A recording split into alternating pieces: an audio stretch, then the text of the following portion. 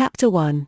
The studio was filled with the rich odor of roses, and when the light summer wind stirred amidst the trees of the garden, there came through the open door the heavy scent of the lilac, or the more delicate perfume of the pink flowering thorn. From the corner of the divan of Persian saddlebags on which he was lying, smoking, as was his custom, innumerable cigarettes, Lord Henry Wotton could just catch the gleam of the honeysweet and honey-coloured blossoms of a laburnum, whose tremulous branches seemed hardly able to bear the burden of a beauty so flame-like as theirs. And now and then the fantastic shadows of birds in flight flitted across the long tussle silk curtains that were stretched in front of the huge window, producing a kind of momentary Japanese effect, and making him think of those pallid, jade-faced painters of Tokyo who, through the medium of an art that is necessarily immobile, seek to convey the sense of swiftness and motion.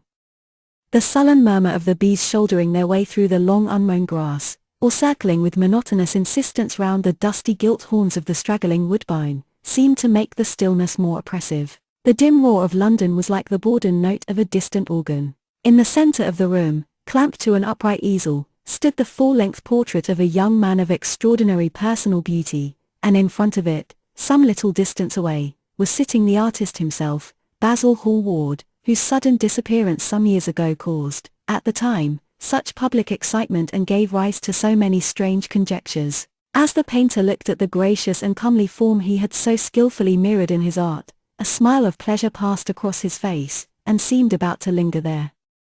But he suddenly started up, and closing his eyes, placed his fingers upon the lids, as though he sought to imprison within his brain some curious dream from which he feared he might awake. "It is your best work, Basil, the best thing you have ever done," said Lord Henry languidly. "You must certainly send it next year to the Grosvenor. The Academy is too large and too vulgar.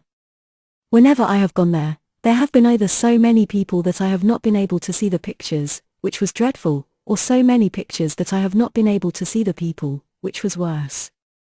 The Grosvenor is really the only place." "I don't think I shall send it anywhere," he answered, tossing his head back in that odd way that used to make his friends laugh at him at Oxford. "No, I won't send it anywhere." Lord Henry elevated his eyebrows and looked at him in amazement through the thin blue wreaths of smoke that curled up in such fanciful whirls from his heavy, opium-tainted cigarette. "Not send it anywhere? My dear fellow, why? Have you any reason? What odd chaps you painters are! You do anything in the world to gain a reputation. As soon as you have one, you seem to want to throw it away. It is silly of you, for there is only one thing in the world worse than being talked about, and that is not being talked about. A portrait like this would set you far above all the young men in England, and make the old men quite jealous, if old men are ever capable of any emotion." "I know you will laugh at me," he replied, "but I really can't exhibit it. I have put too much of myself into it." Lord Henry stretched himself out on the divan and laughed. "Yes, I knew you would, but it is quite true, all the same. Too much of yourself in it. Upon my word, Basil, I didn't know you were so vain, and I really can't see any resemblance between you, with your rugged strong face and your coal-black hair, and this young Adonis, who looks as if he was made out of ivory and rose leaves. Why, my dear Basil, he is a Narcissus, and you, well, of course you have an intellectual expression and all that. But beauty, real beauty, ends where an intellectual expression begins. Intellect is in itself a mode of exaggeration, and destroys the harmony of any face. The moment one sits down to think, one becomes all nose, or all forehead, or something horrid. Look at the successful men in any of the learned professions. How perfectly hideous they are. Except, of course, in the church. But then in the church they don't think. A bishop keeps on saying at the age of 80 what he was told to say when he was a boy of 18, and as a natural consequence he always looks absolutely delightful. Your mysterious young friend, whose name you have never told me, but whose picture really fascinates me, never thinks. I feel quite sure of that. He is some brainless beautiful creature who should be always here in winter when we have no flowers to look at, and always here in summer when we want something to chill our intelligence. Don't flatter yourself, Basil, you are not in the least like him." "You don't understand me, Harry," answered the artist. "Of course I am not like him. I know that perfectly well. Indeed, I should be sorry to look like him. You shrug your shoulders. I am telling you the truth. There is a fatality about all physical and intellectual distinction, the sort of fatality that seems to dog through history the faltering steps of kings. It is better not to be different from one's fellows. The ugly and the stupid have the best of it in this world. They can sit at their ease and gape at the play. If they know nothing of victory, they are at least spared the knowledge of defeat. They live as we all should live, undisturbed, indifferent, and without disquiet. They neither bring ruin upon others, nor ever receive it from alien hands. Your rank and wealth, Harry, my brains, such as they are, my art, whatever it may be worth, Dorian Gray's good looks, we shall all suffer for what the gods have given us, suffer terribly. Dorian Gray? Is that his name? Asked Lord Henry, walking across the studio towards Basil Hallward. Yes, that is his name. I didn't intend to tell it to you. But why not? Oh, I can't explain. When I like people immensely, I never tell their names to anyone. It is like surrendering a part of them. I have grown to love secrecy. It seems to be the one thing that can make modern life mysterious or marvelous to us. The commonest thing is delightful if one only hides it. When I leave town now, I never tell my people where I am going. If I did, I would lose all my pleasure. It is a silly habit, I dare say, but somehow it seems to bring a great deal of romance into one's life. I suppose you think me awfully foolish about it. Not at all, answered Lord Henry, not at all, my dear Basil. You seem to forget that I am married, and the one charm of marriage is that it makes a life of deception absolutely necessary for both parties. I never know where my wife is, and my wife never knows what I am doing. When we do meet occasionally, when we dine out together, or go down to the Duke's, we tell each other the most absurd stories with the most serious faces. My wife is very good at it, much better, in fact, than I am. She never gets confused over her dates, and I always do. But when she does find me out, she makes no row at all. I sometimes wish she would, but she merely laughs at me. I hate the way you talk about your married life, Harry, said Basil Hallward, strolling towards the door that led into the garden. I believe that you are really a very good husband, but that you are thoroughly ashamed of your own virtues. You are an extraordinary fellow. You never say a moral thing, and you never do a wrong thing. Your cynicism is simply a pose.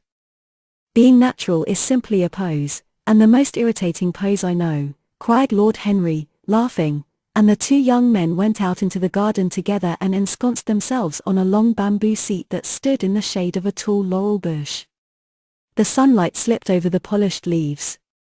In the grass, white daisies were tremulous. After a pause, Lord Henry pulled out his watch. I am afraid I must be going, Basil, he murmured, and before I go, I insist on your answering a question I put to you some time ago. What is that? Said the painter, keeping his eyes fixed on the ground. You know quite well. I do not, Harry. Well, I will tell you what it is. I want you to explain to me why you won't exhibit Dorian Gray's picture. I want the real reason. I told you the real reason. No, you did not. You said it was because there was too much of yourself in it. Now, that is childish. Harry, said Basil Hallward, looking him straight in the face, every portrait that is painted with feeling is a portrait of the artist, not of the sitter. The sitter is merely the accident, the occasion. It is not he who is revealed by the painter, it is rather the painter who, on the colored canvas, reveals himself. The reason I will not exhibit this picture is that I am afraid that I have shown in it the secret of my own soul. Lord Henry laughed. And what is that? He asked. I will tell you, said Hallward, but an expression of perplexity came over his face. I am all expectation, Basil, continued his companion, glancing at him. Oh, there is really very little to tell, Harry, answered the painter, and I am afraid you will hardly understand it. Perhaps you will hardly believe it. Lord Henry smiled, and leaning down, plucked a pink-petaled daisy from the grass and examined it. I am quite sure I shall understand it, he replied, gazing intently at the little golden, white-feathered disc, and as for believing things, I can believe anything, provided that it is quite incredible. The wind shook some blossoms from the trees, and the heavy lilac blooms, with their clustering stars, moved to and fro in the languid air. A grasshopper began to chirrup by the wall, and like a blue thread a long thin dragonfly floated past on its brown gauze wings. Lord Henry felt as if he could hear Basil Hallward's heart beating, and wondered what was coming. The story is simply this, said the painter after some time. 2 months ago I went to a crush at Lady Brandon's. You know, we poor artists have to show ourselves in society from time to time, just to remind the public that we are not savages. With an evening coat and a white tie, as you told me once, anybody, even a stockbroker, can gain a reputation for being civilized. Well, after I had been in the room about 10 minutes, talking to huge overdressed dowagers and tedious academicians, I suddenly became conscious that someone was looking at me. I turned halfway round and saw Dorian Gray for the first time.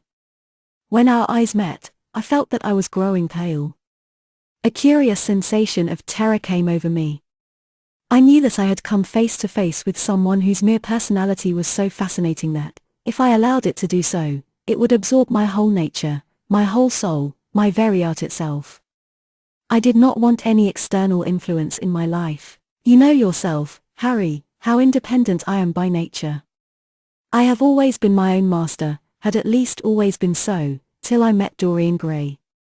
Then, but I don't know how to explain it to you. Something seemed to tell me that I was on the verge of a terrible crisis in my life. I had a strange feeling that fate had in store for me exquisite joys and exquisite sorrows. I grew afraid and turned to quit the room. It was not conscience that made me do so, it was a sort of cowardice. I take no credit to myself for trying to escape. Conscience and cowardice are really the same things, Basil. Conscience is the trade name of the firm. That is all. I don't believe that, Harry, and I don't believe you do either. However, whatever was my motive, and it may have been pride, for I used to be very proud, I certainly struggled to the door. There, of course, I stumbled against Lady Brandon. You are not going to run away so soon, Mr. Hallward, she screamed out. You know her curiously shrill voice. Yes, she is a peacock in everything but beauty, said Lord Henry, pulling the daisy to bits with his long nervous fingers. I could not get rid of her. She brought me up to royalties, and people with stars and garters, and elderly ladies with gigantic tiaras and parrot noses. She spoke of me as her dearest friend. I had only met her once before, but she took it into her head to lionize me. I believe some picture of mine had made a great success at the time, at least had been chatted about in the penny newspapers, which is the 19th century standard of immortality. Suddenly I found myself face to face with the young man whose personality had so strangely stirred me. We were quite close, almost touching. Our eyes met again. It was reckless of me, but I asked Lady Brandon to introduce me to him. Perhaps it was not so reckless, after all. It was simply inevitable. We would have spoken to each other without any introduction. I am sure of that. Dorian told me so afterwards. He, too, felt that we were destined to know each other. And how did Lady Brandon describe this wonderful young man? Asked his companion. I know she goes in for giving a rapid précis of all her guests. I remember her bringing me up to a truculent and red-faced old gentleman covered all over with orders and ribbons, and hissing into my ear, in a tragic whisper which must have been perfectly audible to everybody in the room, the most astounding details. I simply fled. I like to find out people for myself. But Lady Brandon treats her guests exactly as an auctioneer treats his goods. She either explains them entirely away, or tells one everything about them except what one wants to know. Poor Lady Brandon. You are hard on her, Harry, said Hallward listlessly. My dear fellow, she tried to found a salon, and only succeeded in opening a restaurant. How could I admire her? But tell me, what did she say about Mr. Dorian Gray? Oh, something like, charming boy, poor dear mother and I absolutely inseparable. Quite forget what he does. Afraid he doesn't do anything. Oh, yes, plays the piano, or is it the violin, dear Mr. Gray? Neither of us could help laughing, and we became friends at once. Laughter is not at all a bad beginning for a friendship, and it is far the best ending for one, said the young lord, plucking another daisy. Hallward shook his head. You don't understand what friendship is, Harry, he murmured, or what enmity is, for that matter. You like everyone, that is to say, you are indifferent to everyone. How horribly unjust of you, cried Lord Henry, tilting his hat back and looking up at the little clouds that, like ravelled skeins of glossy white silk, were drifting across the hollow turquoise of the summer sky. Yes, horribly unjust of you. I make a great difference between people. I choose my friends for their good looks, my acquaintances for their good characters, and my enemies for their good intellects. A man cannot be too careful in the choice of his enemies. I have not got one who is a fool. They are all men of some intellectual power, and consequently they all appreciate me. Is that very vain of me? I think it is rather vain. I should think it was, Harry. But according to your category I must be merely an acquaintance. My dear old Basil, you are much more than an acquaintance. And much less than a friend. A sort of brother, I suppose. Oh, brothers. I don't care for brothers. My elder brother won't die, and my younger brothers seem never to do anything else. Harry, exclaimed Hallward, frowning, my dear fellow, I am not quite serious. But I can't help detesting my relations. I suppose it comes from the fact that none of us can stand other people having the same faults as ourselves. I quite sympathize with the rage of the English democracy against what they call the vices of the upper orders. The masses feel that drunkenness, stupidity, and immorality should be their own special property, and that if any one of us makes an ass of himself, he is poaching on their preserves. When poor Southwark got into the divorce court, their indignation was quite magnificent. And yet I don't suppose that 10% of the proletariat live correctly. I don't agree with a single word that you have said, and, what is more, Harry, I feel sure you don't either. Lord Henry stroked his pointed brown beard and tapped the toe of his patent leather boot with a tasseled ebony cane. How English you are, Basil. That is the second time you have made that observation. If one puts forward an idea to a true Englishman, always a rash thing to do, he never dreams of considering whether the idea is right or wrong. The only thing he considers of any importance is whether one believes it oneself. Now, the value of an idea has nothing whatsoever to do with the sincerity of the man who expresses it. Indeed, the probabilities are that the more insincere the man is, the more purely intellectual will the idea be, as in that case it will not be colored by either his wants, his desires, or his prejudices. However, I don't propose to discuss politics, sociology, or metaphysics with you. I like persons better than principles, and I like persons with no principles better than anything else in the world. Tell me more about Mr. Dorian Gray. How often do you see him? Every day. I couldn't be happy if I didn't see him every day.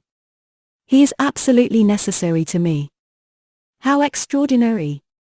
I thought you would never care for anything but your art. He is all my art to me now, said the painter gravely. I sometimes think, Harry, that there are only two eras of any importance in the world's history. The first is the appearance of a new medium for art, and the second is the appearance of a new personality for art also. What the invention of oil painting was to the Venetians, the face of Antinous was to late Greek sculpture, and the face of Dorian Gray will some day be to me. It is not merely that I paint from him, draw from him, sketch from him. Of course, I have done all that. But he is much more to me than a model or a sitter. I won't tell you that I am dissatisfied with what I have done of him, or that his beauty is such that art cannot express it. There is nothing that art cannot express, and I know that the work I have done, since I met Dorian Gray, is good work, is the best work of my life. But in some curious way I wonder will you understand me, his personality has suggested to me an entirely new manner in art, an entirely new mode of style. I see things differently, I think of them differently. I can now recreate life in a way that was hidden from me before. A dream of form in days of thought. Who is it who says that? I forget, but it is what Dorian Gray has been to me. The merely visible presence of this lad, for he seems to me little more than a lad, though he is really over 20, his merely visible presence, I wonder, can you realize all that that means? Unconsciously he defines for me the lines of a fresh school, a school that is to have in it all the passion of the romantic spirit, all the perfection of the spirit that is Greek. The harmony of soul and body, how much that is. We in our madness have separated the two, and have invented a realism that is vulgar, an ideality that is void. Harry, if you only knew what Dorian Gray is to me, you remember that landscape of mine, for which Agnew offered me such a huge price but which I would not part with. It is one of the best things I have ever done. And why is it so? Because, while I was painting it, Dorian Gray sat beside me. Some subtle influence passed from him to me, and for the first time in my life I saw in the plain woodland the wonder I had always looked for and always missed. Basil, this is extraordinary. I must see Dorian Gray. Hallward got up from the seat and walked up and down the garden. After some time he came back. Harry, he said, Dorian Gray is to me simply a motive in art.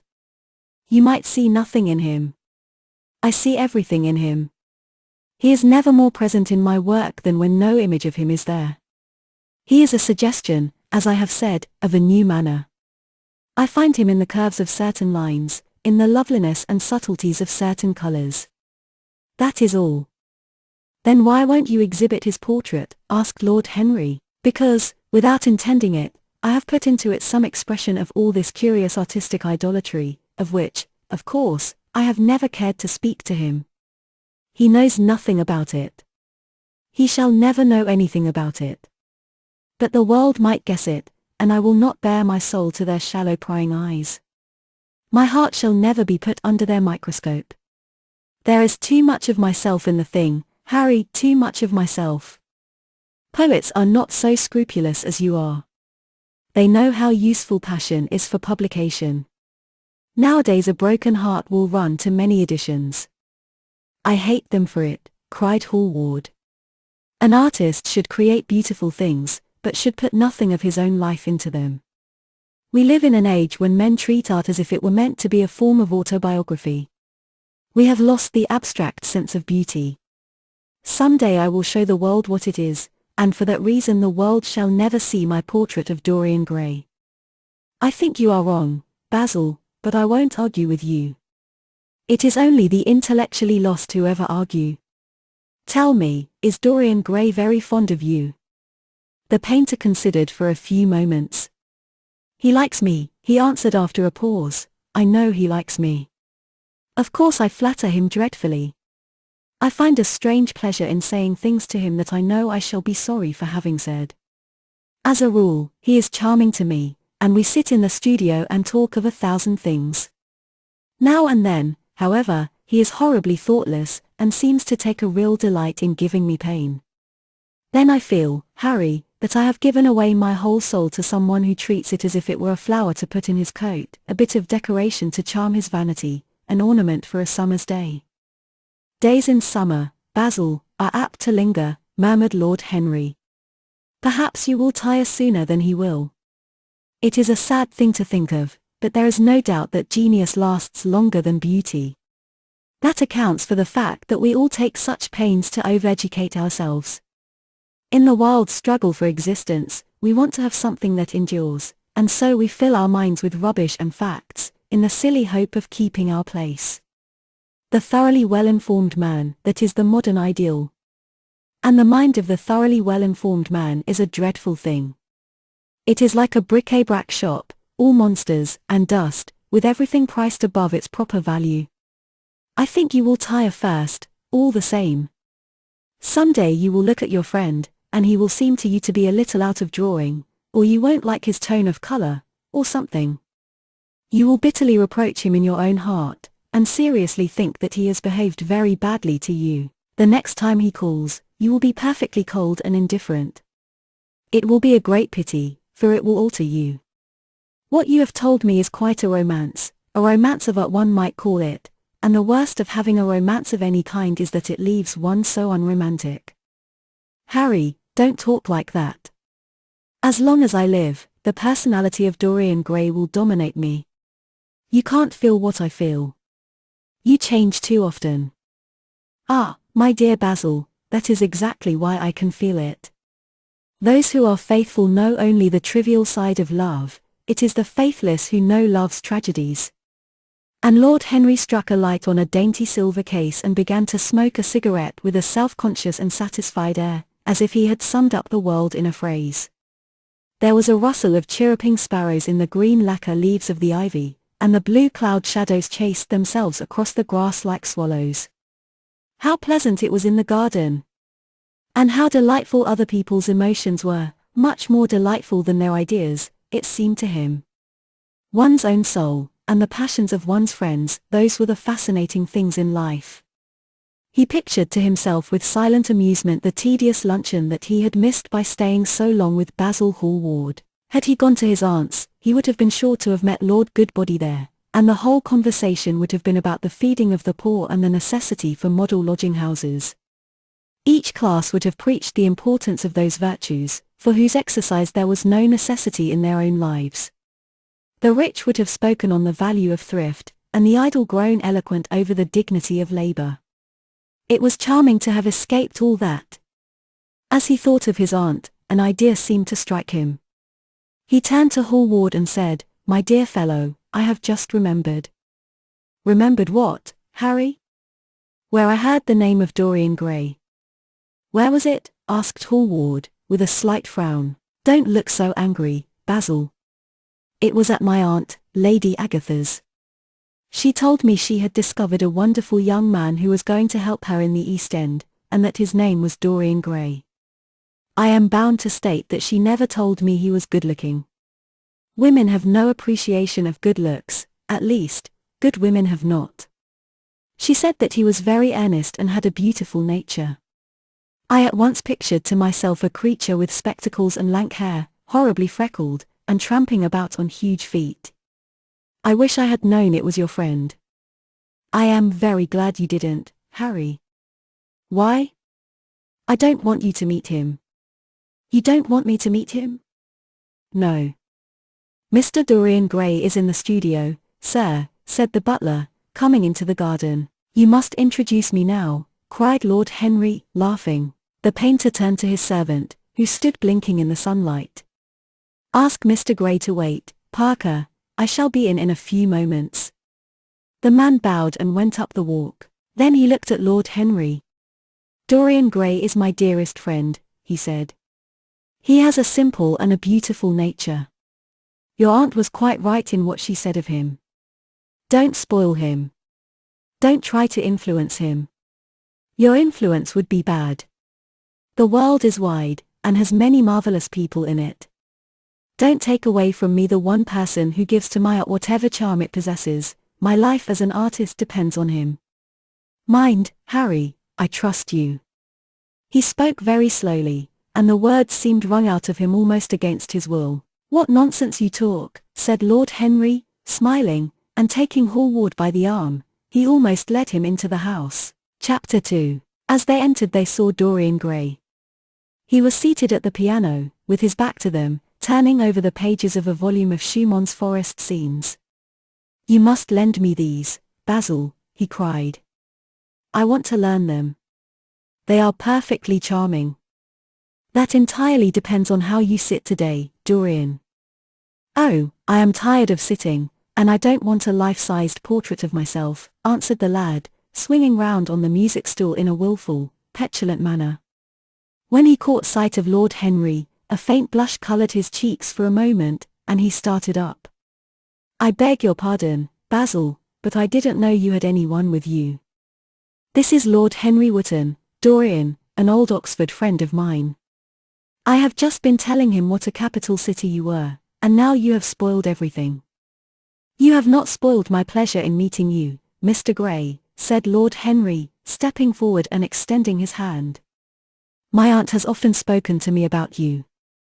You are one of her favourites, and, I am afraid, one of her victims also." I am in Lady Agatha's black books at present, answered Dorian with a funny look of penitence. I promised to go to a club in Whitechapel with her last Tuesday, and I really forgot all about it. We were to have played a duet together, 3 duets, I believe. I don't know what she will say to me. I am far too frightened to call. Oh, I will make your peace with my aunt. She is quite devoted to you. And I don't think it really matters about your not being there.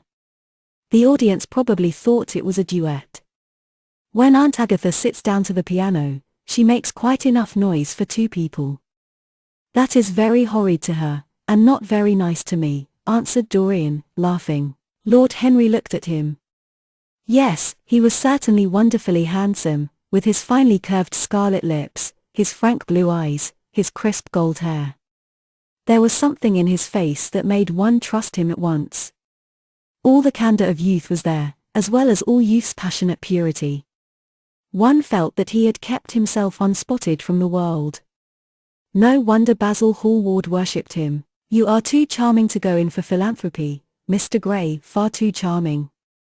And Lord Henry flung himself down on the divan and opened his cigarette case. The painter had been busy mixing his colors and getting his brushes ready. He was looking worried, and when he heard Lord Henry's last remark, he glanced at him, hesitated for a moment, and then said, Harry, I want to finish this picture today. Would you think it awfully rude of me if I asked you to go away? Lord Henry smiled and looked at Dorian Gray. Am I to go, Mr. Gray? He asked. Oh, please don't, Lord Henry. I see that Basil is in one of his sulky moods, and I can't bear him when he sulks. Besides, I want you to tell me why I should not go in for philanthropy. I don't know that I shall tell you that, Mr. Gray. It is so tedious a subject that one would have to talk seriously about it. But I certainly shall not run away, now that you have asked me to stop. You don't really mind, Basil, do you? You have often told me that you liked your sitters to have someone to chat to. Hallward bit his lip. If Dorian wishes it, of course you must stay. Dorian's whims are laws to everybody, except himself. Lord Henry took up his hat and gloves. You are very pressing, Basil, but I am afraid I must go. I have promised to meet a man at the Orleans. Goodbye, Mr. Gray.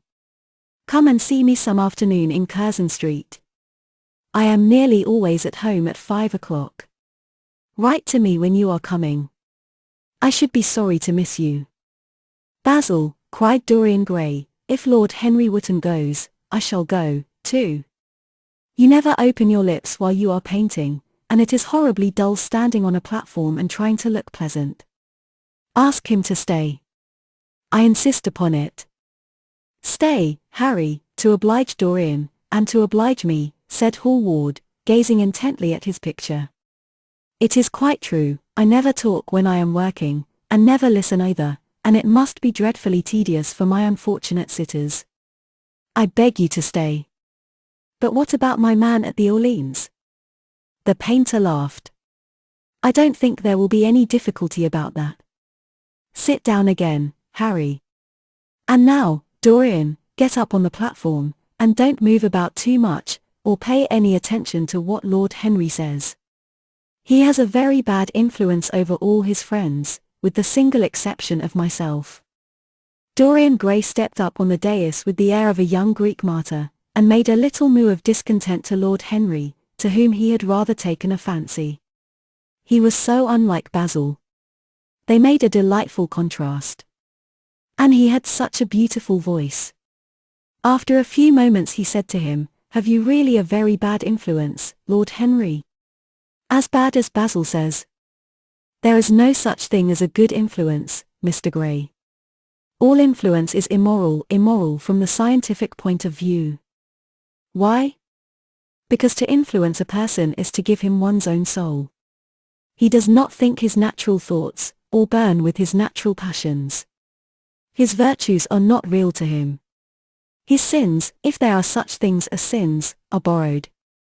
He becomes an echo of someone else's music, an actor of a part that has not been written for him. The aim of life is self-development. To realize one's nature perfectly, that is what each of us is here for. People are afraid of themselves, nowadays. They have forgotten the highest of all duties, the duty that one owes to oneself. Of course, they are charitable. They feed the hungry and clothe the beggar. But their own souls starve, and are naked. Courage has gone out of our race. Perhaps we never really had it. The terror of society, which is the basis of morals, the terror of God, which is the secret of religion, these are the two things that govern us. And yet, just turn your head a little more to the right, Dorian, like a good boy, said the painter, deep in his work and conscious only that a look had come into the lad's face that he had never seen there before. And yet, continued Lord Henry, in his low, musical voice, and with that graceful wave of the hand that was always so characteristic of him, and that he had even in his Eton days, I believe that if one man were to live out his life fully and completely, were to give form to every feeling, expression to every thought, reality to every dream, I believe that the world would gain such a fresh impulse of joy that we would forget all the maladies of medievalism, and return to the Hellenic ideal, to something finer, richer than the Hellenic ideal, it may be. But the bravest man amongst us is afraid of himself. The mutilation of the savage has its tragic survival in the self-denial that mars our lives. We are punished for our refusals. Every impulse that we strive to strangle broods in the mind and poisons us. The body sins once, and has done with its sin, for action is a mode of purification. Nothing remains then but the recollection of a pleasure, or the luxury of a regret. The only way to get rid of a temptation is to yield to it. Resist it, and your soul grows sick with longing for the things it has forbidden to itself, with desire for what its monstrous laws have made monstrous and unlawful. It has been said that the great events of the world take place in the brain. It is in the brain, and the brain only, that the great sins of the world take place also. You, Mr. Gray, you yourself, with your rose-red youth and your rose-white boyhood, you have had passions that have made you afraid, thoughts that have filled you with terror, daydreams, and sleeping dreams whose mere memory might stain your cheek with shame. Stop, faltered Dorian Gray, stop. You bewilder me. I don't know what to say. There is some answer to you, but I cannot find it. Don't speak. Let me think. Or, rather, let me try not to think. For nearly 10 minutes he stood there, motionless, with parted lips and eyes strangely bright. He was dimly conscious that entirely fresh influences were at work within him. Yet they seemed to him to have come really from himself.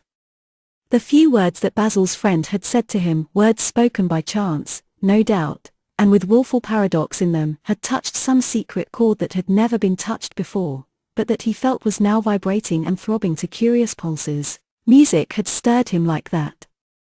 Music had troubled him many times. But music was not articulate. It was not a new world, but rather another chaos, that it created in us. Words! Mere words! How terrible they were!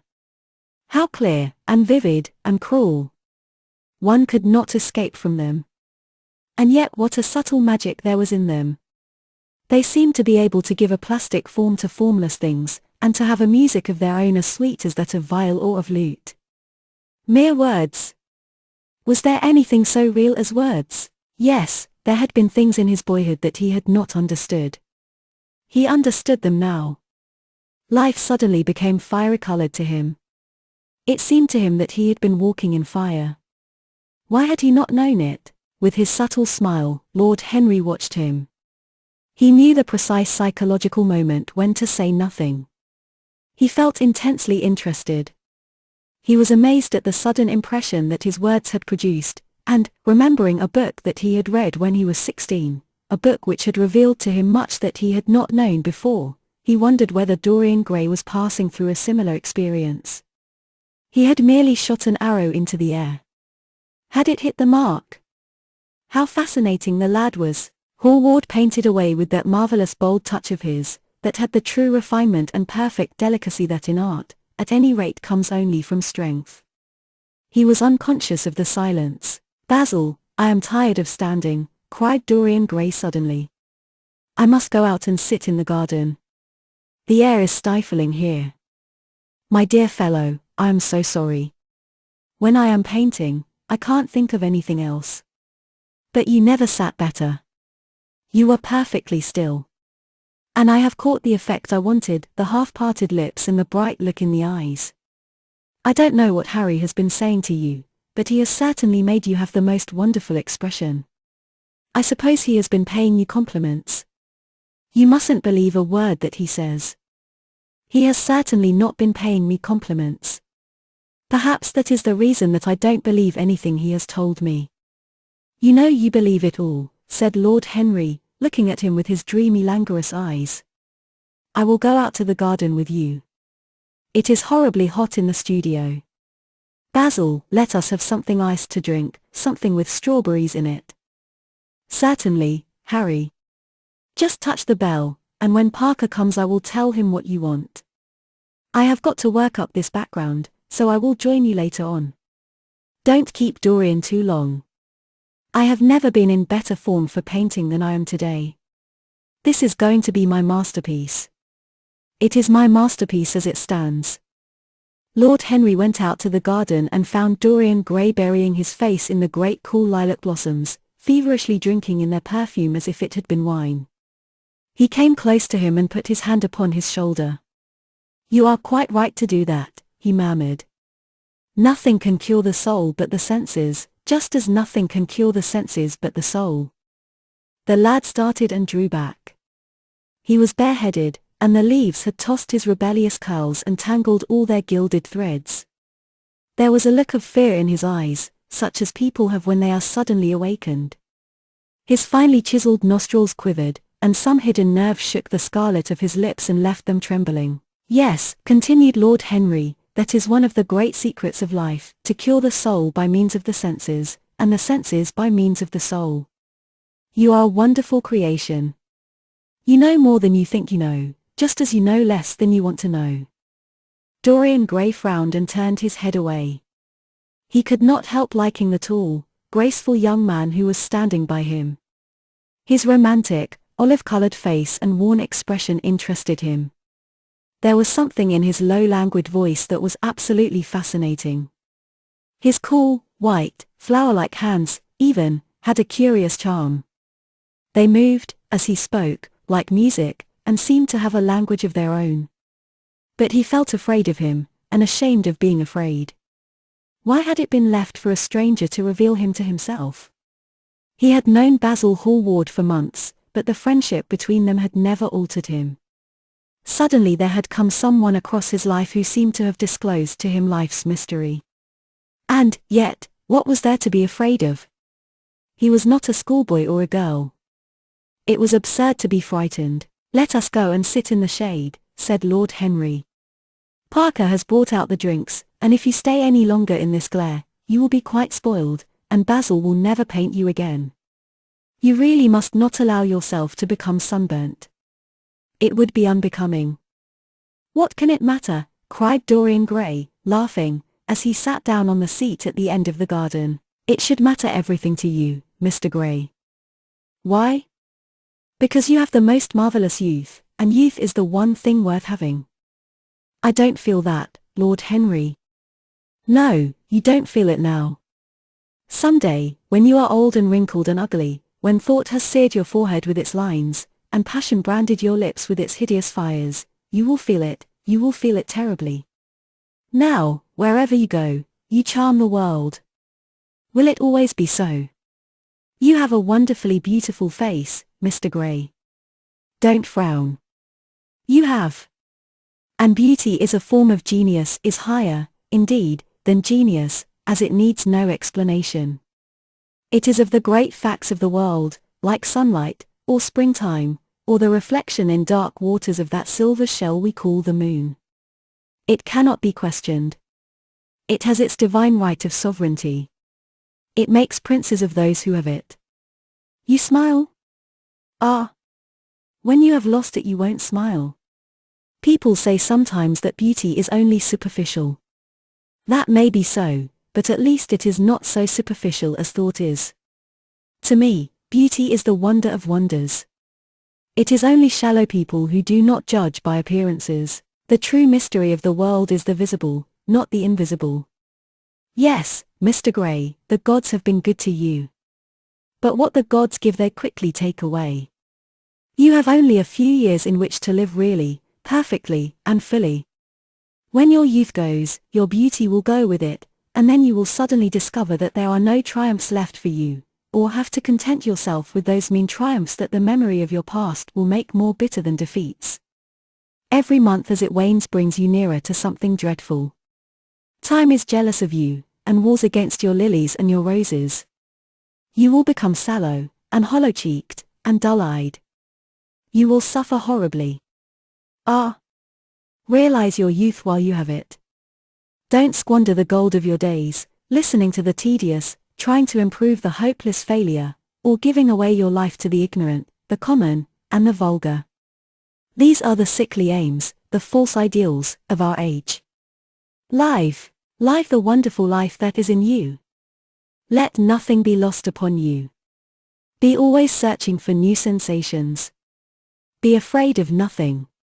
A new hedonism, that is what our century wants. You might be its visible symbol. With your personality there is nothing you could not do. The world belongs to you for a season. The moment I met you I saw that you were quite unconscious of what you really are, of what you really might be. There was so much in you that charmed me that I felt I must tell you something about yourself. I thought how tragic it would be if you were wasted. For there is such a little time that your youth will last, such a little time. The common hill flowers wither, but they blossom again. The laburnum will be as yellow next June as it is now. In a month there will be purple stars on the clematis, and year after year the green night of its leaves will hold its purple stars. But we never get back our youth. The pulse of joy that beats in us at 20 becomes sluggish, our limbs fail, our senses rot. We degenerate into hideous puppets, haunted by the memory of the passions of which we were too much afraid, and the exquisite temptations that we had not the courage to yield to. Youth! Youth! There is absolutely nothing in the world but youth.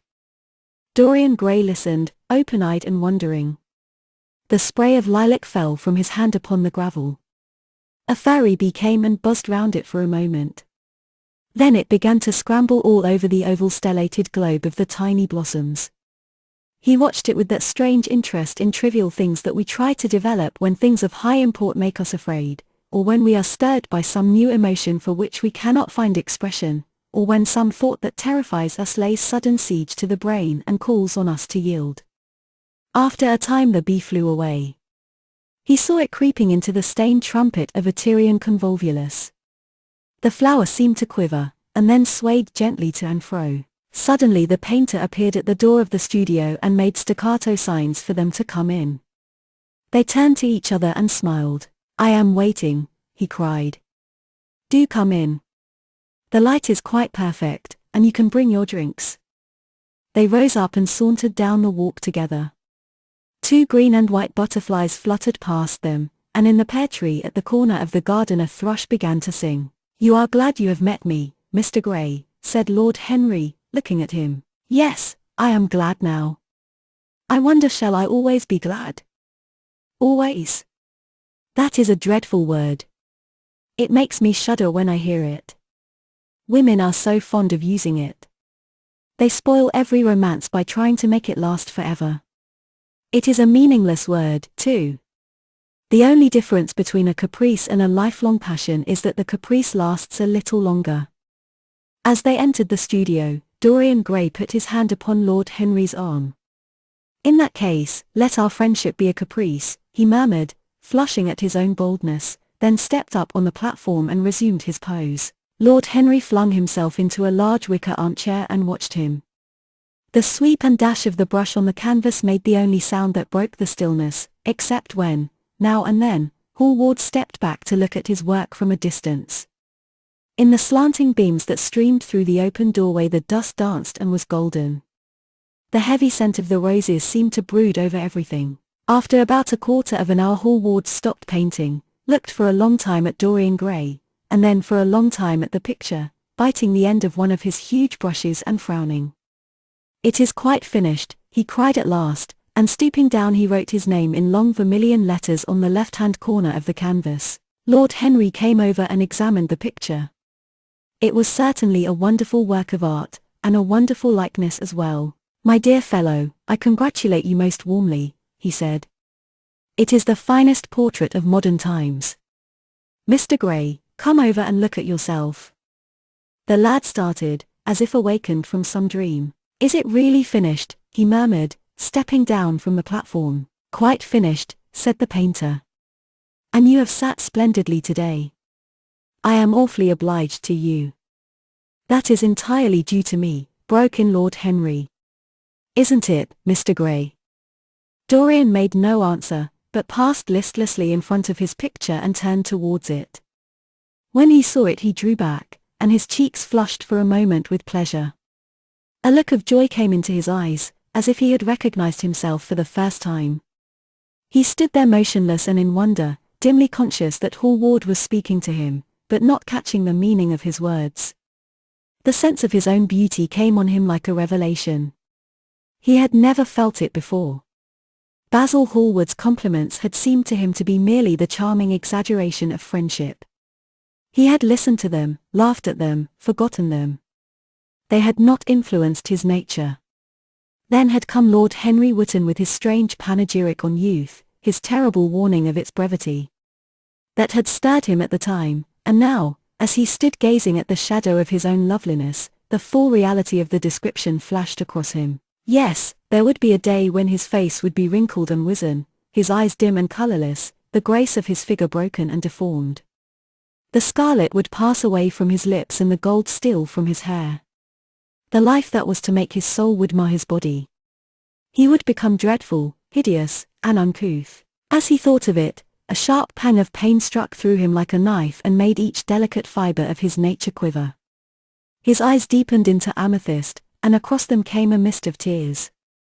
He felt as if a hand of ice had been laid upon his heart. "Don't you like it?" cried Hallward at last, stung a little by the lad's silence, not understanding what it meant. "Of course he likes it," said Lord Henry. "Who wouldn't like it? It is one of the greatest things in modern art. I will give you anything you like to ask for it. I must have it. It is not my property, Harry." "Whose property is it?" "Dorian's, of course," answered the painter. "He is a very lucky fellow." "How sad it is," murmured Dorian Gray with his eyes still fixed upon his own portrait. "How sad it is. I shall grow old, and horrible, and dreadful. But this picture will remain always young. It will never be older than this particular day of June. If it were only the other way. If it were I who was to be always young, and the picture that was to grow old. For that, I would give everything. Yes, there is nothing in the whole world I would not give. I would give my soul for that." "You would hardly care for such an arrangement, Basil," cried Lord Henry, laughing. "It would be rather hard lines on your work." "I should object very strongly, Harry," said Hallward. Dorian Gray turned and looked at him. "I believe you would, Basil. You like your art better than your friends. I am no more to you than a green bronze figure." "Hardly as much, I dare say." The painter stared in amazement. It was so unlike Dorian to speak like that. What had happened? He seemed quite angry. His face was flushed and his cheeks burning. "Yes," he continued, "I am less to you than your ivory Hermes or your silver fawn. You will like them always. How long will you like me? Till I have my first wrinkle, I suppose. I know, now, that when one loses one's good looks, whatever they may be, one loses everything. Your picture has taught me that. Lord Henry Wotton is perfectly right. Youth is the only thing worth having. When I find that I am growing old, I shall kill myself." Hallward turned pale and caught his hand. "Dorian! Dorian!" he cried, "don't talk like that. I have never had such a friend as you, and I shall never have such another. You are not jealous of material things, are you, you who are finer than any of them? I am jealous of everything whose beauty does not die. I am jealous of the portrait you have painted of me. Why should it keep what I must lose? Every moment that passes takes something from me and gives something to it. Oh, if it were only the other way. If the picture could change, and I could be always what I am now. Why did you paint it? It will mock me someday, mock me horribly. The hot tears welled into his eyes. He tore his hand away and, flinging himself on the divan, he buried his face in the cushions, as though he was praying. "This is your doing, Harry," said the painter bitterly. Lord Henry shrugged his shoulders. "It is the real Dorian Gray, that is all." "It is not." "If it is not, what have I to do with it?" "You should have gone away when I asked you," he muttered. "I stayed when you asked me," was Lord Henry's answer. "Harry, I can't quarrel with my two best friends at once, but between you both you have made me hate the finest piece of work I have ever done, and I will destroy it. What is it but canvas and color? I will not let it come across our 3 lives and mar them." Dorian Gray lifted his golden head from the pillow, and with pallid face and tear-stained eyes, looked at him as he walked over to the deal painting table that was set beneath the high-curtained window. What was he doing there? His fingers were straying about among the litter of tin tubes and dry brushes, seeking for something. Yes, it was for the long palette knife, with its thin blade of lithe steel. He had found it at last. He was going to rip up the canvas. With a stifled sob the lad leaped from the couch, and, rushing over to Hallward, tore the knife out of his hand, and flung it to the end of the studio. "Don't, Basil, don't," he cried. "It would be murder." "I am glad you appreciate my work at last, Dorian," said the painter coldly when he had recovered from his surprise. "I never thought you would." "Appreciate it?" "I am in love with it, Basil. It is part of myself. I feel that. Well, as soon as you are dry, you shall be varnished, and framed, and sent home. Then you can do what you like with yourself." And he walked across the room and rang the bell for tea. "You will have tea, of course, Dorian? And so will you, Harry? Or do you object to such simple pleasures?" "I adore simple pleasures," said Lord Henry. "They are the last refuge of the complex. But I don't like scenes, except on the stage. What absurd fellows you are, both of you. I wonder who it was defined man as a rational animal. It was the most premature definition ever given. Man is many things, but he is not rational. I am glad he is not, after all, though I wish you chaps would not squabble over the picture. You had much better let me have it, Basil. This silly boy doesn't really want it, and I really do. If you let anyone have it but me, Basil, I shall never forgive you," cried Dorian Gray, "and I don't allow people to call me a silly boy. You know the picture is yours, Dorian. I gave it to you before it existed. And you know you have been a little silly, Mr. Gray, and that you don't really object to being reminded that you are extremely young. I should have objected very strongly this morning, Lord Henry." "Ah. This morning? You have lived since then." There came a knock at the door, and the butler entered with a laden tea tray and set it down upon a small Japanese table. There was a rattle of cups and saucers and the hissing of a fluted Georgian urn. 2 globe-shaped china dishes were brought in by a page. Dorian Gray went over and poured out the tea. The 2 men sauntered languidly to the table and examined what was under the covers. "Let us go to the theatre tonight," said Lord Henry. "There is sure to be something on, somewhere. I have promised to dine at White's, but it is only with an old friend, so I can send him a wire to say that I am ill, or that I am prevented from coming in consequence of a subsequent engagement. I think that would be a rather nice excuse. It would have all the surprise of candor." "It is such a bore putting on one's dress clothes," muttered Hallward. "And, when one has them on, they are so horrid." "Yes," answered Lord Henry dreamily, "the costume of the 19th century is detestable. It is so somber, so depressing. Sin is the only real color element left in modern life." "You really must not say things like that before Dorian, Harry." "Before which Dorian? The one who is pouring out tea for us, or the one in the picture?" "Before either." "I should like to come to the theatre with you, Lord Henry," said the lad. "Then you shall come, and you will come, too, Basil, won't you? I can't, really. I would sooner not. I have a lot of work to do. Well, then, you and I will go alone, Mr. Gray. I should like that awfully. The painter bit his lip and walked over, cup in hand, to the picture. I shall stay with the real Dorian, he said, sadly. Is it the real Dorian? Cried the original of the portrait, strolling across to him. Am I really like that? Yes, you are just like that. How wonderful, Basil. At least you are like it in appearance. But it will never alter, sighed Hallward. That is something. What a fuss people make about fidelity, exclaimed Lord Henry. Why, even in love it is purely a question for physiology.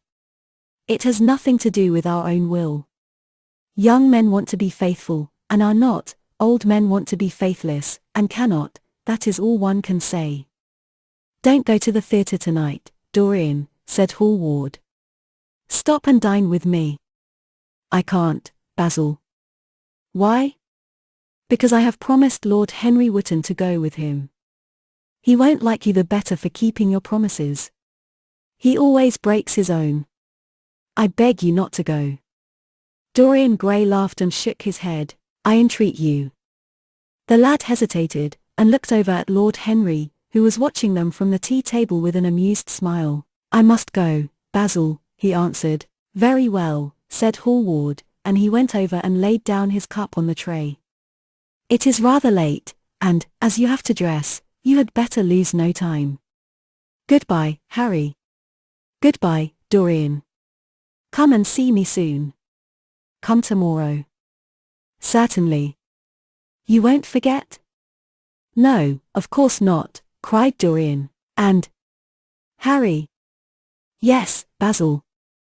Remember what I asked you, when we were in the garden this morning. I have forgotten it. I trust you.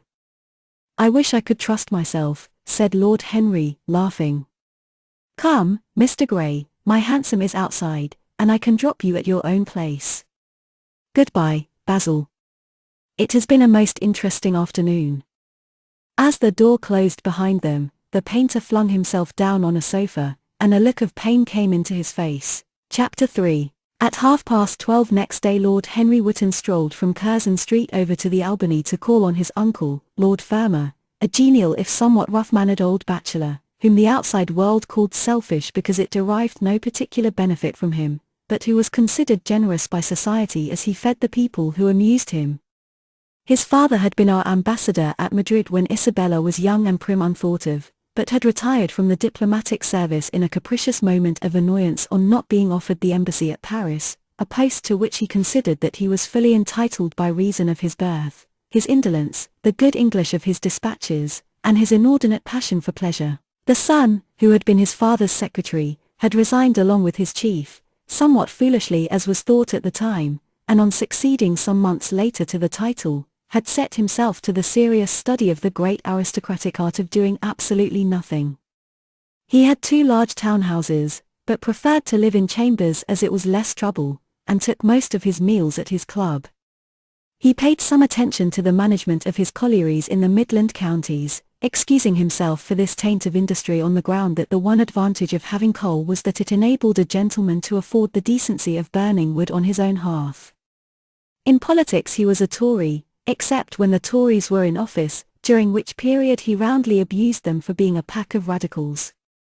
He was a hero to his valet, who bullied him, and a terror to most of his relations, whom he bullied in turn. Only England could have produced him, and he always said that the country was going to the dogs.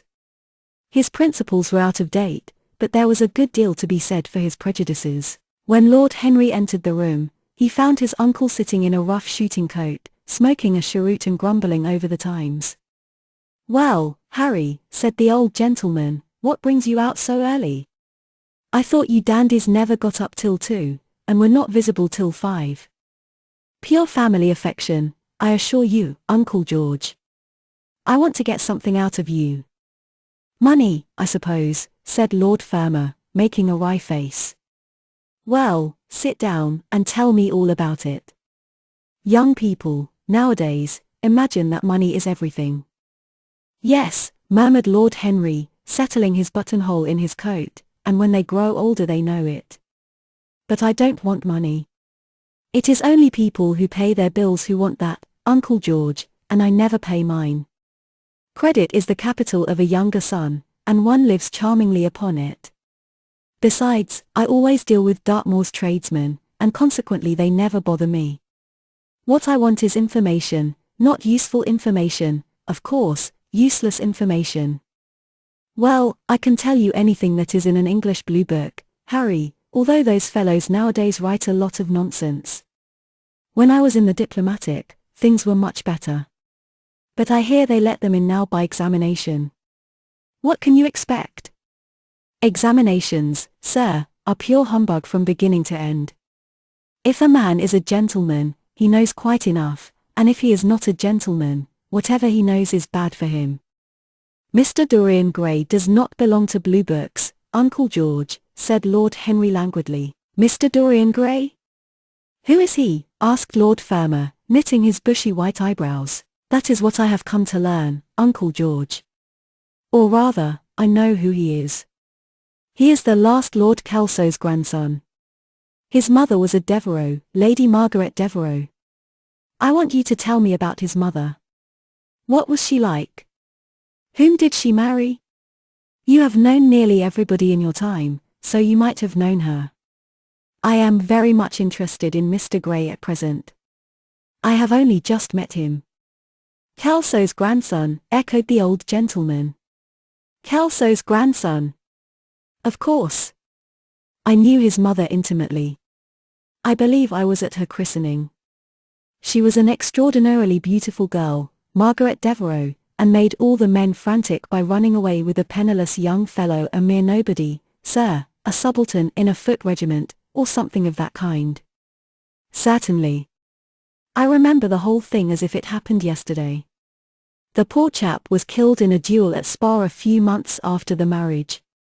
There was an ugly story about it. They said Kelso got some rascally adventurer, some Belgian brute, to insult his son-in-law in public, paid him, sir, to do it, paid him, and that the fellow spitted his man as if he had been a pigeon. The thing was hushed up, but, egad, Kelso ate his chop alone at the club for some time afterwards. He brought his daughter back with him, I was told, and she never spoke to him again. Oh, yes, it was a bad business. The girl died, too, died within a year. So she left a son, did she? I had forgotten that. What sort of boy is he? If he is like his mother, he must be a good-looking chapter."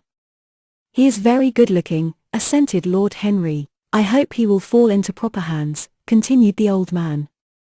"He should have a pot of money waiting for him if Kelso did the right thing by him. His mother had money, too. All the Selby property came to her, through her grandfather. Her grandfather hated Kelso, thought him a mean dog. He was, too. Came to Madrid once when I was there. Egad, I was ashamed of him.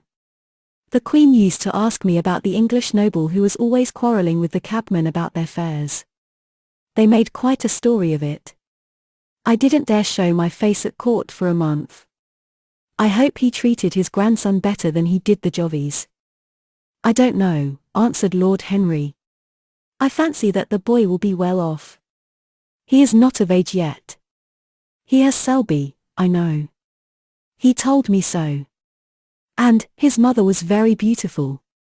Margaret Devereux was one of the loveliest creatures I ever saw, Harry. What on earth induced her to behave as she did, I never could understand. She could have married anybody she chose. Carlington was mad after her. She was romantic, though. All the women of that family were. The men were a poor lot, but, egad, the women were wonderful. Carlington went on his knees to her. Told me so himself. She laughed at him, and there wasn't a girl in London at the time who wasn't after him. And by the way, Harry, talking about silly marriages, what is this humbug your father tells me about Dartmoor wanting to marry an American? Ain't English girls good enough for him? It is rather fashionable to marry Americans just now, Uncle George. I'll back English women against the world, Harry, said Lord Fermor, striking the table with his fist. The betting is on the Americans. They don't last, I am told, muttered his uncle. A long engagement exhausts them, but they are capital at a steeplechase. They take things flying. I don't think Dartmoor has a chance. Who are her people? Grumbled the old gentleman. Has she got any? Lord Henry shook his head. American girls are as clever at concealing their parents as English women are at concealing their past, he said, rising to go. They are pork packers, I suppose. I hope so, Uncle George, for Dartmoor's sake. I am told that pork packing is the most lucrative profession in America, after politics. Is she pretty? She behaves as if she was beautiful. Most American women do. It is the secret of their charm. Why can't these American women stay in their own country? They are always telling us that it is the paradise for women.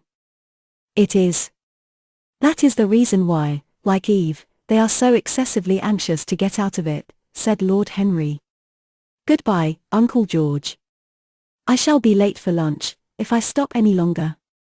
Thanks for giving me the information I wanted. I always like to know everything about my new friends, and nothing about my old ones. Where are you lunching, Harry? At Aunt Agatha's. I have asked myself and Mr. Gray. He is her latest protégé. Humph. Tell your Aunt Agatha, Harry, not to bother me any more with her charity appeals. I am sick of them. Why, the good woman thinks that I have nothing to do but to write checks for her silly fads. All right, Uncle George, I'll tell her, but it won't have any effect. Philanthropic people lose all sense of humanity. It is their distinguishing characteristic. The old gentleman growled approvingly and rang the bell for his servant. Lord Henry passed up the low arcade into Burlington Street and turned his steps in the direction of Berkeley Square. So that was the story of Dorian Gray's parentage. Crudely as it had been told to him, it had yet stirred him by its suggestion of a strange, almost modern romance. A beautiful woman risking everything for a mad passion. A few wild weeks of happiness cut short by a hideous, treacherous crime. Months of voiceless agony, and then a child born in pain. The mother snatched away by death, the boy left to solitude and the tyranny of an old and loveless man. Yes, it was an interesting background. It posed the lad, made him more perfect, as it were. Behind every exquisite thing that existed, there was something tragic. Worlds had to be in travail, that the meanest flower might blow. And how charming he had been at dinner the night before, as with startled eyes and lips parted in frightened pleasure he had sat opposite to him at the club, the red candleshade staining to a richer rose the wakening wonder of his face. Talking to him was like playing upon an exquisite violin. He answered to every touch and thrill of the bow. There was something terribly enthralling in the exercise of influence. No other activity was like it. To project one's soul into some gracious form, and let it tarry there for a moment, to hear one's own intellectual views echoed back to one with all the added music of passion and youth, to convey one's temperament into another as though it were a subtle fluid or a strange perfume. There was a real joy in that, perhaps the most satisfying joy left to us in an age so limited and vulgar as our own, an age grossly carnal in its pleasures, and grossly common in its aims. He was a marvellous type, too, this lad, whom by so curious a chance he had met in Basil's studio, or could be fashioned into a marvellous type, at any rate. Grace was his, and the white purity of boyhood, and beauty such as old Greek marbles kept for us. There was nothing that one could not do with him. He could be made a titan or a toy. What a pity it was that such beauty was destined to fade. And Basil. From a psychological point of view, how interesting he was. The new manner in art, the fresh mode of looking at life, suggested so strangely by the merely visible presence of one who was unconscious of it all, the silent spirit that dwelt in dim woodland, and walked unseen in open field, suddenly showing herself, dryad-like and not afraid, because in his soul who sought for her there had been wakened that wonderful vision to which alone are wonderful things revealed, the mere shapes and patterns of things becoming, as it were, refined, and gaining a kind of symbolical value, as though they were themselves patterns of some other and more perfect form whose shadow they made real. How strange it all was. He remembered something like it in history. Was it not Plato, that artist in thought, who had first analyzed it? Was it not Buonarroti who had carved it in the colored marbles of a sonnet sequence? But in our own century it was strange. Yes, he would try to be to Dorian Gray what, without knowing it, the lad was to the painter who had fashioned the wonderful portrait. He would seek to dominate him, had already, indeed, half done so. He would make that wonderful spirit his own. There was something fascinating in this son of love and death. Suddenly he stopped and glanced up at the houses. He found that he had passed his aunt some distance, and, smiling to himself, turned back. When he entered the somewhat somber hall, the butler told him that they had gone into lunch. He gave one of the footmen his hat and stick and passed into the dining room. Late as usual, Harry, cried his aunt, shaking her head at him. He invented a facile excuse, and having taken the vacant seat next to her, looked round to see who was there. Dorian bowed to him shyly from the end of the table, a flush of pleasure stealing into his cheek. Opposite was the Duchess of Harley, a lady of admirable good nature and good temper, much liked by everyone who knew her, and of those ample architectural proportions that in women who are not duchesses are described by contemporary historians as stoutness. Next to her sat, on her right, Sir Thomas Burdon, a radical member of Parliament, who followed his leader in public life and in private life followed the best cooks, dining with the Tories and thinking with the Liberals, in accordance with a wise and well-known rule. The post on her left was occupied by Mr. Erskine of Treadley, an old gentleman of considerable charm and culture, who had fallen, however, into bad habits of silence, having, as he explained once to Lady Agatha, said everything that he had to say before he was 30.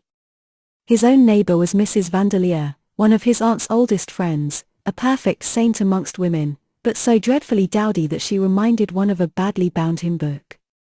Fortunately for him she had on the other side Lord Fordel, a most intelligent middle-aged mediocrity, as bald as a ministerial statement in the House of Commons, with whom she was conversing in that intensely earnest manner which is the one unpardonable error, as he remarked once himself, that all really good people fall into, and from which none of them ever quite escape. "We are talking about poor Dartmoor, Lord Henry," cried the Duchess, nodding pleasantly to him across the table. "Do you think he will really marry this fascinating young person?" "I believe she has made up her mind to propose to him, Duchess." "How dreadful!" exclaimed Lady Agatha. "Really, someone should interfere." "I am told, on excellent authority, that her father keeps an American dry goods store," said Sir Thomas Burdon, looking supercilious. "My uncle has already suggested pork packing, Sir Thomas." "Dry goods?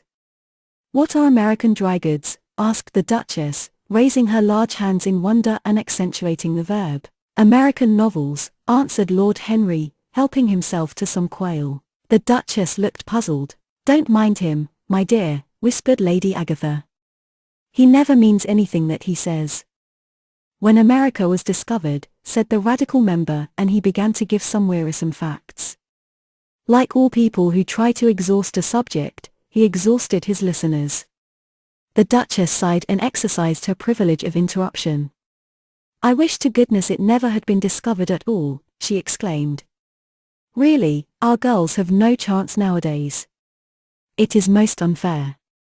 "Perhaps, after all, America never has been discovered," said Mr. Erskine. "I myself would say that it had merely been detected." "Oh. But I have seen specimens of the inhabitants," answered the Duchess vaguely. "I must confess that most of them are extremely pretty. And they dress well, too. They get all their dresses in Paris. I wish I could afford to do the same." "They say that when good Americans die they go to Paris," chuckled Sir Thomas, who had a large wardrobe of Humour's cast-off clothes. "Really? And where do bad Americans go to when they die?" inquired the Duchess. "They go to America," murmured Lord Henry. Sir Thomas frowned.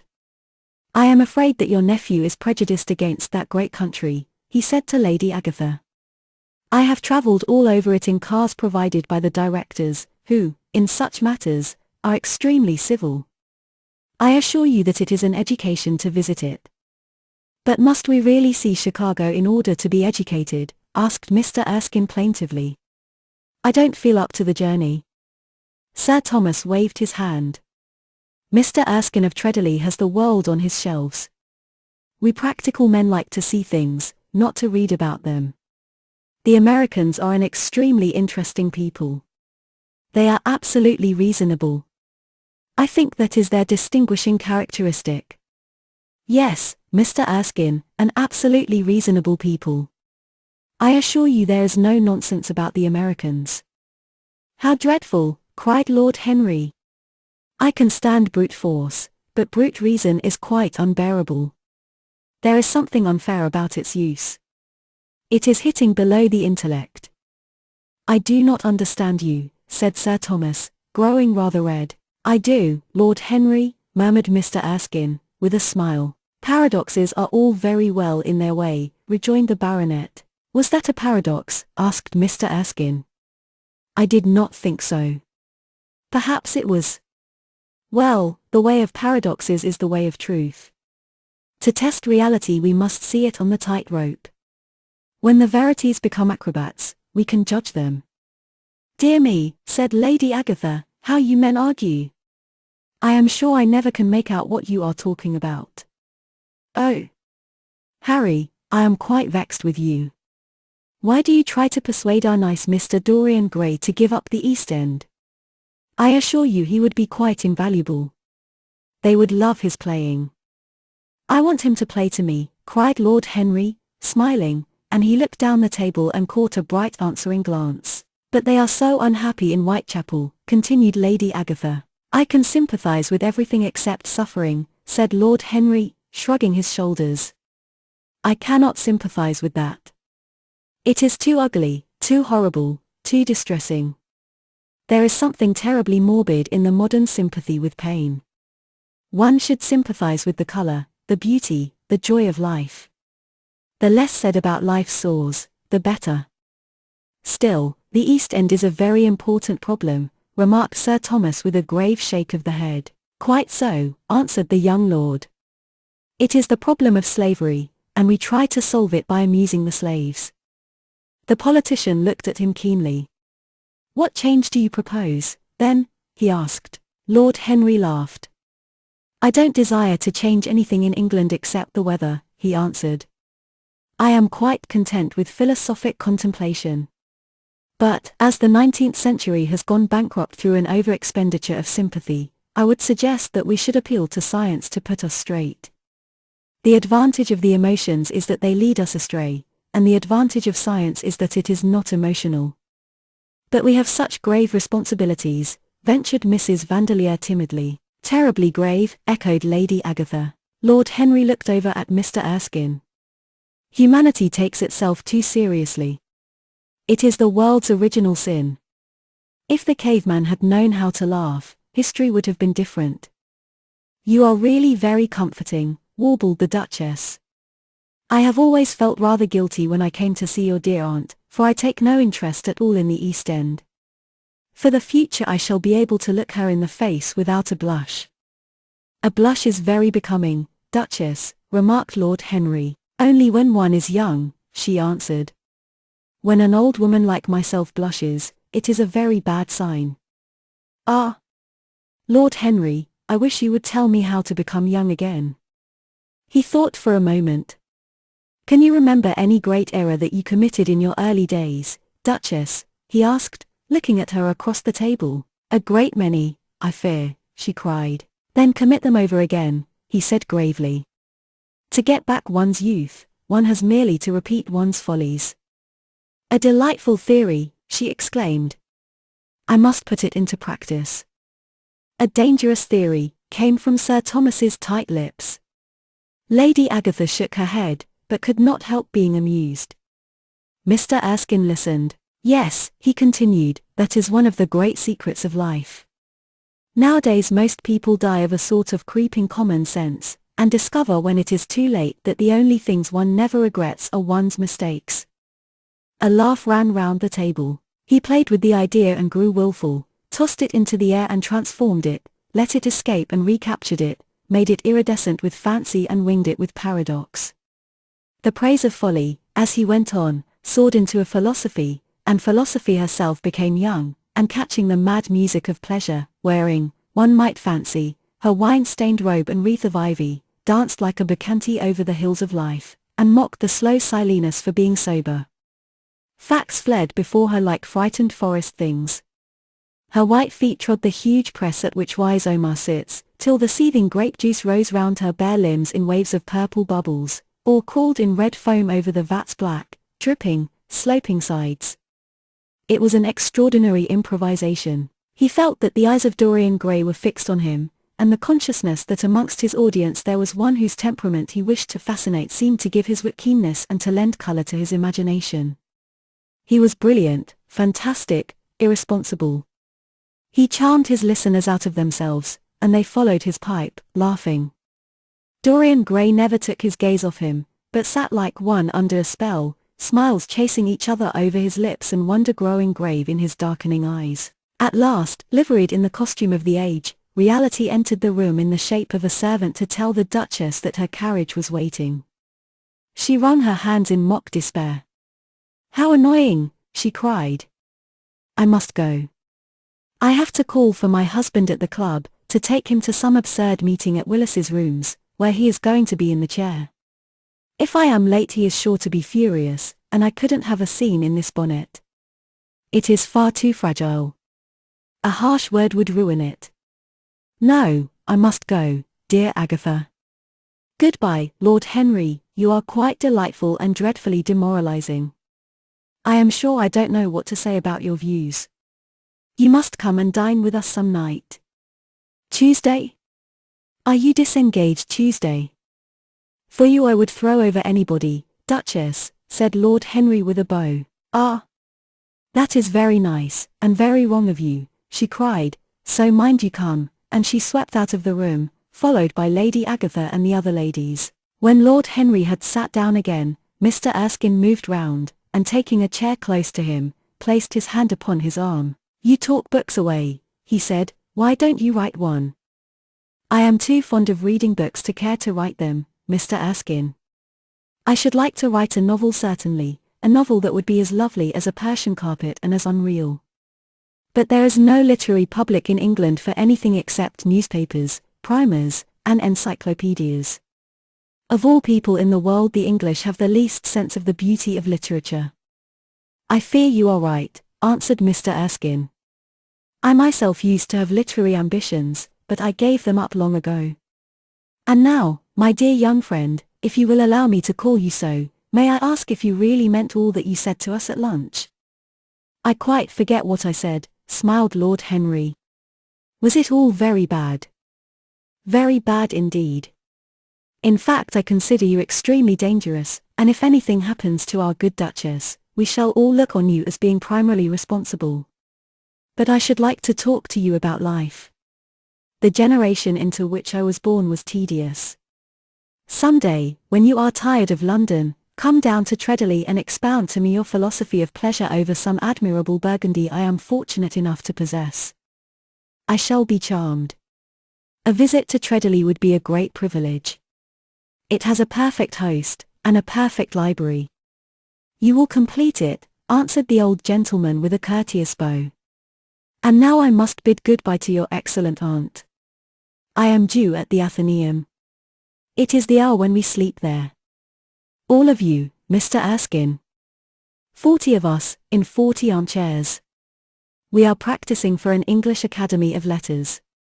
Lord Henry laughed and rose.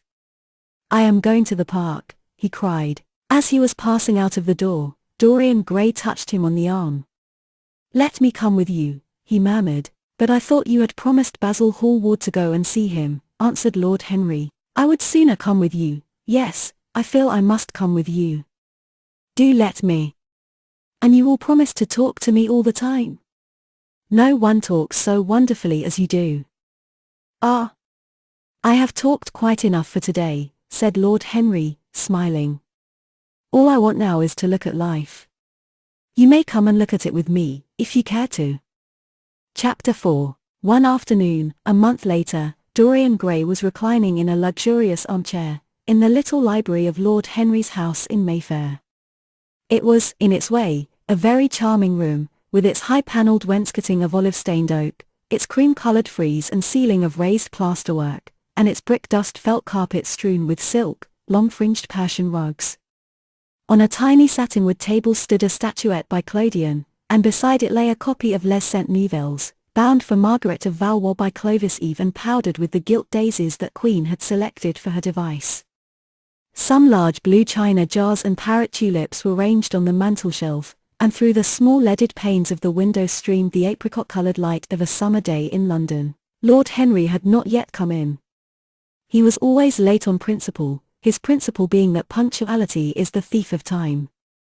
So the lad was looking rather sulky, as with listless fingers he turned over the pages of an elaborately illustrated edition of Manon Lescaut that he had found in one of the bookcases.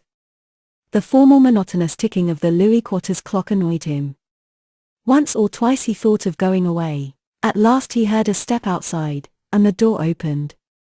"How late you are, Harry," he murmured. "I am afraid it is not Harry, Mr. Gray," answered a shrill voice. He glanced quickly round and rose to his feet. "I beg your pardon. I thought. You thought it was my husband. It is only his wife. You must let me introduce myself. I know you quite well by your photographs. I think my husband has got 17 of them." "Not 17, Lady Henry?" "Well, 18, then. And I saw you with him the other night at the opera." She laughed nervously as she spoke, and watched him with her vague forget-me-not eyes.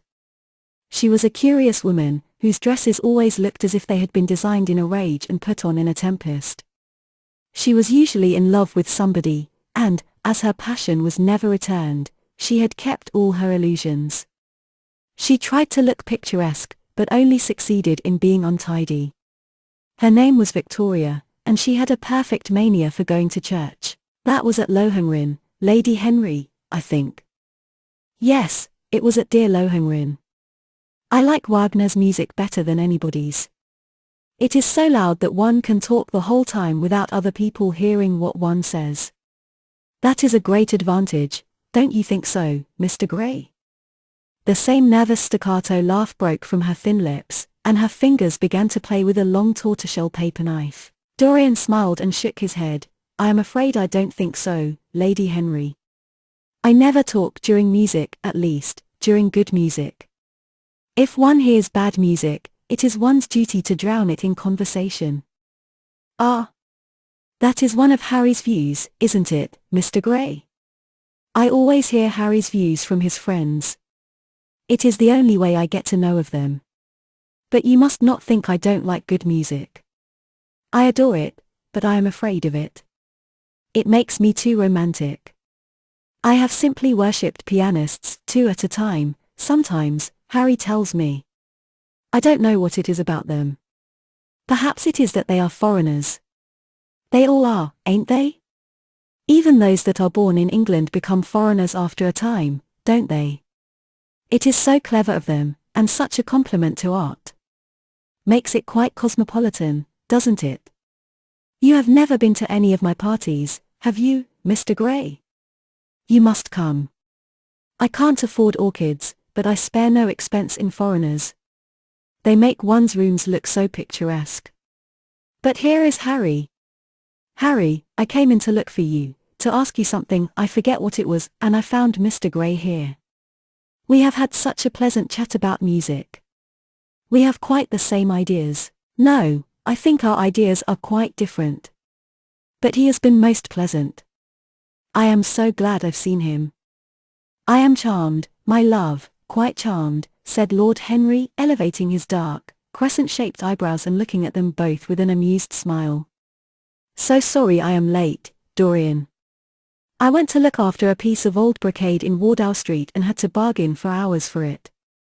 Nowadays people know the price of everything and the value of nothing." "I am afraid I must be going," exclaimed Lady Henry, breaking an awkward silence with her silly sudden laugh.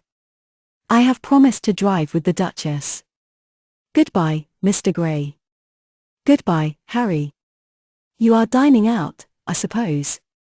"So am I. Perhaps I shall see you at Lady Thornbury's." I dare say, my dear, said Lord Henry, shutting the door behind her as, looking like a bird of paradise that had been out all night in the rain, she flitted out of the room, leaving a faint odour of frangipani. Then he lit a cigarette and flung himself down on the sofa. Never marry a woman with straw-coloured hair, Dorian, he said after a few puffs. Why, Harry? Because they are so sentimental. But I like sentimental people. Never marry at all, Dorian. Men marry because they are tired, women, because they are curious, both are disappointed. I don't think I am likely to marry, Harry. I am too much in love. That is one of your aphorisms. I am putting it into practice, as I do everything that you say. Who are you in love with? Asked Lord Henry after a pause. With an actress, said Dorian Gray, blushing. Lord Henry shrugged his shoulders. That is a rather commonplace debut. You would not say so if you saw her, Harry. Who is she? Her name is Sybil Vane. Never heard of her. No one has. People will someday, however. She is a genius. My dear boy, no woman is a genius. Women are a decorative sex. They never have anything to say, but they say it charmingly. Women represent the triumph of matter over mind, just as men represent the triumph of mind over morals. Harry, how can you? My dear Dorian, it is quite true. I am analyzing women at present, so I ought to know. The subject is not so abstruse as I thought it was. I find that, ultimately, there are only two kinds of women, the plain and the colored. The plain women are very useful. If you want to gain a reputation for respectability, you have merely to take them down to supper. The other women are very charming. They commit one mistake, however. They paint in order to try and look young. Our grandmothers painted in order to try and talk brilliantly. Rouge and esprit used to go together. That is all over now. As long as a woman can look 10 years younger than her own daughter, she is perfectly satisfied. As for conversation, there are only 5 women in London worth talking to, and 2 of these can't be admitted into decent society. However, tell me about your genius. How long have you known her? Ah. Harry, your views terrify me. Never mind that. How long have you known her? About 3 weeks. And where did you come across her? I will tell you, Harry, but you mustn't be unsympathetic about it. After all, it never would have happened if I had not met you. You filled me with a wild desire to know everything about life. For days after I met you, something seemed to throb in my veins. As I lounged in the park, or strolled down Piccadilly, I used to look at everyone who passed me and wonder, with a mad curiosity, what sort of lives they led. Some of them fascinated me. Others filled me with terror. There was an exquisite poison in the air. I had a passion for sensations. Well, one evening about 7 o'clock, I determined to go out in search of some adventure. I felt that this grey monstrous London of ours, with its myriads of people, its sordid sinners, and its splendid sins, as you once phrased it, must have something in store for me. I fancied 1,000 things. The mere danger gave me a sense of delight. I remembered what you had said to me on that wonderful evening when we first dined together, about the search for beauty being the real secret of life. I don't know what I expected, but I went out and wandered eastward, soon losing my way in a labyrinth of grimy streets and black grassless squares. About 8:30 I passed by an absurd little theatre, with great flaring gas jets and gaudy playbills. A hideous Jew, in the most amazing waistcoat I ever beheld in my life, was standing at the entrance, smoking a vile cigar. He had greasy ringlets, and an enormous diamond blazed in the center of a soiled shirt. "Have a box, my lord," he said, when he saw me, and he took off his hat with an air of gorgeous servility. There was something about him, Harry, that amused me. He was such a monster. You will laugh at me, I know, but I really went in and paid a whole guinea for the stage box. To the present day I can't make out why I did so, and yet if I hadn't, my dear Harry, if I hadn't, I should have missed the greatest romance of my life. I see you are laughing. It is horrid of you. I am not laughing, Dorian, at least I am not laughing at you. But you should not say the greatest romance of your life. You should say the first romance of your life. You will always be loved, and you will always be in love with love. A grande passion is the privilege of people who have nothing to do. That is the one use of the idle classes of a country. Don't be afraid. There are exquisite things in store for you. This is merely the beginning. Do you think my nature so shallow? Cried Dorian Gray angrily. No, I think your nature so deep. How do you mean? My dear boy, the people who love only once in their lives are really the shallow people. What they call their loyalty, and their fidelity, I call either the lethargy of custom or their lack of imagination. Faithfulness is to the emotional life what consistency is to the life of the intellect, simply a confession of failure. Faithfulness. I must analyze it someday. The passion for property is in it.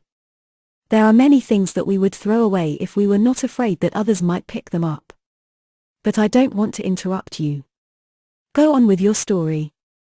Well, I found myself seated in a horrid little private box, with a vulgar drop scene staring me in the face. I looked out from behind the curtain and surveyed the house. It was a tawdry affair, all cupids and cornucopias, like a third-rate wedding cake. The gallery and pit were fairly full, but the 2 rows of dingy stalls were quite empty, and there was hardly a person in what I suppose they called the dress circle. Women went about with oranges and ginger beer, and there was a terrible consumption of nuts going on. It must have been just like the palmy days of the British drama. Just like, I should fancy, and very depressing. I began to wonder what on earth I should do when I caught sight of the playbill. What do you think the play was, Harry? I should think The Idiot Boy, or Dumb but Innocent. Our fathers used to like that sort of piece, I believe.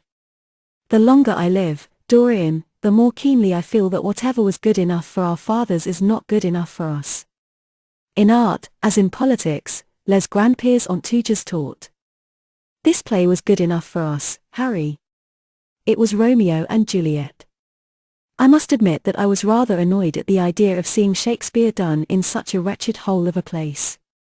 Still, I felt interested, in a sort of way. At any rate, I determined to wait for the first act. There was a dreadful orchestra, presided over by a young Hebrew who sat at a cracked piano, that nearly drove me away, but at last the drop scene was drawn up and the play began. Romeo was a stout elderly gentleman, with corked eyebrows, a husky tragedy voice, and a figure like a beer barrel. Mercutio was almost as bad.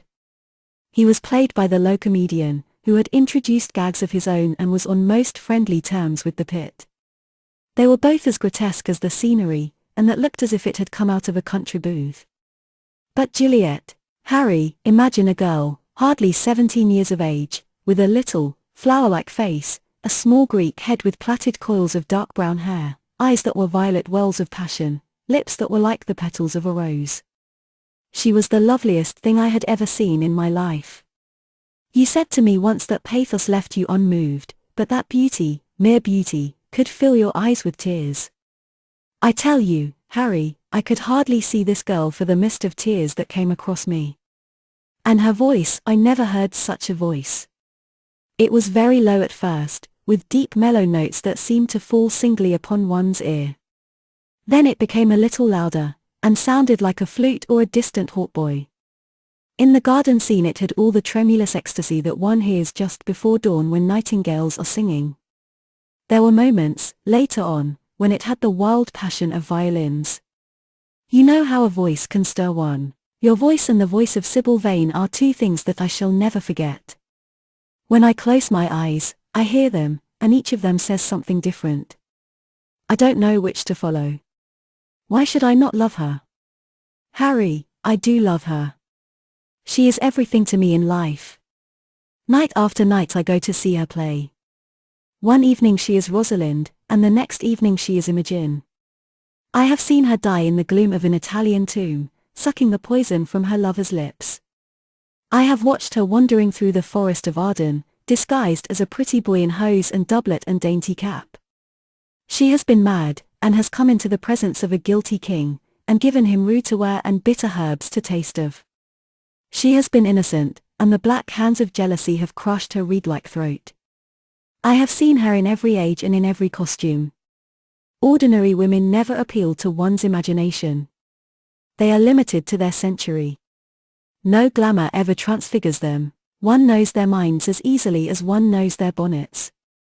One can always find them. There is no mystery in any of them. They ride in the park in the morning and chatter at tea parties in the afternoon. They have their stereotyped smile and their fashionable manner. They are quite obvious. But an actress. How different an actress is. Harry. Why didn't you tell me that the only thing worth loving is an actress? Because I have loved so many of them, Dorian. Oh, yes, horrid people with dyed hair and painted faces. Don't run down dyed hair and painted faces. There is an extraordinary charm in them, sometimes, said Lord Henry. I wish now I had not told you about Sybil Vane. You could not have helped telling me, Dorian. All through your life you will tell me everything you do. Yes, Harry, I believe that is true. I cannot help telling you things. You have a curious influence over me. If I ever did a crime, I would come and confess it to you. You would understand me. People like you, the willful sunbeams of life, don't commit crimes, Dorian. But I am much obliged for the compliment, all the same. And now tell me, reach me the matches, like a good boy. Thanks. What are your actual relations with Sybil Vane? Dorian Gray leaped to his feet, with flushed cheeks and burning eyes. Harry. Sybil Vane is sacred. It is only the sacred things that are worth touching, Dorian, said Lord Henry, with a strange touch of pathos in his voice. But why should you be annoyed? I suppose she will belong to you someday. When one is in love, one always begins by deceiving oneself, and one always ends by deceiving others. That is what the world calls a romance. You know her, at any rate, I suppose. Of course I know her. On the first night I was at the theatre, the horrid old Jew came round to the box after the performance was over and offered to take me behind the scenes and introduce me to her. I was furious with him, and told him that Juliet had been dead for hundreds of years and that her body was lying in a marble tomb in Verona. I think, from his blank look of amazement, that he was under the impression that I had taken too much champagne, or something. I am not surprised. Then he asked me if I wrote for any of the newspapers. I told him I never even read them. He seemed terribly disappointed at that, and confided to me that all the dramatic critics were in a conspiracy against him, and that they were every one of them to be bought. I should not wonder if he was quite right there. But, on the other hand, judging from their appearance, most of them cannot be at all expensive. Well, he seemed to think they were beyond his means, laughed Dorian. By this time, however, the lights were being put out in the theatre, and I had to go. He wanted me to try some cigars that he strongly recommended. I declined. The next night, of course, I arrived at the place again. When he saw me, he made me a low bow and assured me that I was a munificent patron of art. He was a most offensive brute, though he had an extraordinary passion for Shakespeare. He told me once, with an air of pride, that his 5 bankruptcies were entirely due to the bard, as he insisted on calling him. He seemed to think it a distinction. It was a distinction, my dear Dorian, a great distinction. Most people become bankrupt through having invested too heavily in the prose of life. To have ruined oneself over poetry is an honor. But when did you first speak to Miss Sybil Vane? The third night. She had been playing Rosalind. I could not help going round. I had thrown her some flowers, and she had looked at me, at least I fancied that she had. The old Jew was persistent. He seemed determined to take me behind, so I consented. It was curious my not wanting to know her, wasn't it? No, I don't think so. My dear Harry, why? I will tell you some other time. Now I want to know about the girl. Sybil. Oh, she was so shy and so gentle. There is something of a child about her. Her eyes opened wide in exquisite wonder when I told her what I thought of her performance, and she seemed quite unconscious of her power. I think we were both rather nervous. The old Jew stood grinning at the doorway of the dusty green room, making elaborate speeches about us both, while we stood looking at each other like children. He would insist on calling me my lord, so I had to assure Sybil that I was not anything of the kind. She said quite simply to me, "You look more like a prince." "I must call you Prince Charming." Upon my word, Dorian, Miss Sybil knows how to pay compliments. You don't understand her, Harry. She regarded me merely as a person in a play. She knows nothing of life. She lives with her mother, a faded tired woman who played Lady Capulet in a sort of magenta dressing wrapper on the first night, and looks as if she had seen better days. I know that look. It depresses me, murmured Lord Henry, examining his rings. The Jew wanted to tell me her history, but I said it did not interest me. You were quite right. There is always something infinitely mean about other people's tragedies. Sybil is the only thing I care about. What is it to me where she came from? From her little head to her little feet, she is absolutely and entirely divine. Every night of my life I go to see her act, and every night she is more marvelous. That is the reason, I suppose, that you never dine with me now. I thought you must have some curious romance on hand. You have, but it is not quite what I expected. My dear Harry, we either lunch or sup together every day, and I have been to the opera with you several times, said Dorian, opening his blue eyes in wonder. You always come dreadfully late. Well, I can't help going to see Sybil play, he cried, even if it is only for a single act. I get hungry for her presence, and when I think of the wonderful soul that is hidden away in that little ivory body, I am filled with awe. You can dine with me tonight, Dorian, can't you? He shook his head. Tonight she is Imogen, he answered, and tomorrow night she will be Juliet. When is she Sybil Vane? Never. I congratulate you. How horrid you are. She is all the great heroines of the world in one. She is more than an individual. You laugh, but I tell you she has genius. I love her, and I must make her love me. You, who know all the secrets of life, tell me how to charm Sybil Vane to love me. I want to make Romeo jealous. I want the dead lovers of the world to hear our laughter and grow sad. I want a breath of our passion to stir their dust into consciousness, to wake their ashes into pain. My God, Harry, how I worship her. He was walking up and down the room as he spoke. Hectic spots of red burned on his cheeks. He was terribly excited. Lord Henry watched him with a subtle sense of pleasure. How different he was now from the shy frightened boy he had met in Basil Hallward's studio. His nature had developed like a flower, had borne blossoms of scarlet flame. Out of its secret hiding place had crept his soul, and desire had come to meet it on the way. And what do you propose to do? Said Lord Henry at last. I want you and Basil to come with me some night and see her act. I have not the slightest fear of the result. You are certain to acknowledge her genius. Then we must get her out of the Jew's hands. She is bound to him for 3 years, at least for 2 years and 8 months, from the present time. I shall have to pay him something, of course. When all that is settled, I shall take a West End theatre and bring her out properly. She will make the world as mad as she has made me. That would be impossible, my dear boy. Yes, she will. She has not merely art, consummate art instinct, in her, but she has personality also, and you have often told me that it is personalities, not principles, that move the age. Well, what night shall we go? Let me see. Today is Tuesday. Let us fix tomorrow. She plays Juliet tomorrow. All right.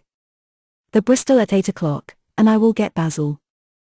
Not 8, Harry, please. 6:30.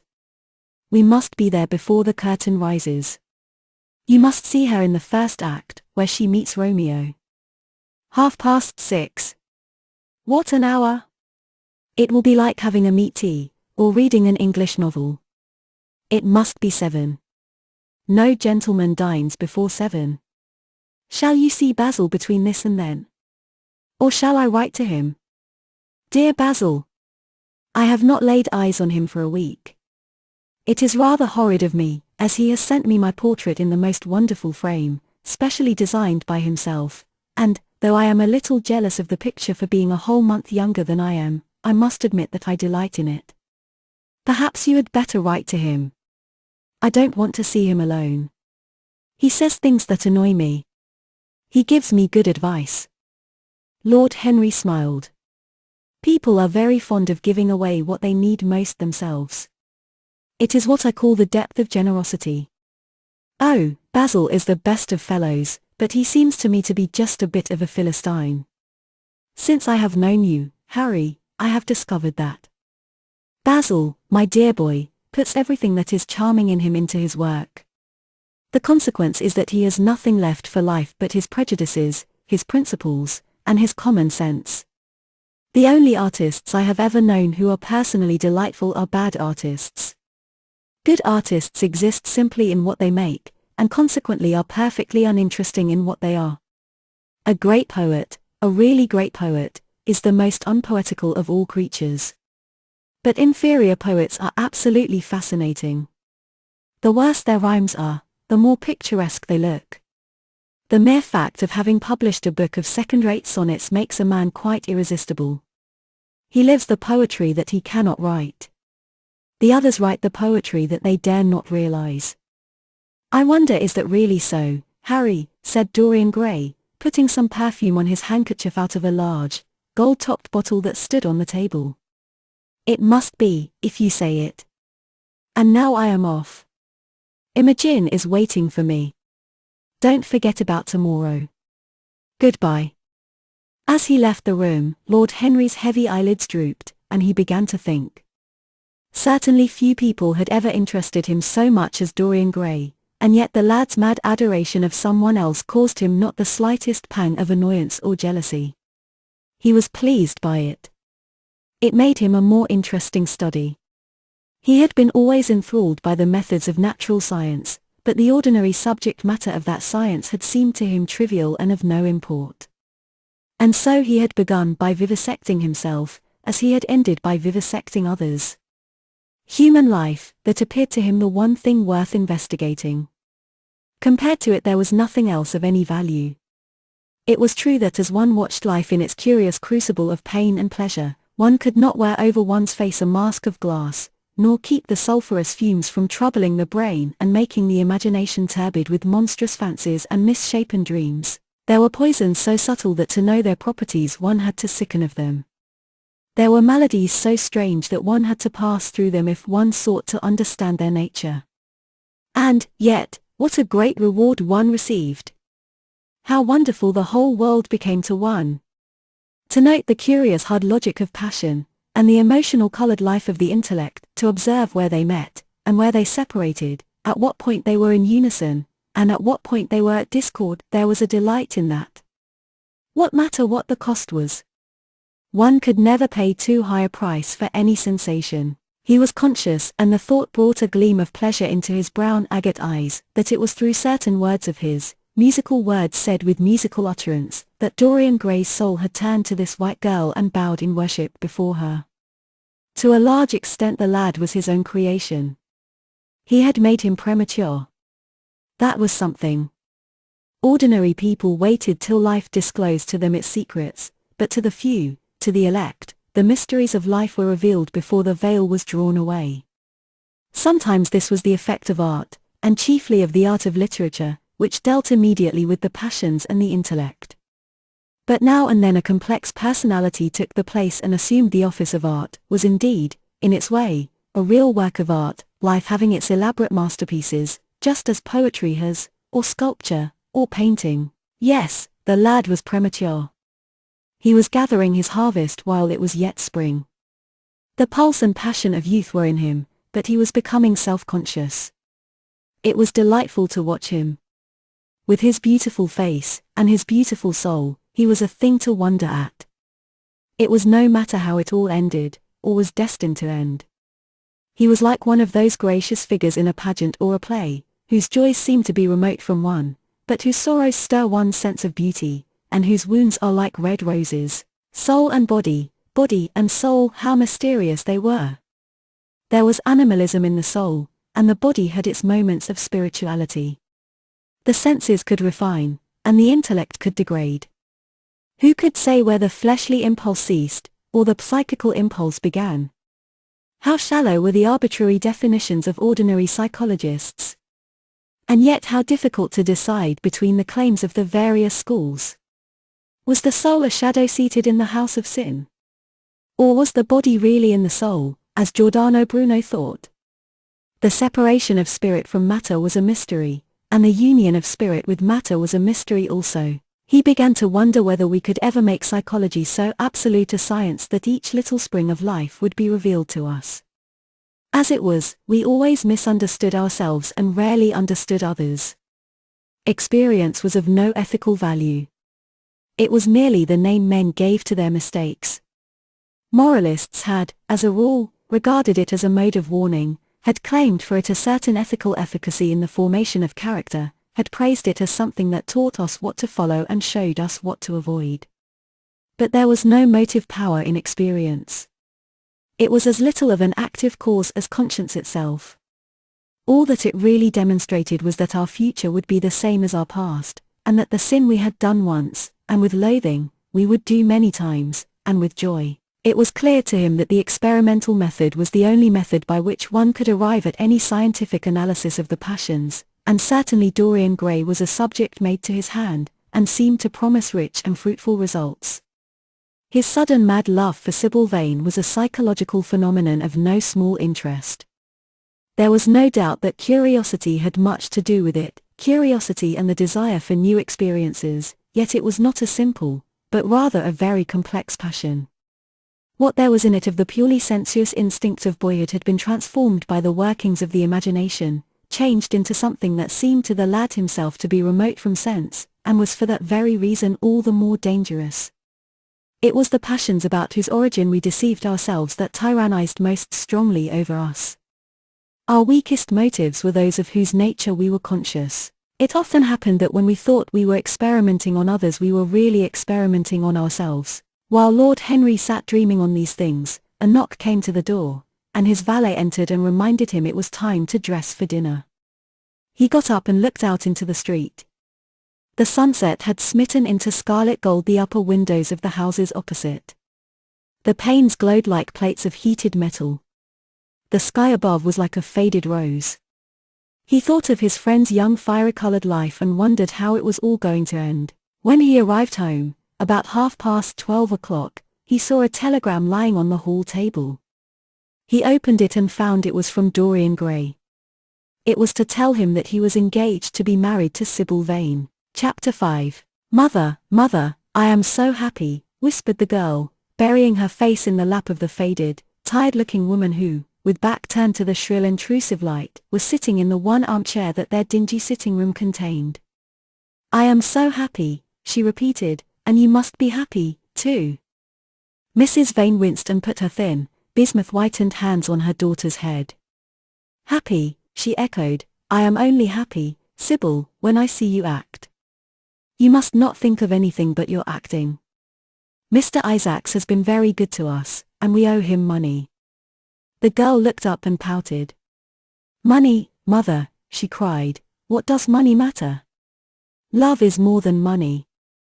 Mr. Isaacs has advanced us £50 to pay off our debts and to get a proper outfit for James. You must not forget that, Sybil. £50 is a very large sum.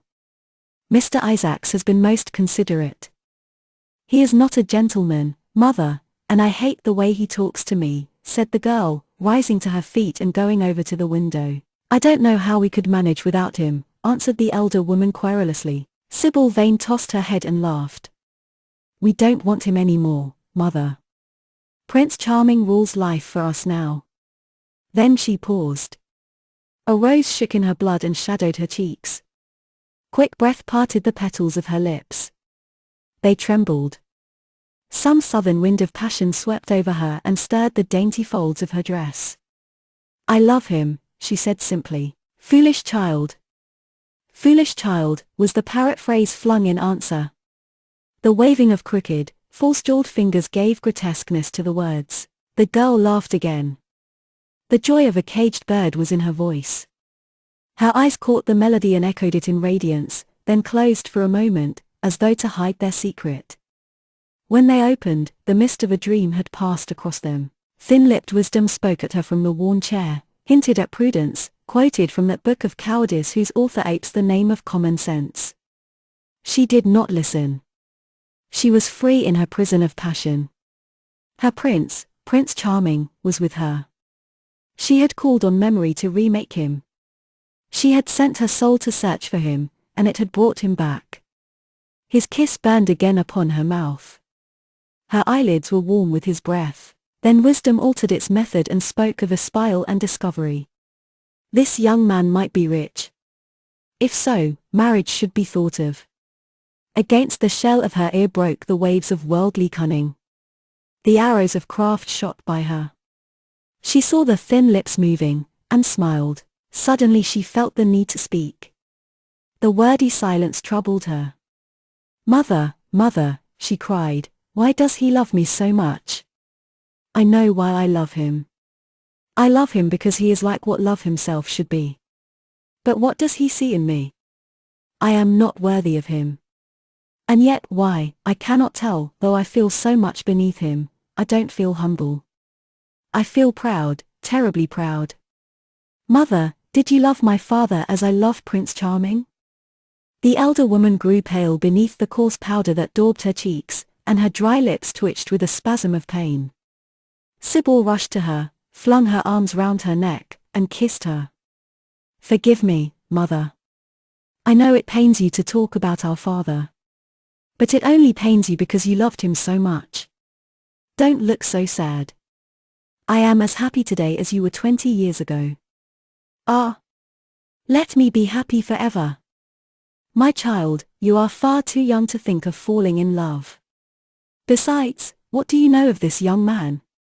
You don't even know his name. The whole thing is most inconvenient, and really, when James is going away to Australia, and I have so much to think of, I must say that you should have shown more consideration. However, as I said before, if he is rich. Ah! Mother, mother, let me be happy." Mrs. Vane glanced at her, and with one of those false theatrical gestures that so often become a mode of second nature to a stage player, clasped her in her arms. At this moment, the door opened and a young lad with rough brown hair came into the room. He was thick-set of figure, and his hands and feet were large and somewhat clumsy in movement. He was not so finely bred as his sister. One would hardly have guessed the close relationship that existed between them. Mrs. Vane fixed her eyes on him and intensified her smile. She mentally elevated her son to the dignity of an audience. She felt sure that the tableau was interesting. "You might keep some of your kisses for me, Sybil, I think," said the lad with a good-natured grumble. "Ah! But you don't like being kissed, Jim," she cried. "You are a dreadful old bear." And she ran across the room and hugged him. James Vane looked into his sister's face with tenderness. "I want you to come out with me for a walk, Sybil. I don't suppose I shall ever see this horrid London again. I am sure I don't want to." "My son, don't say such dreadful things," murmured Mrs. Vane, taking up a tawdry theatrical dress, with a sigh, and beginning to patch it. She felt a little disappointed that he had not joined the group. It would have increased the theatrical picturesqueness of the situation. "Why not, mother? I mean it. You pain me, my son. I trust you will return from Australia in a position of affluence. I believe there is no society of any kind in the colonies, nothing that I would call society, so when you have made your fortune, you must come back and assert yourself in London." "Society," muttered the lad. "I don't want to know anything about that. I should like to make some money to take you and Sybil off the stage. I hate it." "Oh, Jim," said Sybil, laughing, "how unkind of you. But are you really going for a walk with me? That will be nice. I was afraid you were going to say goodbye to some of your friends, to Tom Hardy, who gave you that hideous pipe, or Ned Langton, who makes fun of you for smoking it. It is very sweet of you to let me have your last afternoon. Where shall we go? Let us go to the park. I am too shabby, he answered, frowning. Only swell people go to the park. Nonsense, Jim, she whispered, stroking the sleeve of his coat. He hesitated for a moment. Very well, he said at last, but don't be too long dressing. She danced out of the door. One could hear her singing as she ran upstairs. Her little feet pattered overhead. He walked up and down the room 2 or 3 times. Then he turned to the still figure in the chair. Mother, are my things ready? He asked. Quite ready, James, she answered, keeping her eyes on her work. For some months past she had felt ill at ease when she was alone with this rough stern son of hers. Her shallow secret nature was troubled when their eyes met. She used to wonder if he suspected anything. The silence, for he made no other observation, became intolerable to her. She began to complain. Women defend themselves by attacking, just as they attack by sudden and strange surrenders. I hope you will be contented, James, with your seafaring life, she said. You must remember that it is your own choice. You might have entered a solicitor's office. Solicitors are a very respectable class, and in the country often dine with the best families. I hate offices, and I hate clerks, he replied. But you are quite right. I have chosen my own life. All I say is, watch over Sybil. Don't let her come to any harm. Mother, you must watch over her. James, you really talk very strangely. Of course I watch over Sybil. I hear a gentleman comes every night to the theatre and goes behind to talk to her. Is that right? What about that? You are speaking about things you don't understand, James. In the profession we are accustomed to receive a great deal of most gratifying attention. I myself used to receive many bouquets at one time. That was when acting was really understood. As for Sybil, I do not know at present whether her attachment is serious or not. But there is no doubt that the young man in question is a perfect gentleman. He is always most polite to me. Besides, he has the appearance of being rich, and the flowers he sends are lovely. You don't know his name, though, said the lad harshly. No, answered his mother with a placid expression in her face. He has not yet revealed his real name. I think it is quite romantic of him. He is probably a member of the aristocracy. James Vane bit his lip. Watch over Sybil, mother, he cried, watch over her. My son, you distress me very much.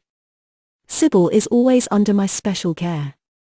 Of course, if this gentleman is wealthy, there is no reason why she should not contract an alliance with him. I trust he is one of the aristocracy. He has all the appearance of it, I must say. It might be a most brilliant marriage for Sybil. They would make a charming couple. His good looks are really quite remarkable, everybody notices them. The lad muttered something to himself and drummed on the window pane with his coarse fingers. He had just turned round to say something when the door opened and Sybil ran in. How serious you both are, she cried. What is the matter? Nothing, he answered. I suppose one must be serious sometimes. Goodbye, mother, I will have my dinner at 5 o'clock. Everything is packed, except my shirts, so you need not trouble. Goodbye, my son, she answered with a bow of strained stateliness. She was extremely annoyed at the tone he had adopted with her, and there was something in his look that had made her feel afraid. Kiss me, mother, said the girl. Her flower-like lips touched the withered cheek and warmed its frost. My child! My child, cried Mrs. Vane, looking up to the ceiling in search of an imaginary gallery. Come, Sybil, said her brother impatiently.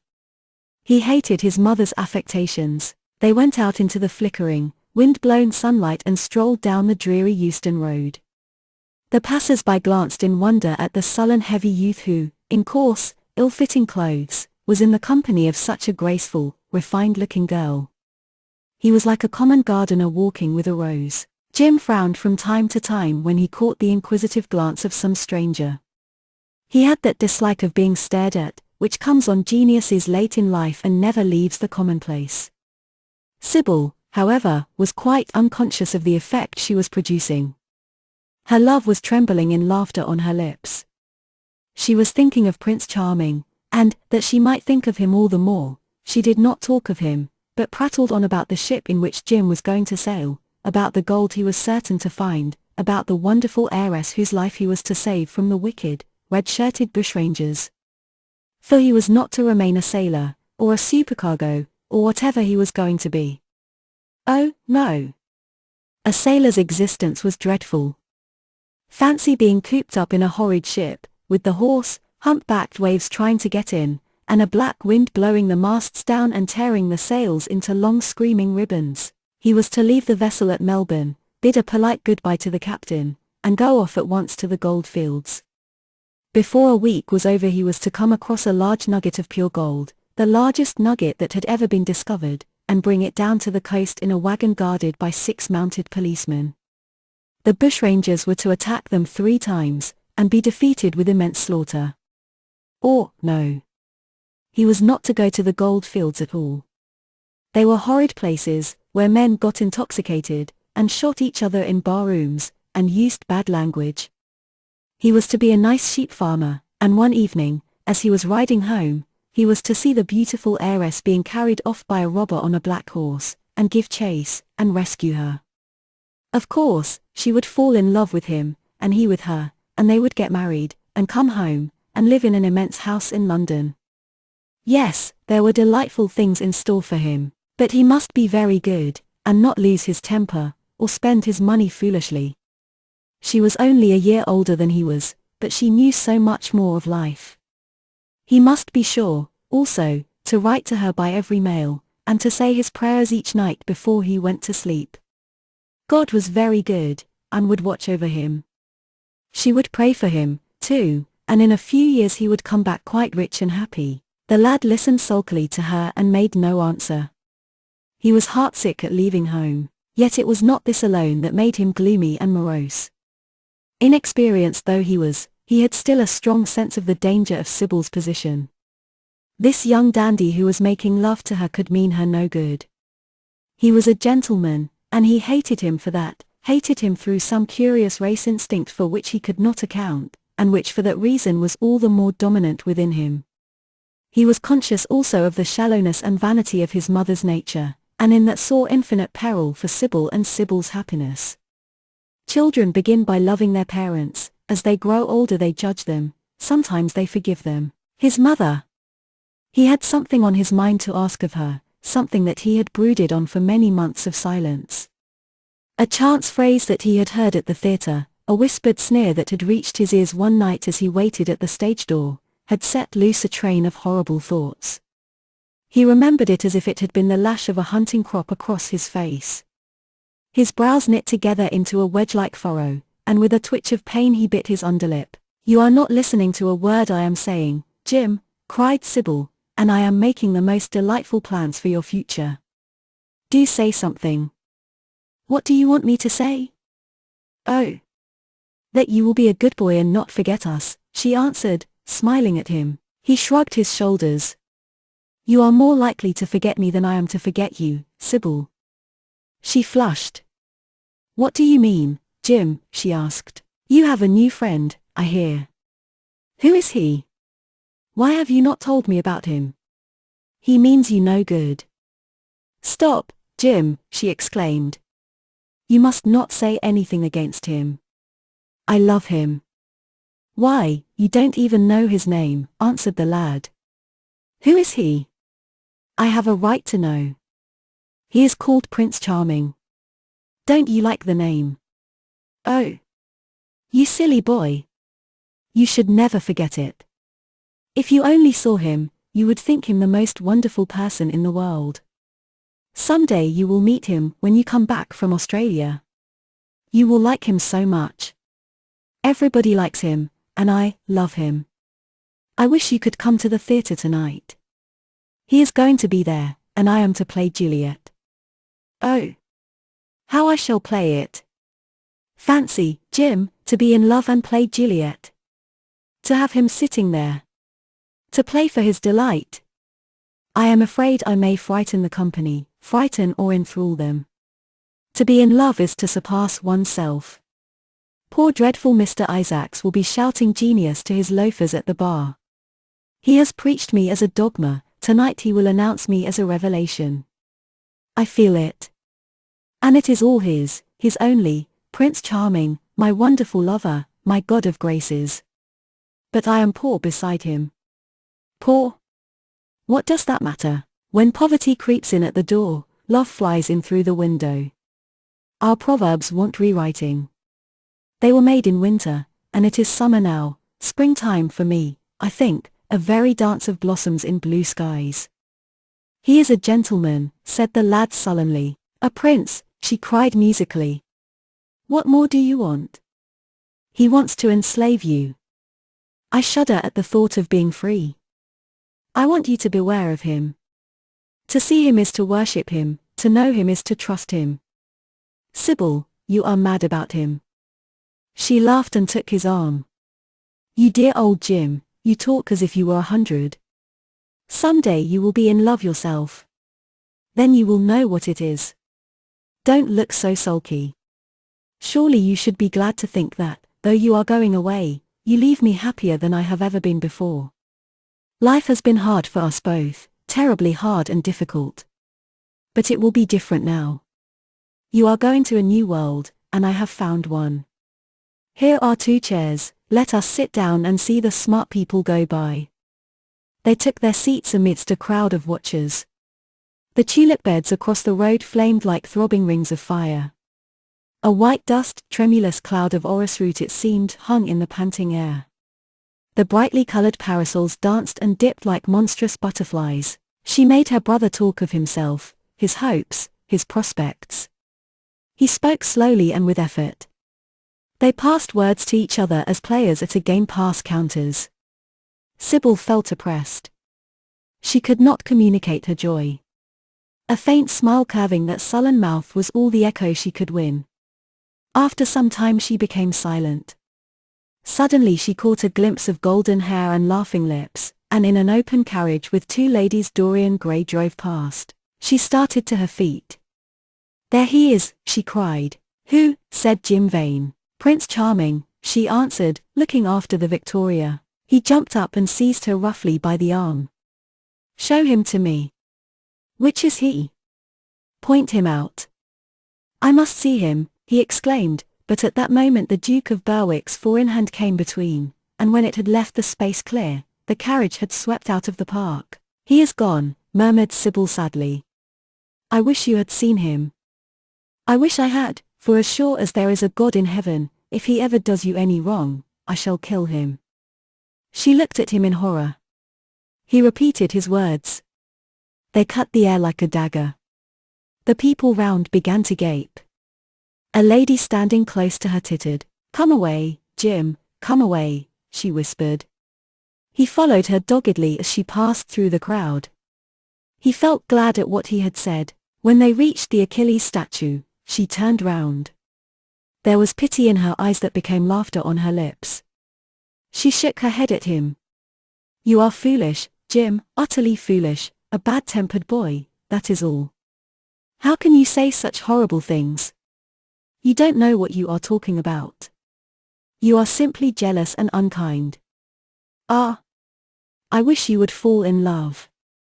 Love makes people good, and what you said was wicked. I am 16, he answered, and I know what I am about. Mother is no help to you. She doesn't understand how to look after you.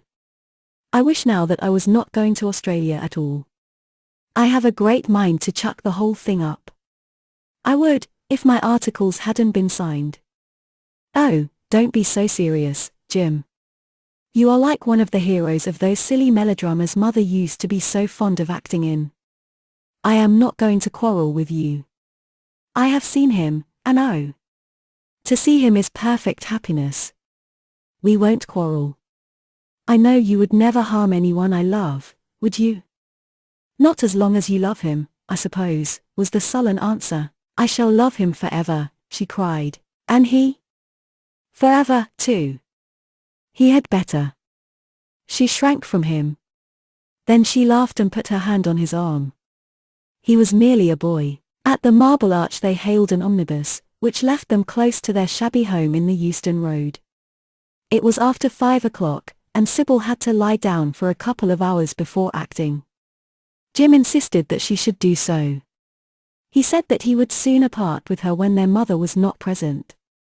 She would be sure to make a scene, and he detested scenes of every kind. In Sybil's own room they parted.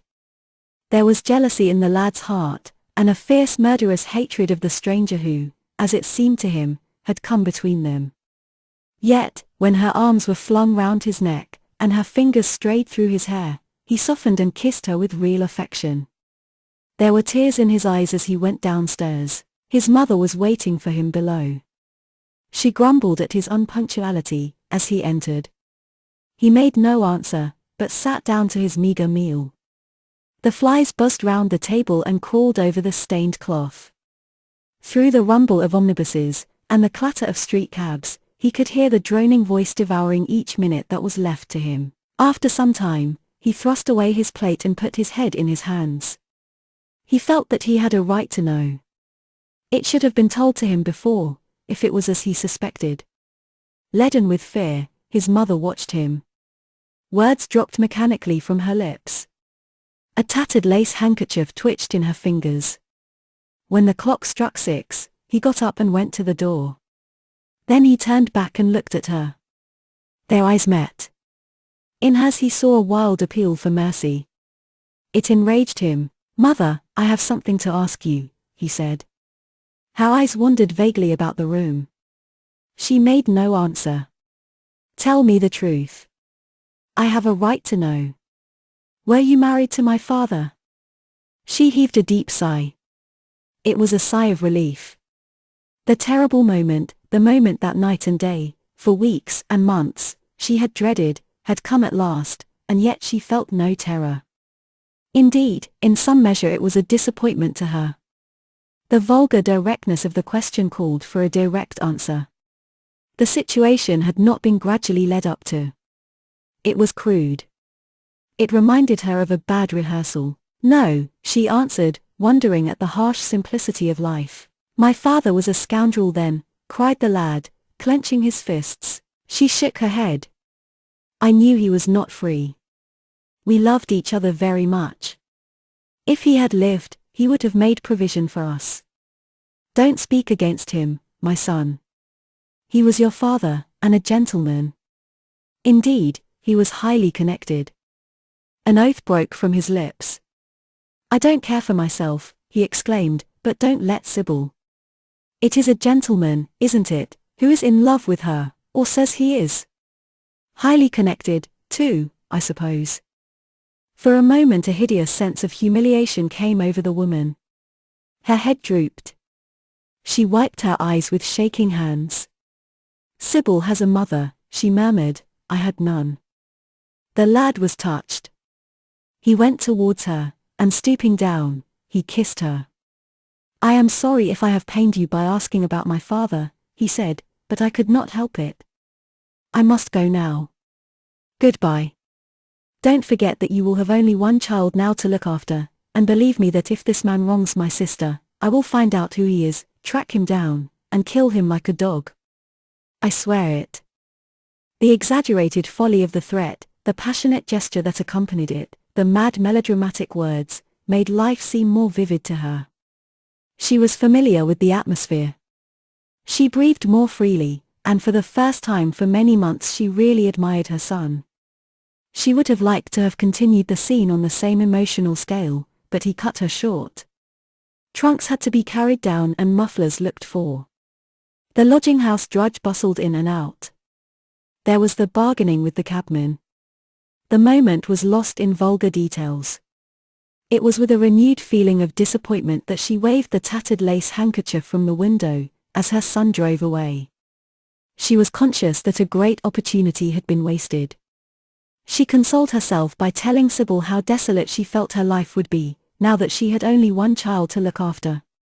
She remembered the phrase. It had pleased her. Of the threat she said nothing. It was vividly and dramatically expressed. She felt that they would all laugh at it someday. Chapter 6. I suppose you have heard the news, Basil, said Lord Henry that evening as Hall Ward was shown into a little private room at the Bristol where dinner had been laid for three. No, Harry, answered the artist, giving his hat and coat to the bowing waiter. What is it? Nothing about politics, I hope. They don't interest me. There is hardly a single person in the House of Commons worth painting, though many of them would be the better for a little whitewashing. Dorian Gray is engaged to be married, said Lord Henry, watching him as he spoke. Hall Ward started and then frowned. Dorian engaged to be married, he cried. Impossible. It is perfectly true. To whom? To some little actress or other. I can't believe it. Dorian is far too sensible. Dorian is far too wise not to do foolish things now and then, my dear Basil. Marriage is hardly a thing that one can do now and then, Harry. Except in America, rejoined Lord Henry languidly. But I didn't say he was married. I said he was engaged to be married. There is a great difference. I have a distinct remembrance of being married, but I have no recollection at all of being engaged. I am inclined to think that I never was engaged. But think of Dorian's birth, and position, and wealth. It would be absurd for him to marry so much beneath him. If you want to make him marry this girl, tell him that, Basil. He is sure to do it, then. Whenever a man does a thoroughly stupid thing, it is always from the noblest motives. I hope the girl is good, Harry. I don't want to see Dorian tied to some vile creature, who might degrade his nature and ruin his intellect. Oh, she is better than good, she is beautiful, murmured Lord Henry, sipping a glass of vermouth and orange bitters. Dorian says she is beautiful, and he is not often wrong about things of that kind.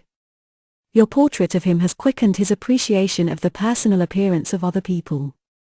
It has had that excellent effect, amongst others. We are to see her tonight, if that boy doesn't forget his appointment. Are you serious? Quite serious, Basil.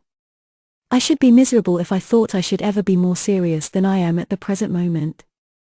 But do you approve of it, Harry? Asked the painter, walking up and down the room and biting his lip. You can't approve of it, possibly. It is some silly infatuation. I never approve, or disapprove, of anything now. It is an absurd attitude to take towards life. We are not sent into the world to air our moral prejudices. I never take any notice of what common people say, and I never interfere with what charming people do. If a personality fascinates me, whatever mode of expression that personality selects is absolutely delightful to me. Dorian Gray falls in love with a beautiful girl who acts Juliet, and proposes to marry her. Why not? If he wedded Messalina, he would be none the less interesting. You know I am not a champion of marriage. The real drawback to marriage is that it makes one unselfish. And unselfish people are colorless. They lack individuality. Still, there are certain temperaments that marriage makes more complex. They retain their egotism, and add to it many other egos. They are forced to have more than one life.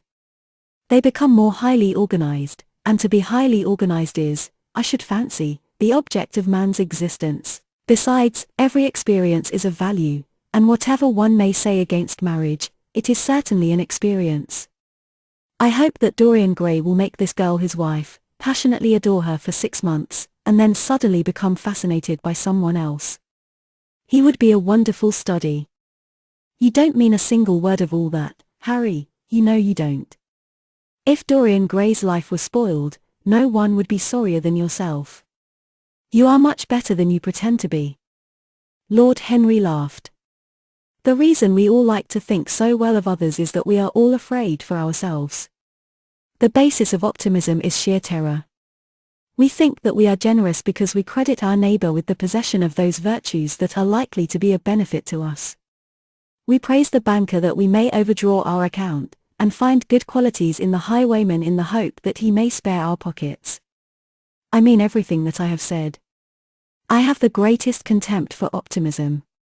As for a spoiled life, no life is spoiled but one whose growth is arrested. If you want to mar nature, you have merely to reform it. As for marriage, of course that would be silly, but there are other and more interesting bonds between men and women. I will certainly encourage them. They have the charm of being fashionable. But here is Dorian himself. He will tell you more than I can. My dear Harry, my dear Basil, you must both congratulate me, said the lad, throwing off his evening cape with its satin-lined wings and shaking each of his friends by the hand in turn. I have never been so happy. Of course, it is sudden, all really delightful things are. And yet it seems to me to be the one thing I have been looking for all my life.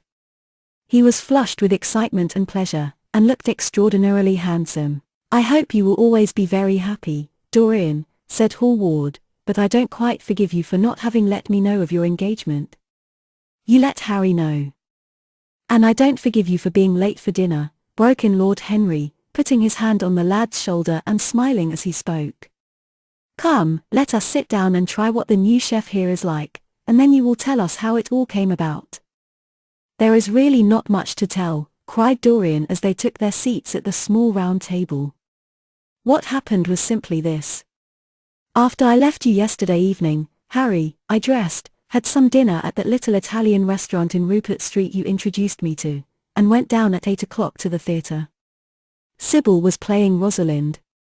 Of course, the scenery was dreadful and the Orlando absurd. But Sybil! You should have seen her. When she came on in her boy's clothes, she was perfectly wonderful. She wore a moss-colored velvet jerkin with cinnamon sleeves, slim, brown, cross-gartered hose, a dainty little green cap with a hawk's feather caught in a jewel, and a hooded cloak lined with dull red. She had never seemed to me more exquisite. She had all the delicate grace of that Tanagra figurine that you have in your studio, Basil. Her hair clustered round her face like dark leaves round a pale rose. As for her acting, well, you shall see her tonight. She is simply a born artist. I sat in the dingy box absolutely enthralled. I forgot that I was in London and in the 19th century. I was away with my love in a forest that no man had ever seen. After the performance was over, I went behind and spoke to her. As we were sitting together, suddenly there came into her eyes a look that I had never seen there before. My lips moved towards hers. We kissed each other. I can't describe to you what I felt at that moment. It seemed to me that all my life had been narrowed to one perfect point of rose-colored joy. She trembled all over and shook like a white narcissus. Then she flung herself on her knees and kissed my hands. I feel that I should not tell you all this, but I can't help it. Of course, our engagement is a dead secret. She has not even told her own mother. I don't know what my guardians will say. Lord Radley is sure to be furious. I don't care. I shall be of age in less than a year, and then I can do what I like. I have been right, Basil, haven't I, to take my love out of poetry and to find my wife in Shakespeare's plays. Lips that Shakespeare taught to speak have whispered their secret in my ear. I have had the arms of Rosalind around me, and kissed Juliet on the mouth. Yes, Dorian, I suppose you were right, said Hallward slowly. Have you seen her today? Asked Lord Henry. Dorian Gray shook his head. I left her in the forest of Arden. I shall find her in an orchard in Verona. Lord Henry sipped his champagne in a meditative manner. At what particular point did you mention the word marriage, Dorian? And what did she say in answer? Perhaps you forgot all about it. My dear Harry, I did not treat it as a business transaction, and I did not make any formal proposal. I told her that I loved her, and she said she was not worthy to be my wife. Not worthy? Why, the whole world is nothing to me compared with her. Women are wonderfully practical, murmured Lord Henry, much more practical than we are. In situations of that kind we often forget to say anything about marriage, and they always remind us. Hallward laid his hand upon his arm. Don't, Harry. You have annoyed Dorian. He is not like other men. He would never bring misery upon anyone. His nature is too fine for that. Lord Henry looked across the table. Dorian is never annoyed with me, he answered. I asked the question for the best reason possible, for the only reason, indeed, that excuses one for asking any question, simple curiosity.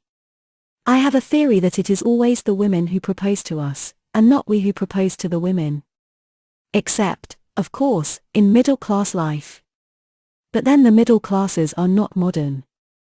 Dorian Gray laughed, and tossed his head. You are quite incorrigible, Harry, but I don't mind. It is impossible to be angry with you. When you see Sybil Vane, you will feel that the man who could wrong her would be a beast without a heart. I cannot understand how anyone can wish to shame the thing he loves. I love Sybil Vane. I want to place her on a pedestal of gold and to see the world worship the woman who is mine. What is marriage?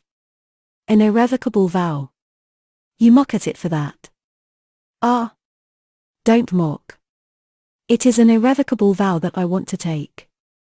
Her trust makes me faithful, her belief makes me good. When I am with her, I regret all that you have taught me. I become different from what you have known me to be.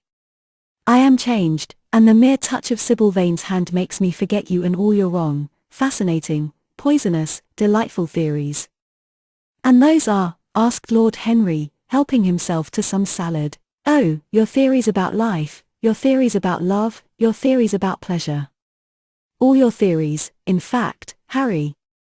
Pleasure is the only thing worth having a theory about, he answered in his slow melodious voice. But I am afraid I cannot claim my theory as my own.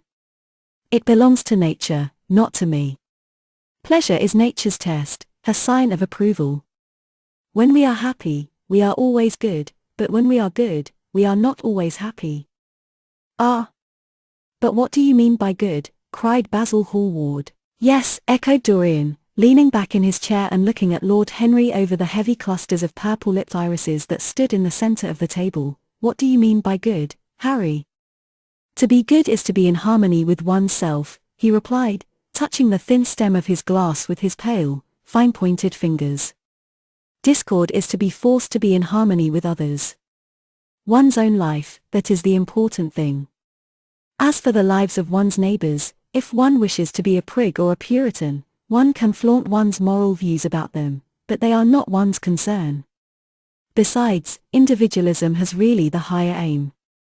Modern morality consists in accepting the standard of one's age.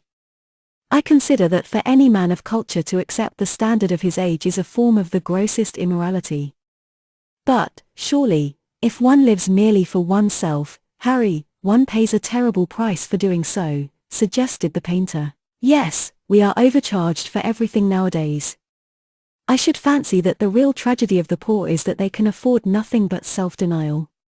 Beautiful sins, like beautiful things, are the privilege of the rich. One has to pay in other ways but money. What sort of ways, Basil? Oh! I should fancy in remorse, in suffering, in the consciousness of degradation. Lord Henry shrugged his shoulders. My dear fellow, medieval art is charming, but medieval emotions are out of date. One can use them in fiction, of course. But then the only things that one can use in fiction are the things that one has ceased to use in fact. Believe me, no civilized man ever regrets a pleasure, and no uncivilized man ever knows what a pleasure is. I know what pleasure is, cried Dorian Gray. It is to adore someone. That is certainly better than being adored, he answered, toying with some fruits. Being adored is a nuisance. Women treat us just as humanity treats its gods. They worship us, and are always bothering us to do something for them. I should have said that whatever they ask for they had first given to us, murmured the lad gravely. They create love in our natures. They have a right to demand it back. That is quite true, Dorian, cried Hallward. Nothing is ever quite true, said Lord Henry. This is, interrupted Dorian. You must admit, Harry, that women give to men the very gold of their lives. Possibly, he sighed, but they invariably want it back in such very small change. That is the worry. Women, as some witty Frenchman once put it, inspire us with the desire to do masterpieces and always prevent us from carrying them out. Harry, you are dreadful. I don't know why I like you so much. You will always like me, Dorian, he replied. Will you have some coffee, you fellows?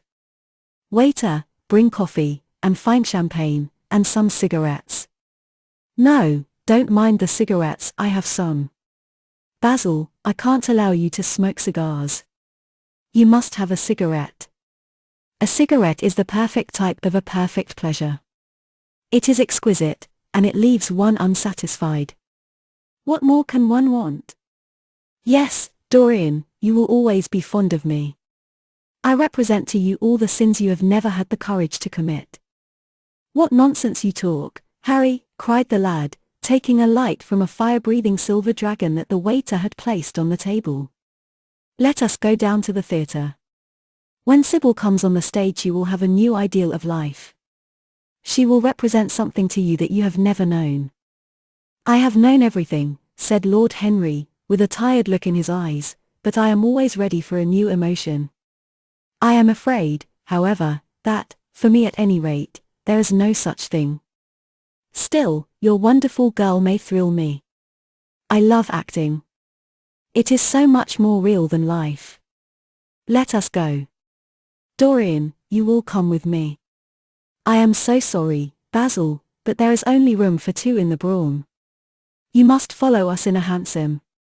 They got up and put on their coats, sipping their coffee standing. The painter was silent and preoccupied. There was a gloom over him.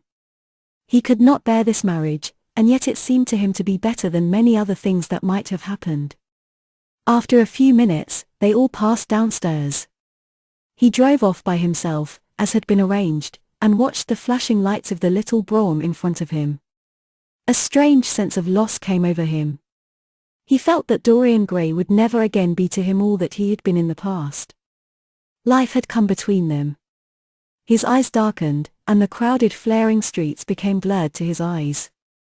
When the cab drew up at the theatre, it seemed to him that he had grown years older. Chapter 7. For some reason or other, the house was crowded that night, and the fat Jew manager who met them at the door was beaming from ear to ear with an oily tremulous smile. He escorted them to their box with a sort of pompous humility, waving his fat jeweled hands and talking at the top of his voice. Dorian Gray loathed him more than ever. He felt as if he had come to look for Miranda and had been met by Caliban. Lord Henry, upon the other hand, rather liked him. At least he declared he did, and insisted on shaking him by the hand and assuring him that he was proud to meet a man who had discovered a real genius and gone bankrupt over a poet. Hallward amused himself with watching the faces in the pit. The heat was terribly oppressive, and the huge sunlight flamed like a monstrous dahlia with petals of yellow fire. The youths in the gallery had taken off their coats and waistcoats and hung them over the side. They talked to each other across the theatre and shared their oranges with the tawdry girls who sat beside them. Some women were laughing in the pit. Their voices were horribly shrill and discordant. The sound of the popping of corks came from the bar. What a place to find one's divinity in, said Lord Henry. Yes, answered Dorian Gray. It was here I found her, and she is divine beyond all living things. When she acts, you will forget everything. These common rough people, with their coarse faces and brutal gestures, become quite different when she is on the stage. They sit silently and watch her. They weep and laugh as she wills them to do. She makes them as responsive as a violin. She spiritualizes them, and one feels that they are of the same flesh and blood as oneself. The same flesh and blood as oneself? Oh, I hope not, exclaimed Lord Henry, who was scanning the occupants of the gallery through his opera glass. Don't pay any attention to him, Dorian, said the painter. I understand what you mean, and I believe in this girl. Anyone you love must be marvelous, and any girl who has the effect you describe must be fine and noble. To spiritualize one's age, that is something worth doing. If this girl can give a soul to those who have lived without one, if she can create the sense of beauty in people whose lives have been sordid and ugly, if she can strip them of their selfishness and lend them tears for sorrows that are not their own, she is worthy of all your adoration, worthy of the adoration of the world. This marriage is quite right. I did not think so at first, but I admit it now. The gods made Sybil Vane for you. Without her you would have been incomplete. Thanks, Basil, answered Dorian Gray, pressing his hand. I knew that you would understand me. Harry is so cynical, he terrifies me. But here is the orchestra. It is quite dreadful, but it only lasts for about 5 minutes. Then the curtain rises, and you will see the girl to whom I am going to give all my life, to whom I have given everything that is good in me.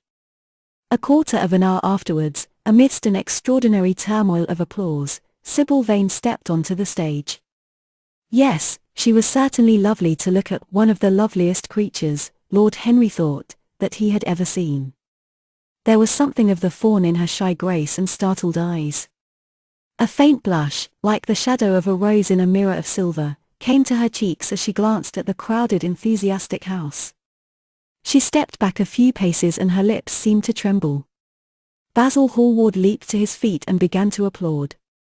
Motionless, and as one in a dream, sat Dorian Gray, gazing at her. Lord Henry peered through his glasses, murmuring, "Charming! Charming!" The scene was the hall of Capulet's house, and Romeo in his pilgrim's dress had entered with Mercutio and his other friends. The band, such as it was, struck up a few bars of music, and the dance began. Through the crowd of ungainly, shabbily dressed actors, Sybil Vane moved like a creature from a finer world. Her body swayed, while she danced, as a plant sways in the water. The curves of her throat were the curves of a white lily. Her hands seemed to be made of cool ivory, yet she was curiously listless. She showed no sign of joy when her eyes rested on Romeo. The few words she had to speak. "Good pilgrim, you do wrong your hand too much, which mannerly devotion shows in this, for saints have hands that pilgrims' hands do touch, and palm to palm is holy palmer's kiss." With the brief dialogue that follows, was spoken in a thoroughly artificial manner. The voice was exquisite, but from the point of view of tone it was absolutely false. It was wrong in color. It took away all the life from the verse. It made the passion unreal. Dorian Gray grew pale as he watched her. He was puzzled and anxious. Neither of his friends dared to say anything to him. She seemed to them to be absolutely incompetent. They were horribly disappointed, yet they felt that the true test of any Juliet is the balcony scene of the second act. They waited for that. If she failed there was nothing in her. She looked charming as she came out in the moonlight. That could not be denied. But the staginess of her acting was unbearable, and grew worse as she went on. Her gestures became absurdly artificial. She overemphasized everything that she had to say. The beautiful passage. "Thou knowest the mask of night is on my face, else would a maiden blush be paint my cheek for that which thou hast heard me speak tonight," was declaimed with the painful precision of a schoolgirl who has been taught to recite by some second-rate professor of elocution. When she leaned over the balcony and came to those wonderful lines. "Although I joy in thee, I have no joy of this contract tonight. It is too rash, too unadvised, too sudden, too like the lightning, which doth cease to be ere one can say, it lightens. Sweet, good night.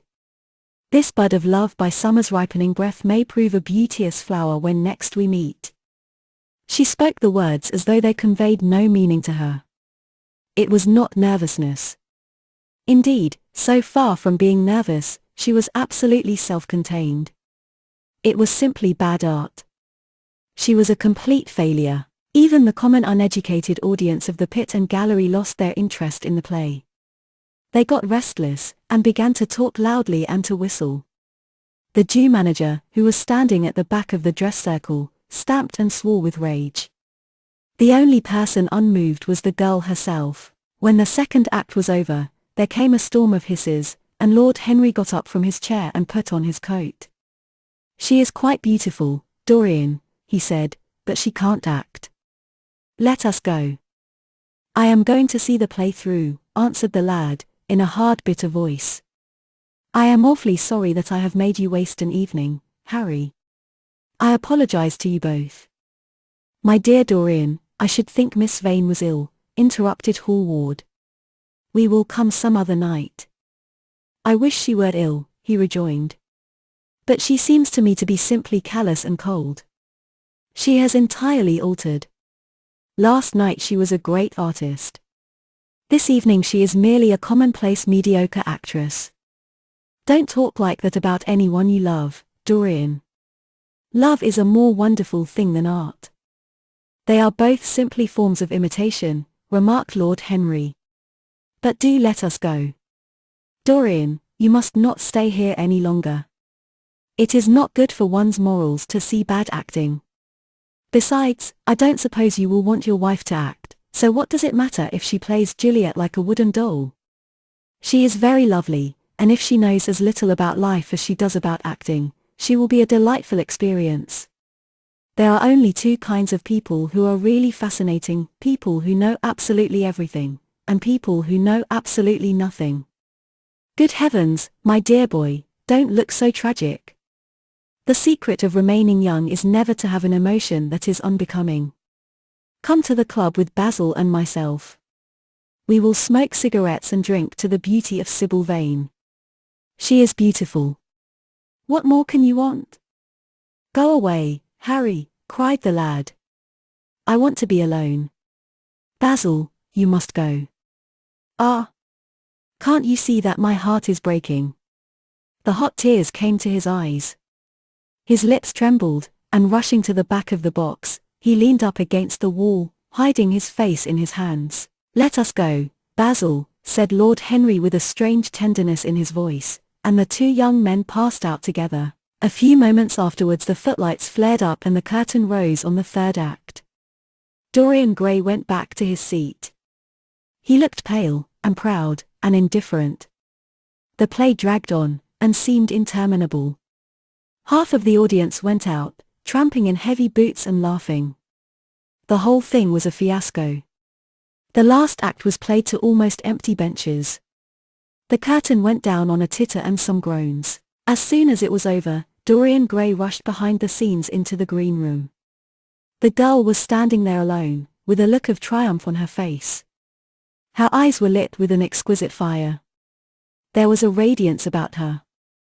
Her parted lips were smiling over some secret of their own. When he entered, she looked at him, and an expression of infinite joy came over her.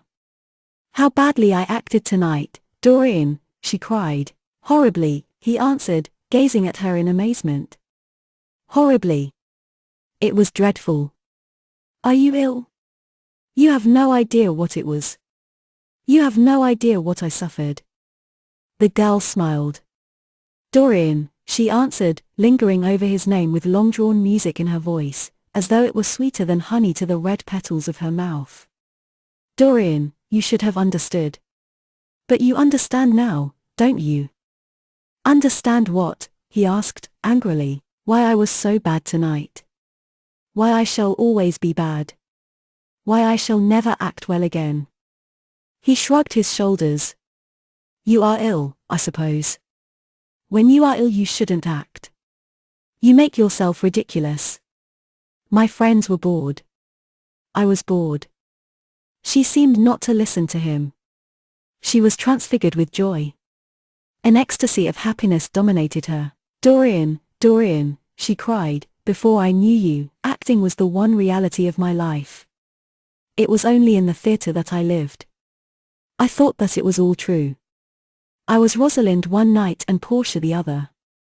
The joy of Beatrice was my joy, and the sorrows of Cordelia were mine also. I believed in everything. The common people who acted with me seemed to me to be godlike. The painted scenes were my world. I knew nothing but shadows, and I thought them real. You came, oh, my beautiful love, and you freed my soul from prison. You taught me what reality really is. Tonight, for the first time in my life, I saw through the hollowness, the sham, the silliness of the empty pageant in which I had always played. Tonight, for the first time, I became conscious that the Romeo was hideous, and old, and painted, that the moonlight in the orchard was false, that the scenery was vulgar, and that the words I had to speak were unreal, were not my words, were not what I wanted to say. You had brought me something higher, something of which all art is but a reflection. You had made me understand what love really is. My love! My love! Prince Charming. Prince of Life. I have grown sick of shadows. You are more to me than all art can ever be.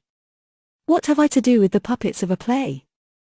When I came on tonight, I could not understand how it was that everything had gone from me. I thought that I was going to be wonderful. I found that I could do nothing. Suddenly it dawned on my soul what it all meant. The knowledge was exquisite to me. I heard them hissing, and I smiled. What could they know of love such as ours? Take me away, Dorian, take me away with you, where we can be quite alone. I hate the stage. I might mimic a passion that I do not feel, but I cannot mimic one that burns me like fire. Oh, Dorian, Dorian, you understand now what it signifies. Even if I could do it, it would be profanation for me to play at being in love. You have made me see that. He flung himself down on the sofa and turned away his face. You have killed my love, he muttered. She looked at him in wonder and laughed. He made no answer. She came across to him, and with her little fingers stroked his hair. She knelt down and pressed his hands to her lips. He drew them away, and a shudder ran through him. Then he leaped up and went to the door. Yes, he cried, you have killed my love. You used to stir my imagination. Now you don't even stir my curiosity. You simply produce no effect. I loved you because you were marvelous, because you had genius and intellect, because you realized the dreams of great poets and gave shape and substance to the shadows of art. You have thrown it all away. You are shallow and stupid. My God! How mad I was to love you! What a fool I have been! You are nothing to me now. I will never see you again. I will never think of you. I will never mention your name. You don't know what you were to me, once. Why, once? Oh, I can't bear to think of it. I wish I had never laid eyes upon you. You have spoiled the romance of my life. How little you can know of love, if you say it mars your art. Without your art, you are nothing. I would have made you famous, splendid, magnificent. The world would have worshipped you, and you would have borne my name. What are you now? A third-rate actress with a pretty face. The girl grew white, and trembled. She clenched her hands together, and her voice seemed to catch in her throat. You are not serious, Dorian, she murmured. You are acting. Acting. I leave that to you. You do it so well, he answered bitterly. She rose from her knees and, with a piteous expression of pain in her face, came across the room to him. She put her hand upon his arm and looked into his eyes. He thrust her back. Don't touch me, he cried. A low moan broke from her, and she flung herself at his feet and lay there like a trampled flower. Dorian, Dorian, don't leave me, she whispered. I am so sorry I didn't act well.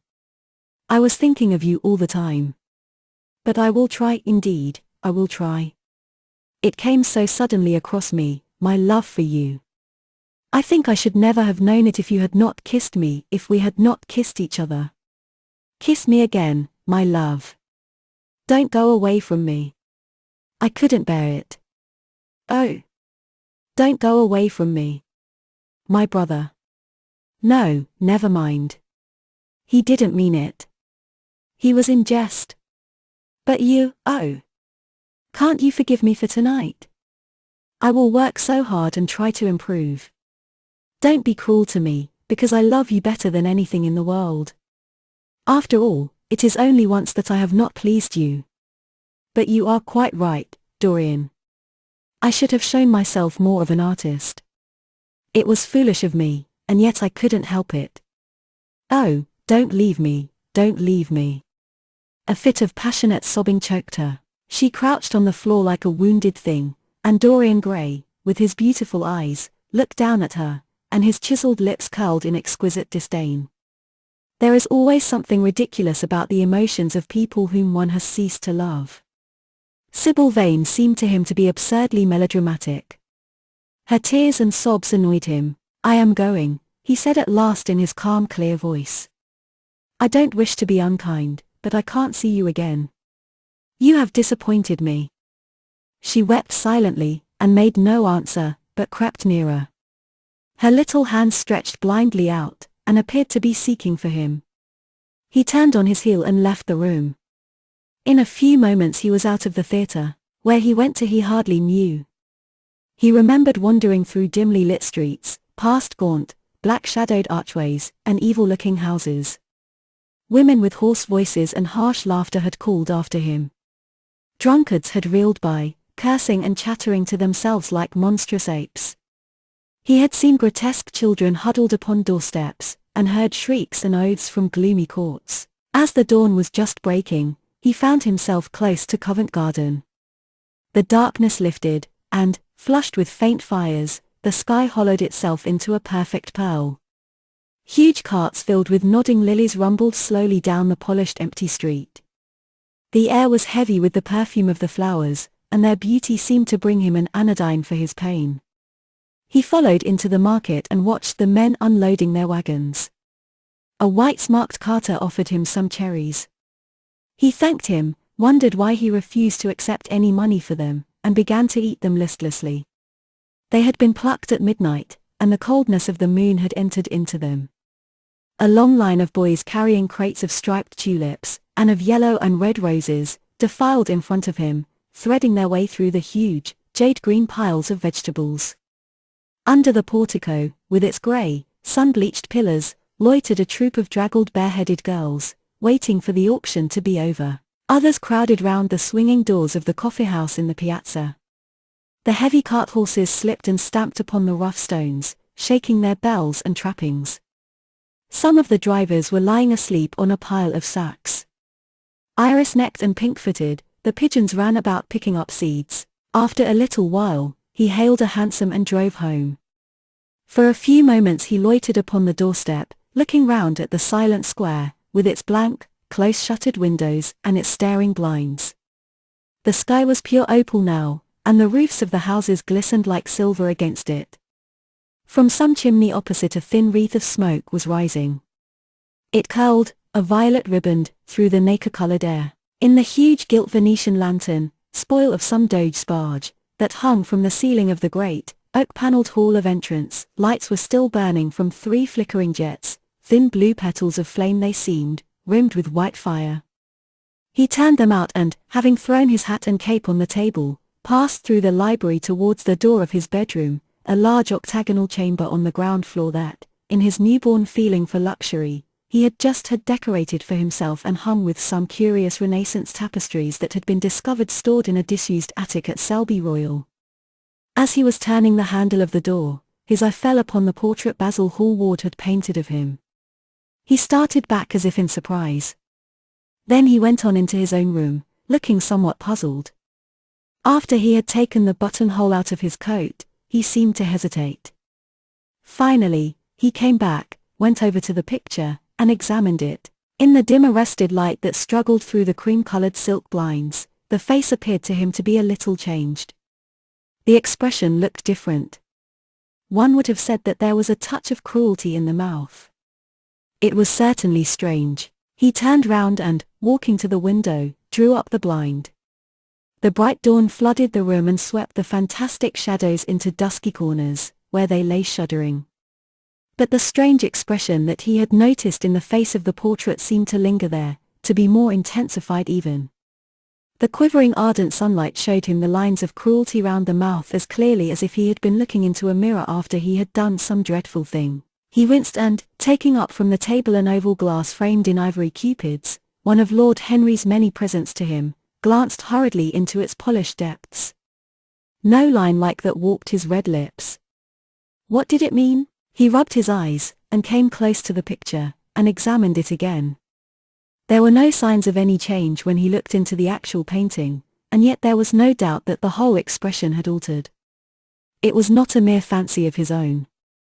The thing was horribly apparent. He threw himself into a chair and began to think. Suddenly there flashed across his mind what he had said in Basil Hallward's studio the day the picture had been finished. Yes, he remembered it perfectly. He had uttered a mad wish that he himself might remain young, and the portrait grow old, that his own beauty might be untarnished, and the face on the canvas bear the burden of his passions and his sins, that the painted image might be seared with the lines of suffering and thought, and that he might keep all the delicate bloom and loveliness of his then just conscious boyhood. Surely his wish had not been fulfilled. Such things were impossible. It seemed monstrous even to think of them. And, yet, there was the picture before him, with the touch of cruelty in the mouth. Cruelty! Had he been cruel? It was the girl's fault, not his. He had dreamed of her as a great artist, had given his love to her because he had thought her great. Then she had disappointed him. She had been shallow and unworthy. And, yet, a feeling of infinite regret came over him, as he thought of her lying at his feet sobbing like a little child. He remembered with what callousness he had watched her. Why had he been made like that?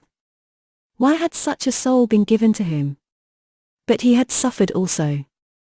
During the 3 terrible hours that the play had lasted, he had lived centuries of pain, eon upon eon of torture. His life was well worth hers.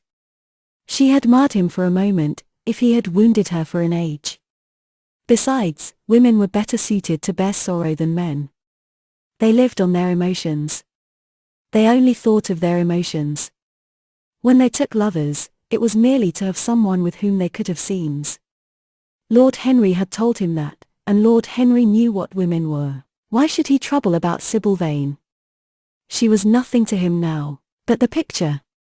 What was he to say of that? It held the secret of his life, and told his story. It had taught him to love his own beauty. Would it teach him to loathe his own soul? Would he ever look at it again? No, it was merely an illusion wrought on the troubled senses.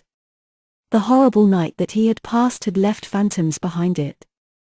Suddenly there had fallen upon his brain that tiny scarlet speck that makes men mad. The picture had not changed. It was folly to think so, yet it was watching him, with its beautiful marred face and its cruel smile. Its bright hair gleamed in the early sunlight. Its blue eyes met his own. A sense of infinite pity, not for himself, but for the painted image of himself, came over him. It had altered already, and would alter more. Its gold would wither into grey. Its red and white roses would die. For every sin that he committed, a stain would fleck and wreck its fairness. But he would not sin. The picture, changed or unchanged, would be to him the visible emblem of conscience. He would resist temptation. He would not see Lord Henry any more, would not, at any rate, listen to those subtle poisonous theories that in Basil Hallward's garden had first stirred within him the passion for impossible things. He would go back to Sybil Vane, make her amends, marry her, try to love her again. Yes, it was his duty to do so. She must have suffered more than he had.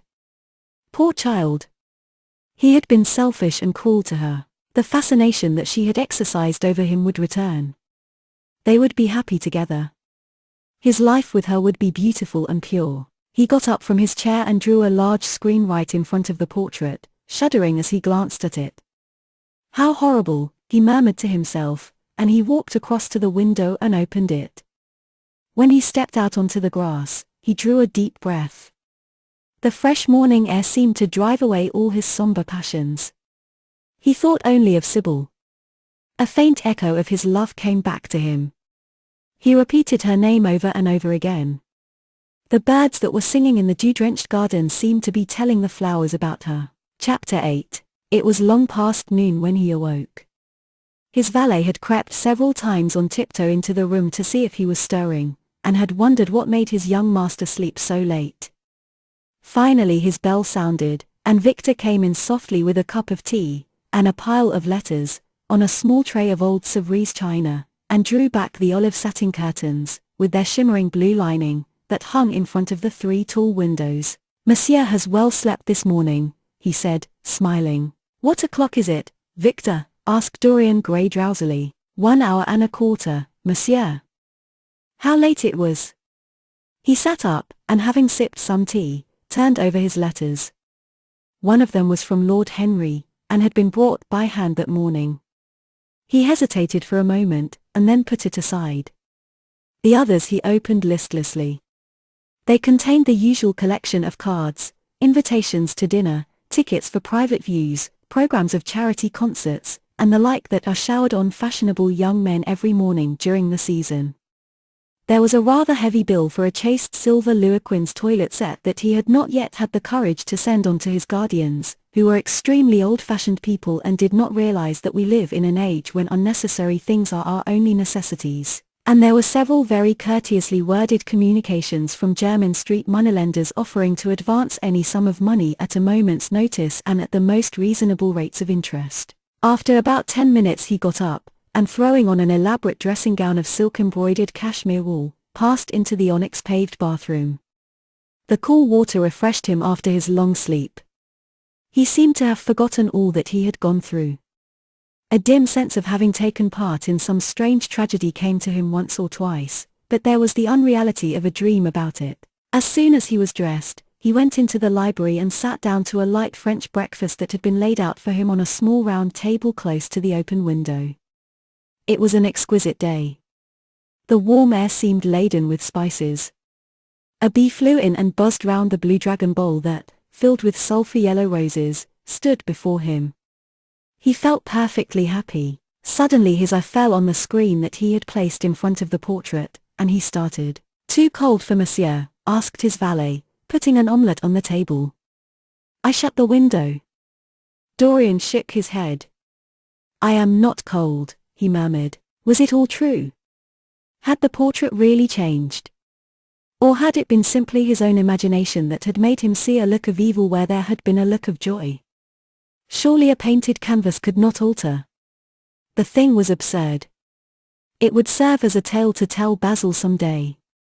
It would make him smile. And, yet, how vivid was his recollection of the whole thing.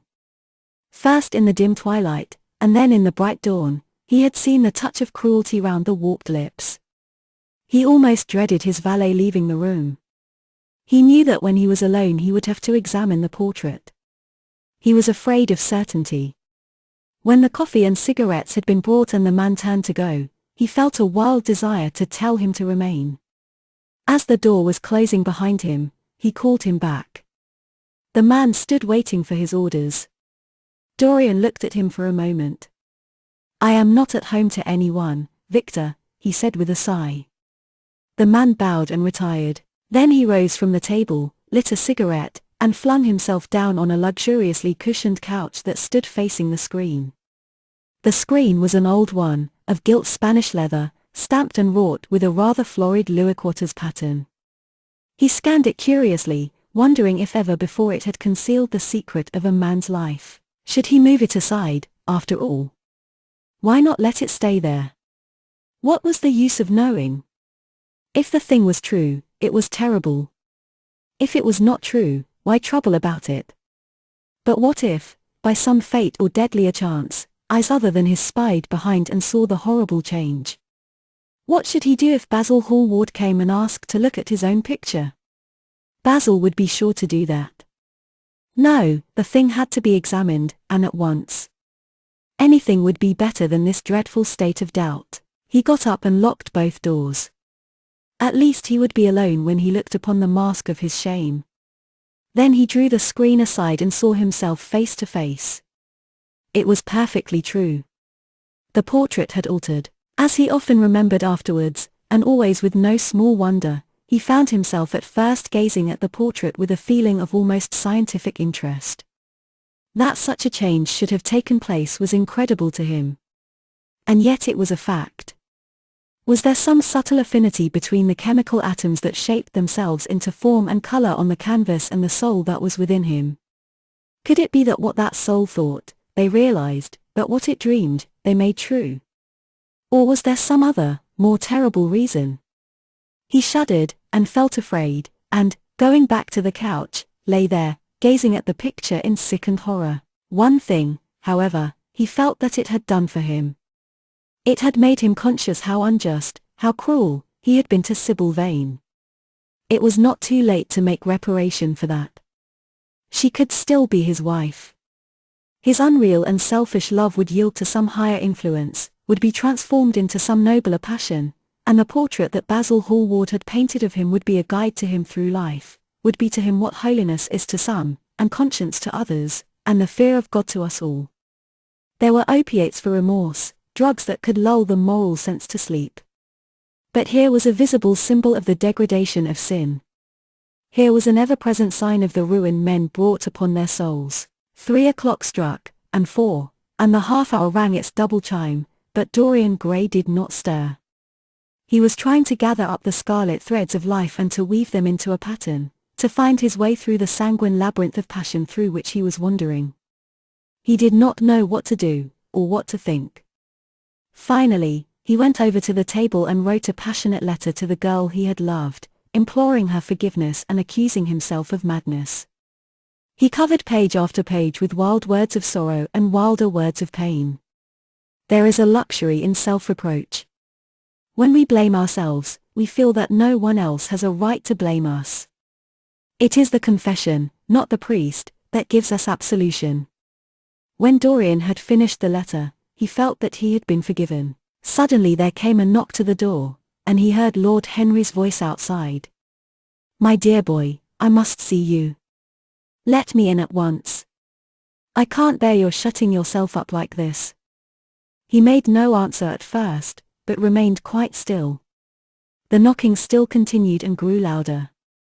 Yes, it was better to let Lord Henry in, and to explain to him the new life he was going to lead, to quarrel with him if it became necessary to quarrel, to part if parting was inevitable. He jumped up, drew the screen hastily across the picture, and unlocked the door. "I am so sorry for it all, Dorian," said Lord Henry as he entered. "But you must not think too much about it." "Do you mean about Sybil Vane?" asked the lad. "Yes, of course," answered Lord Henry, sinking into a chair and slowly pulling off his yellow gloves. "It is dreadful, from one point of view, but it was not your fault. Tell me, did you go behind and see her, after the play was over?" "Yes. I felt sure you had." "Did you make a scene with her?" "I was brutal, Harry, perfectly brutal. But it is all right now. I am not sorry for anything that has happened. It has taught me to know myself better." "Ah, Dorian, I am so glad you take it in that way. I was afraid I would find you plunged in remorse and tearing that nice curly hair of yours." "I have got through all that," said Dorian, shaking his head and smiling. "I am perfectly happy now. I know what conscience is, to begin with. It is not what you told me it was. It is the divinest thing in us. Don't sneer at it, Harry, any more, at least not before me. I want to be good. I can't bear the idea of my soul being hideous." "A very charming artistic basis for ethics, Dorian. I congratulate you on it. But how are you going to begin?" "By marrying Sybil Vane." "Marrying Sybil Vane," cried Lord Henry, standing up and looking at him in perplexed amazement. "But, my dear Dorian—" "Yes, Harry, I know what you are going to say. Something dreadful about marriage. Don't say it. Don't ever say things of that kind to me again. 2 days ago I asked Sybil to marry me. I am not going to break my word to her. She is to be my wife." "Your wife? Dorian, didn't you get my letter? I wrote to you this morning, and sent the note down by my own man." "Your letter? Oh, yes, I remember. I have not read it yet, Harry. I was afraid there might be something in it that I wouldn't like. You cut life to pieces with your epigrams. You know nothing then." "What do you mean?" Lord Henry walked across the room, and sitting down by Dorian Gray, took both his hands in his own and held them tightly. "Dorian," he said, "my letter, don't be frightened, was to tell you that Sybil Vane is dead." A cry of pain broke from the lad's lips, and he leaped to his feet, tearing his hands away from Lord Henry's grasp. "Dead? Sybil dead? It is not true. It is a horrible lie. How dare you say it?"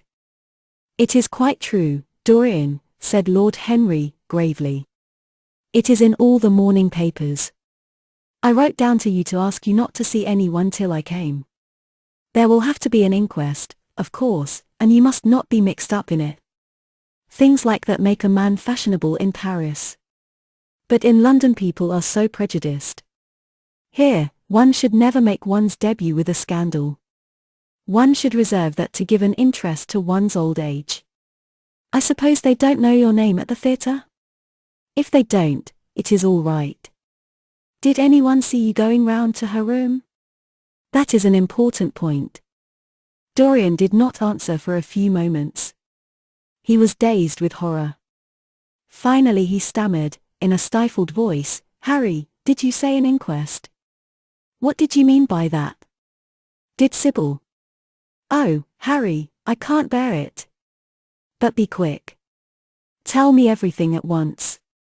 "I have no doubt it was not an accident, Dorian, though it must be put in that way to the public. It seems that as she was leaving the theatre with her mother, about 12:30 or so, she said she had forgotten something upstairs. They waited some time for her, but she did not come down again. They ultimately found her lying dead on the floor of her dressing room. She had swallowed something by mistake, some dreadful thing they use at theatres. I don't know what it was, but it had either prussic acid or white lead in it. I should fancy it was prussic acid, as she seems to have died instantaneously." "Harry, Harry, it is terrible," cried the lad. "Yes, it is very tragic, of course, but you must not get yourself mixed up in it. I see by the standard that she was 17. I should have thought she was almost younger than that. She looked such a child, and seemed to know so little about acting. Dorian, you mustn't let this thing get on your nerves. You must come and dine with me, and afterwards we will look in at the opera. It is a Patty night, and everybody will be there. You can come to my sister's box. She has got some smart women with her." "So I have murdered Sybil Vane," said Dorian Gray, half to himself, "murdered her as surely as if I had cut her little throat with a knife. Yet the roses are not less lovely for all that. The birds sing just as happily in my garden. And tonight I am to dine with you, and then go on to the opera, and sup somewhere, I suppose, afterwards. How extraordinarily dramatic life is. If I had read all this in a book, Harry, I think I would have wept over it. Somehow, now that it has happened actually, and to me, it seems far too wonderful for tears. Here is the first passionate love letter I have ever written in my life. Strange, that my first passionate love letter should have been addressed to a dead girl. Can they feel, I wonder, those white silent people we call the dead? Sybil. Can she feel, or know, or listen? Oh, Harry, how I loved her once.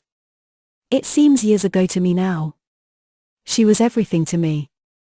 Then came that dreadful night, was it really only last night, when she played so badly, and my heart almost broke. She explained it all to me. It was terribly pathetic. But I was not moved a bit. I thought her shallow. Suddenly something happened that made me afraid. I can't tell you what it was, but it was terrible. I said I would go back to her. I felt I had done wrong. And now she is dead. My God! My God! Harry, what shall I do? You don't know the danger I am in, and there is nothing to keep me straight. She would have done that for me. She had no right to kill herself. It was selfish of her. My dear Dorian, answered Lord Henry, taking a cigarette from his case and producing a gold latten matchbox, the only way a woman can ever reform a man is by boring him so completely that he loses all possible interest in life. If you had married this girl, you would have been wretched. Of course, you would have treated her kindly. One can always be kind to people about whom one cares nothing. But she would have soon found out that you were absolutely indifferent to her. And when a woman finds that out about her husband, she either becomes dreadfully dowdy, or wears very smart bonnets that some other woman's husband has to pay for. I say nothing about the social mistake, which would have been abject, which, of course, I would not have allowed, but I assure you that in any case the whole thing would have been an absolute failure. I suppose it would, muttered the lad, walking up and down the room and looking horribly pale. But I thought it was my duty. It is not my fault that this terrible tragedy has prevented my doing what was right. I remember your saying once that there is a fatality about good resolutions, that they are always made too late. Mine certainly were. Good resolutions are useless attempts to interfere with scientific laws. Their origin is pure vanity. Their result is absolutely nil.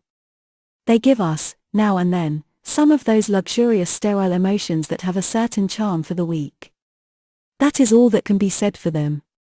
They are simply checks that men draw on a bank where they have no account. Harry, cried Dorian Gray, coming over and sitting down beside him, why is it that I cannot feel this tragedy as much as I want to? I don't think I am heartless. Do you? You have done too many foolish things during the last fortnight to be entitled to give yourself that name, Dorian, answered Lord Henry with his sweet melancholy smile. The lad frowned. I don't like that explanation, Harry, he rejoined, but I am glad you don't think I am heartless. I am nothing of the kind. I know I am not. And yet I must admit that this thing that has happened does not affect me as it should. It seems to me to be simply like a wonderful ending to a wonderful play. It has all the terrible beauty of a Greek tragedy, a tragedy in which I took a great part, but by which I have not been wounded. It is an interesting question, said Lord Henry, who found an exquisite pleasure in playing on the lad's unconscious egotism, an extremely interesting question.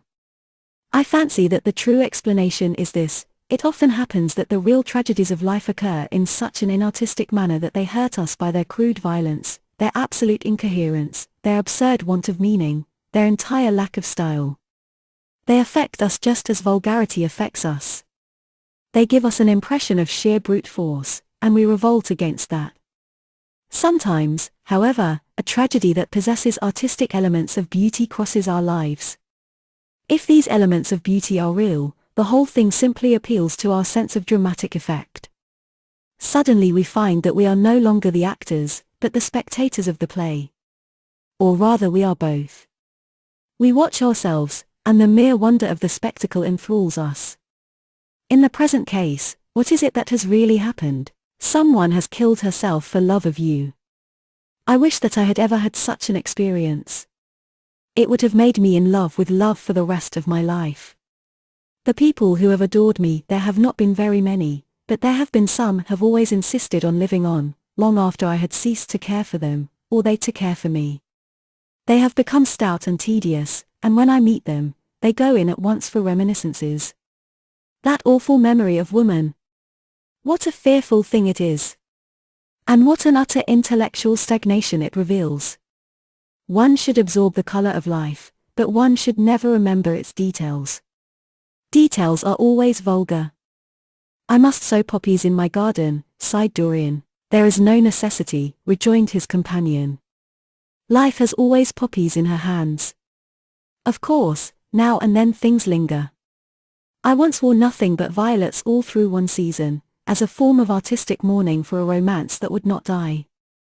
Ultimately, however, it did die. I forget what killed it. I think it was her proposing to sacrifice the whole world for me. That is always a dreadful moment. It fills one with the terror of eternity. Well, would you believe it, a week ago, at Lady Hampshire's, I found myself seated at dinner next the lady in question, and she insisted on going over the whole thing again, and digging up the past, and raking up the future. I had buried my romance in a bed of asphodel. She dragged it out again and assured me that I had spoiled her life. I am bound to state that she ate an enormous dinner, so I did not feel any anxiety. But what a lack of taste she showed! The one charm of the past is that it is the past, but women never know when the curtain has fallen. They always want a sixth act, and as soon as the interest of the play is entirely over, they propose to continue it. If they were allowed their own way, every comedy would have a tragic ending, and every tragedy would culminate in a farce. They are charmingly artificial, but they have no sense of art. You are more fortunate than I am. I assure you, Dorian, that not one of the women I have known would have done for me what Sybil Vane did for you. Ordinary women always console themselves. Some of them do it by going in for sentimental colors. Never trust a woman who wears mauve, whatever her age may be, or a woman over 35 who is fond of pink ribbons. It always means that they have a history. Others find a great consolation in suddenly discovering the good qualities of their husbands. They flaunt their conjugal felicity in one's face, as if it were the most fascinating of sins. Religion consoles some. Its mysteries have all the charm of a flirtation, a woman once told me, and I can quite understand it. Besides, nothing makes one so vain as being told that one is a sinner. Conscience makes egotists of us all. Yes, there is really no end to the consolations that women find in modern life. Indeed, I have not mentioned the most important one. "What is that, Harry?" said the lad listlessly. "Oh, the obvious consolation. Taking someone else's admirer when one loses one's own. In good society that always whitewashes a woman." But really, Dorian, how different Sybil Vane must have been from all the women one meets. There is something to me quite beautiful about her death. I am glad I am living in a century when such wonders happen. They make one believe in the reality of the things we all play with, such as romance, passion, and love. I was terribly cruel to her. You forget that. I am afraid that women appreciate cruelty, downright cruelty, more than anything else. They have wonderfully primitive instincts. We have emancipated them, but they remain slaves looking for their masters, all the same. They love being dominated. I am sure you were splendid. I have never seen you really and absolutely angry, but I can fancy how delightful you looked. And, after all, you said something to me the day before yesterday that seemed to me at the time to be merely fanciful, but that I see now was absolutely true, and it holds the key to everything. What was that, Harry? You said to me that Sybil Vane represented to you all the heroines of romance, that she was Desdemona one night, and Ophelia the other, that if she died as Juliet, she came to life as Imogen. She will never come to life again now, muttered the lad, burying his face in his hands. No, she will never come to life. She has played her last part. But you must think of that lonely death in the tawdry dressing-room simply as a strange lurid fragment from some Jacobean tragedy, as a wonderful scene from Webster, or Ford, or Cyril Tourneur. The girl never really lived, and so she has never really died. To you at least she was always a dream, a phantom that flitted through Shakespeare's plays and left them lovelier for its presence, a reed through which Shakespeare's music sounded richer and more full of joy. The moment she touched actual life, she marred it, and it marred her, and so she passed away. Mourn for Ophelia, if you like. Put ashes on your head because Cordelia was strangled. Cry out against heaven because the daughter of Brabantio died. But don't waste your tears over Sybil Vane. She was less real than they are. There was a silence. The evening darkened in the room. Noiselessly, and with silver feet, the shadows crept in from the garden. The colors faded wearily out of things. After some time Dorian Gray looked up. "You have explained me to myself, Harry," he murmured with something of a sigh of relief. "I felt all that you have said, but somehow I was afraid of it, and I could not express it to myself. How well you know me! But we will not talk again of what has happened. It has been a marvelous experience. That is all. I wonder if life has still in store for me anything as marvelous. Life has everything in store for you, Dorian. There is nothing that you, with your extraordinary good looks, will not be able to do. But suppose, Harry, I became haggard, and old, and wrinkled. What then?" "Ah, then," said Lord Henry, rising to go, "then, my dear Dorian, you would have to fight for your victories. As it is, they are brought to you. No, you must keep your good looks. We live in an age that reads too much to be wise, and that thinks too much to be beautiful. We cannot spare you.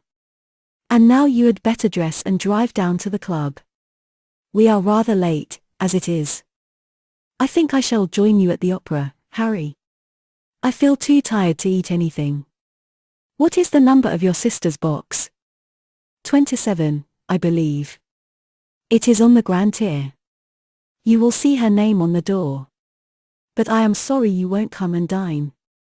"I don't feel up to it," said Dorian listlessly. "But I am awfully obliged to you for all that you have said to me." You are certainly my best friend. No one has ever understood me as you have. We are only at the beginning of our friendship, Dorian, answered Lord Henry, shaking him by the hand. Goodbye. I shall see you before 9:30, I hope. Remember, Patty is singing. As he closed the door behind him, Dorian Gray touched the bell, and in a few minutes Victor appeared with the lamps and drew the blinds down. He waited impatiently for him to go. The man seemed to take an interminable time over everything. As soon as he had left, he rushed to the screen and drew it back. No, there was no further change in the picture. It had received the news of Sybil Vane's death before he had known of it himself. It was conscious of the events of life as they occurred. The vicious cruelty that marred the fine lines of the mouth had, no doubt, appeared at the very moment that the girl had drunk the poison, whatever it was. Or was it indifferent to results? Did it merely take cognizance of what passed within the soul? He wondered, and hoped that someday he would see the change taking place before his very eyes, shuddering as he hoped it. Poor Sybil! What a romance it had all been! She had often mimicked death on the stage. Then death himself had touched her and taken her with him. How had she played that dreadful last scene? Had she cursed him, as she died? No, she had died for love of him, and love would always be a sacrament to him now. She had atoned for everything by the sacrifice she had made of her life. He would not think any more of what she had made him go through, on that horrible night at the theatre. When he thought of her, it would be as a wonderful tragic figure sent onto the world stage to show the supreme reality of love. A wonderful tragic figure. Tears came to his eyes as he remembered her childlike look, and winsome fanciful ways, and shy tremulous grace. He brushed them away hastily and looked again at the picture. He felt that the time had really come for making his choice. Or had his choice already been made? Yes, life had decided that for him, life, and his own infinite curiosity about life. Eternal youth, infinite passion, pleasures subtle and secret, wild joys and wilder sins, he was to have all these things. The portrait was to bear the burden of his shame, that was all. A feeling of pain crept over him as he thought of the desecration that was in store for the fair face on the canvas. Once, in boyish mockery of Narcissus, he had kissed, or feigned to kiss, those painted lips that now smiled so cruelly at him. Morning after morning he had sat before the portrait wondering at its beauty, almost enamored of it, as it seemed to him at times. Was it to alter now with every mood to which he yielded? Was it to become a monstrous and loathsome thing, to be hidden away in a locked room, to be shut out from the sunlight that had so often touched to brighter gold the waving wonder of its hair? The pity of it! The pity of it! For a moment, he thought of praying that the horrible sympathy that existed between him and the picture might cease. It had changed in answer to a prayer, perhaps in answer to a prayer it might remain unchanged. And yet, who, that knew anything about life, would surrender the chance of remaining always young, however fantastic that chance might be, or with what fateful consequences it might be fraught? Besides, was it really under his control? Had it indeed been prayer that had produced the substitution? Might there not be some curious scientific reason for it all? If thought could exercise its influence upon a living organism, might not thought exercise an influence upon dead and inorganic things? Nay, without thought or conscious desire, might not things external to ourselves vibrate in unison with our moods and passions, atom calling to atom in secret love or strange affinity? But the reason was of no importance. He would never again tempt by a prayer any terrible power. If the picture was to alter, it was to alter. That was all. Why inquire too closely into it? For there would be a real pleasure in watching it. He would be able to follow his mind into its secret places. This portrait would be to him the most magical of mirrors. As it had revealed to him his own body, so it would reveal to him his own soul. And when winter came upon it, he would still be standing where spring trembles on the verge of summer. When the blood crept from its face, and left behind a pallid mask of chalk with leaden eyes, he would keep the glamour of boyhood. Not one blossom of his loveliness would ever fade. Not one pulse of his life would ever weaken. Like the gods of the Greeks, he would be strong, and fleet, and joyous. What did it matter what happened to the colored image on the canvas? He would be safe. That was everything. He drew the screen back into its former place in front of the picture, smiling as he did so, and passed into his bedroom, where his valet was already waiting for him. An hour later he was at the opera, and Lord Henry was leaning over his chair. Chapter 9. As he was sitting at breakfast next morning, Basil Hallward was shown into the room. "I am so glad I have found you, Dorian," he said gravely. "I called last night, and they told me you were at the opera. Of course, I knew that was impossible. But I wish you had left word where you had really gone to. I passed a dreadful evening, half afraid that one tragedy might be followed by another. I think you might have telegraphed for me when you heard of it first. I read of it quite by chance in a late edition of the Globe that I picked up at the club. I came here at once and was miserable at not finding you. I can't tell you how heartbroken I am about the whole thing. I know what you must suffer. But where were you? Did you go down and see the girl's mother? For a moment I thought of following you there. They gave the address in the paper. Somewhere in the Euston Road, isn't it? But I was afraid of intruding upon a sorrow that I could not lighten. Poor woman. What a state she must be in. And her only child, too. What did she say about it all?" "My dear Basil, how do I know?" murmured Dorian Gray, sipping some pale yellow wine from a delicate, gold-beaded bubble of Venetian glass and looking dreadfully bored. "I was at the opera. You should have come on there. I met Lady Gwendolen, Harry's sister, for the first time. We were in her box. She is perfectly charming, and Patty sang divinely. Don't talk about horrid subjects. If one doesn't talk about a thing, it has never happened. It is simply expression, as Harry says, that gives reality to things. I may mention that she was not the woman's only child. There is a son, a charming fellow, I believe. But he is not on the stage. He is a sailor, or something. And now, tell me about yourself and what you are painting." "You went to the opera," said Hallward, speaking very slowly and with a strained touch of pain in his voice. "You went to the opera while Sybil Vane was lying dead in some sordid lodging. You can talk to me of other women being charming, and of Patty singing divinely, before the girl you loved has even the quiet of a grave to sleep in. Why, man, there are horrors in store for that little white body of hers." "Stop, Basil. I won't hear it," cried Dorian, leaping to his feet. "You must not tell me about things. What is done is done. What is past is past. You call yesterday the past? What has the actual lapse of time got to do with it? It is only shallow people who require years to get rid of an emotion.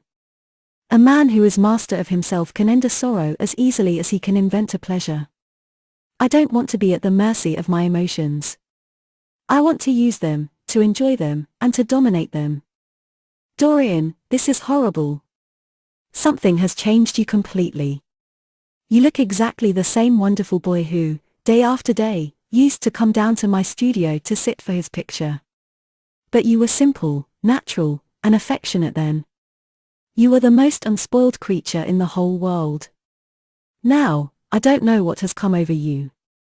You talk as if you had no heart, no pity in you.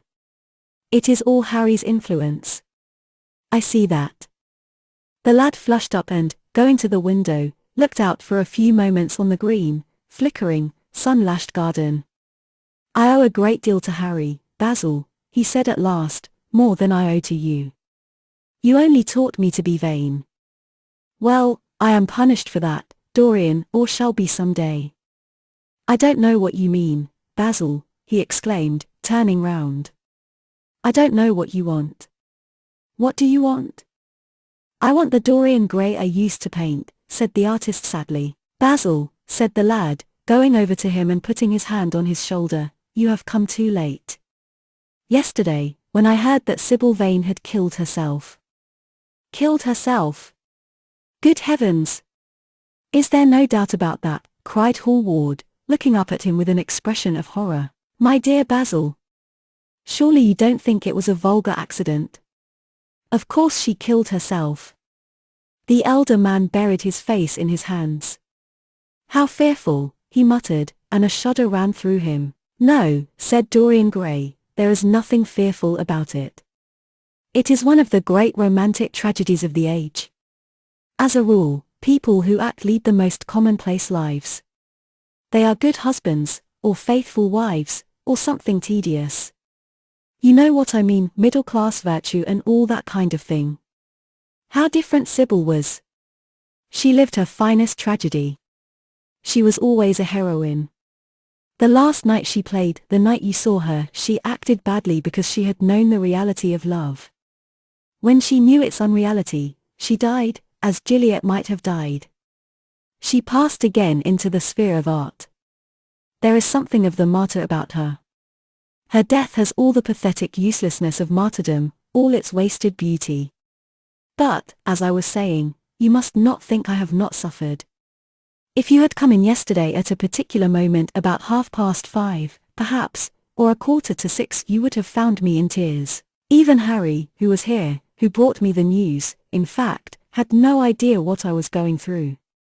I suffered immensely. Then it passed away. I cannot repeat an emotion. No one can, except sentimentalists.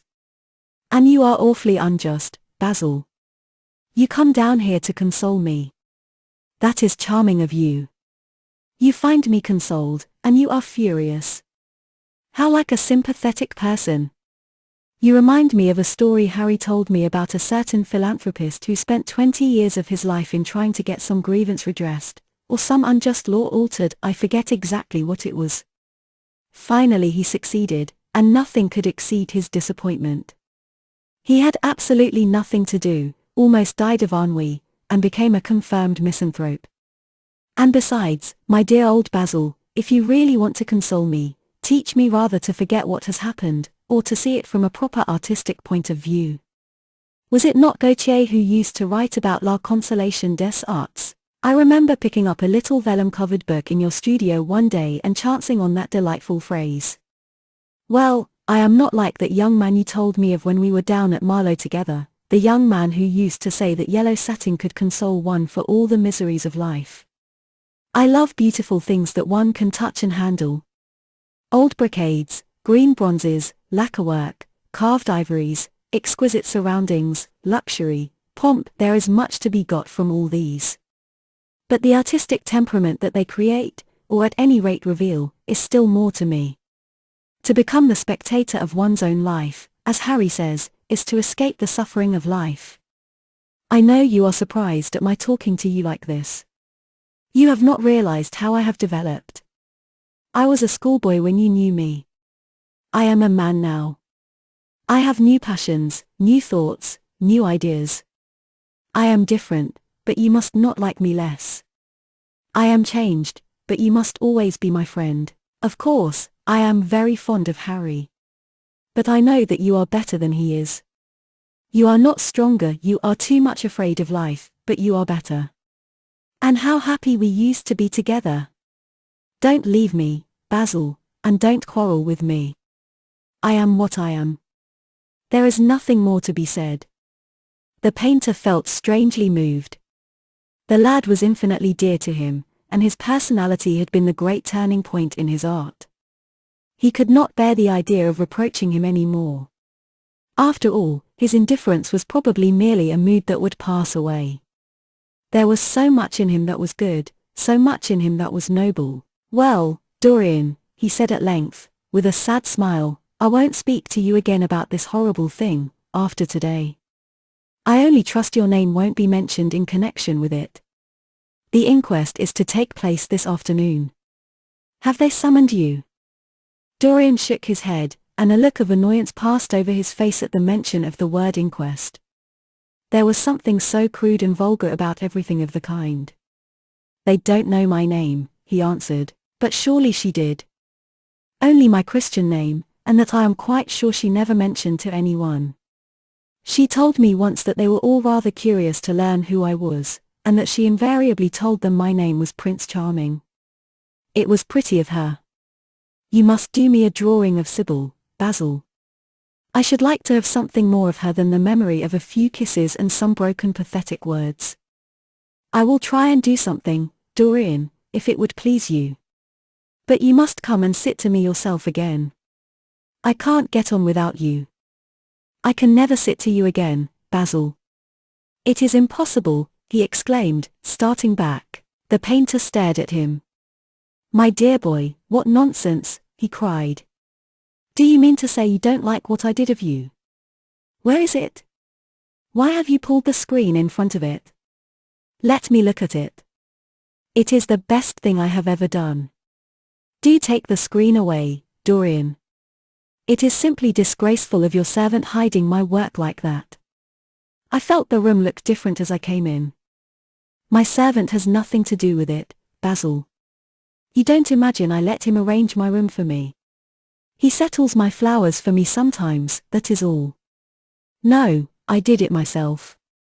The light was too strong on the portrait. Too strong?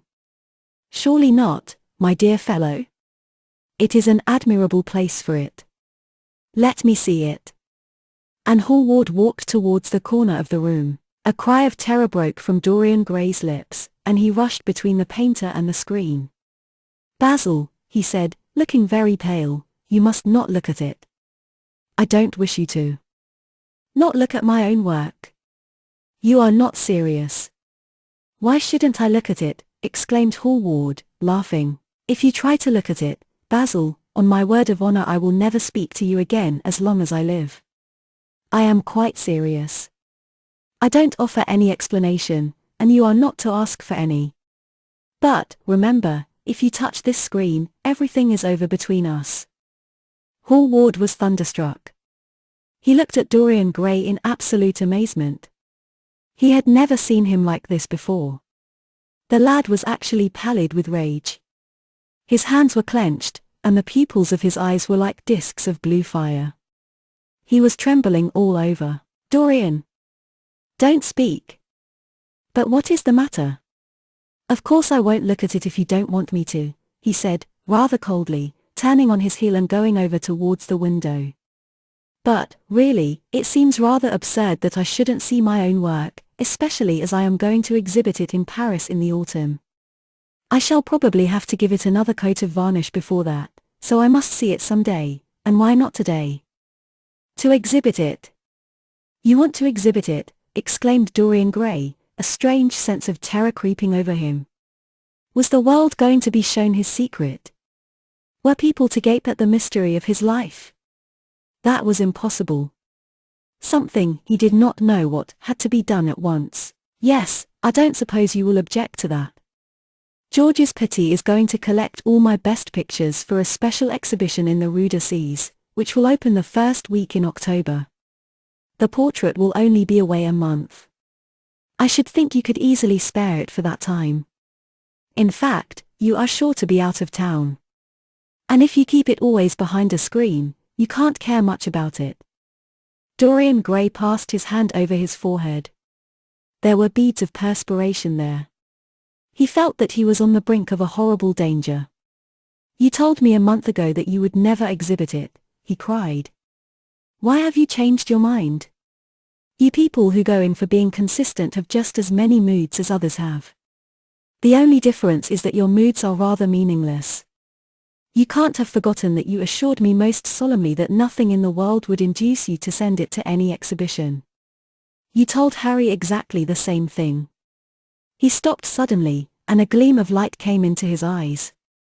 He remembered that Lord Henry had said to him once, half seriously and half in jest, if you want to have a strange quarter of an hour, get Basil to tell you why he won't exhibit your picture. He told me why he wouldn't, and it was a revelation to me. Yes, perhaps Basil, too, had his secret. He would ask him and try. Basil, he said, coming over quite close and looking him straight in the face, we have each of us a secret. Let me know yours, and I shall tell you mine. What was your reason for refusing to exhibit my picture? The painter shuddered in spite of himself.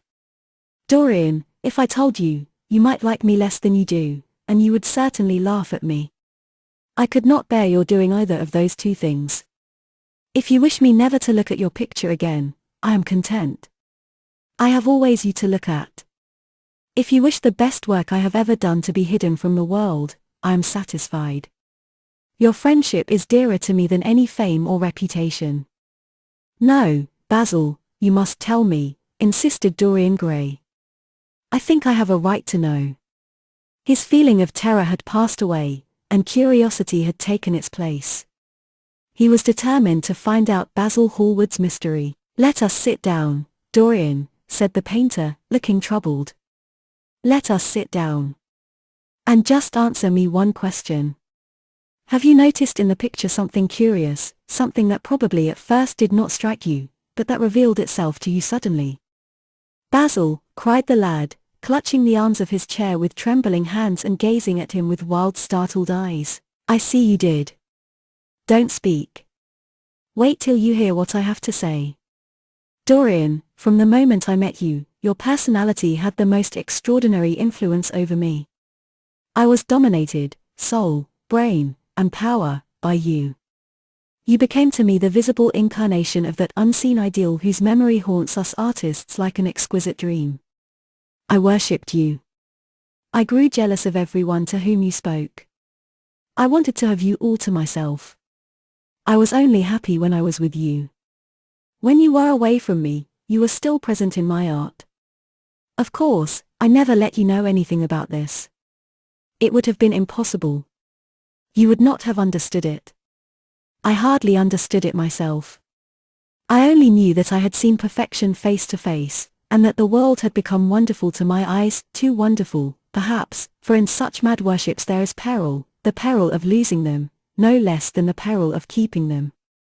Weeks and weeks went on, and I grew more and more absorbed in you. Then came a new development. I had drawn you as Paris in dainty armor, and as Adonis with huntsman's cloak and polished boar spear. Crowned with heavy lotus blossoms you had sat on the prow of Adrian's barge, gazing across the green turbid Nile. You had leaned over the still pool of some Greek woodland and seen in the water's silent silver the marvel of your own face. And it had all been what art should be, unconscious, ideal, and remote. One day, a fatal day I sometimes think, I determined to paint a wonderful portrait of you as you actually are, not in the costume of dead ages, but in your own dress and in your own time. Whether it was the realism of the method, or the mere wonder of your own personality, thus directly presented to me without mist or veil, I cannot tell. But I know that as I worked at it, every flake and film of color seemed to me to reveal my secret. I grew afraid that others would know of my idolatry. I felt, Dorian, that I had told too much, that I had put too much of myself into it. Then it was that I resolved never to allow the picture to be exhibited. You were a little annoyed, but then you did not realize all that it meant to me. Harry, to whom I talked about it, laughed at me.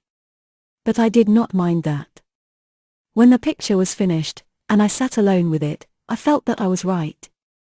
Well, after a few days the thing left my studio, and as soon as I had got rid of the intolerable fascination of its presence, it seemed to me that I had been foolish in imagining that I had seen anything in it, more than that you were extremely good-looking and that I could paint. Even now I cannot help feeling that it is a mistake to think that the passion one feels in creation is ever really shown in the work one creates. Art is always more abstract than we fancy. Form and color tell us of form and color, that is all. It often seems to me that art conceals the artist far more completely than it ever reveals him. And so when I got this offer from Paris, I determined to make your portrait the principal thing in my exhibition. It never occurred to me that you would refuse. I see now that you were right. The picture cannot be shown. You must not be angry with me, Dorian, for what I have told you. As I said to Harry, once, you are made to be worshipped. Dorian Gray drew a long breath. The color came back to his cheeks, and a smile played about his lips. The peril was over. He was safe for the time. Yet he could not help feeling infinite pity for the painter who had just made this strange confession to him, and wondered if he himself would ever be so dominated by the personality of a friend. Lord Henry had the charm of being very dangerous. But that was all. He was too clever and too cynical to be really fond of. Would there ever be someone who would fill him with a strange idolatry? Was that one of the things that life had in store? It is extraordinary to me, Dorian, said Hallward, that you should have seen this in the portrait. Did you really see it? I saw something in it, he answered, something that seemed to me very curious. Well, you don't mind my looking at the thing now? Dorian shook his head. You must not ask me that, Basil. I could not possibly let you stand in front of that picture. You will someday, surely? Never. Well, perhaps you are right. And now goodbye, Dorian. You have been the one person in my life who has really influenced my art. Whatever I have done that is good, I owe to you. Ah. You don't know what it cost me to tell you all that I have told you. My dear Basil, said Dorian, what have you told me? Simply that you felt that you admired me too much. That is not even a compliment. It was not intended as a compliment. It was a confession. Now that I have made it, something seems to have gone out of me. Perhaps one should never put one's worship into words. It was a very disappointing confession. Why, what did you expect, Dorian? You didn't see anything else in the picture, did you? There was nothing else to see. No, there was nothing else to see. Why do you ask? But you mustn't talk about worship. It is foolish. You and I are friends, Basil, and we must always remain so. You have got Harry, said the painter sadly. Oh, Harry, cried the lad, with a ripple of laughter. Harry spends his days in saying what is incredible and his evenings in doing what is improbable. Just the sort of life I would like to lead. But still I don't think I would go to Harry if I were in trouble. I would sooner go to you, Basil. You will sit to me again? Impossible.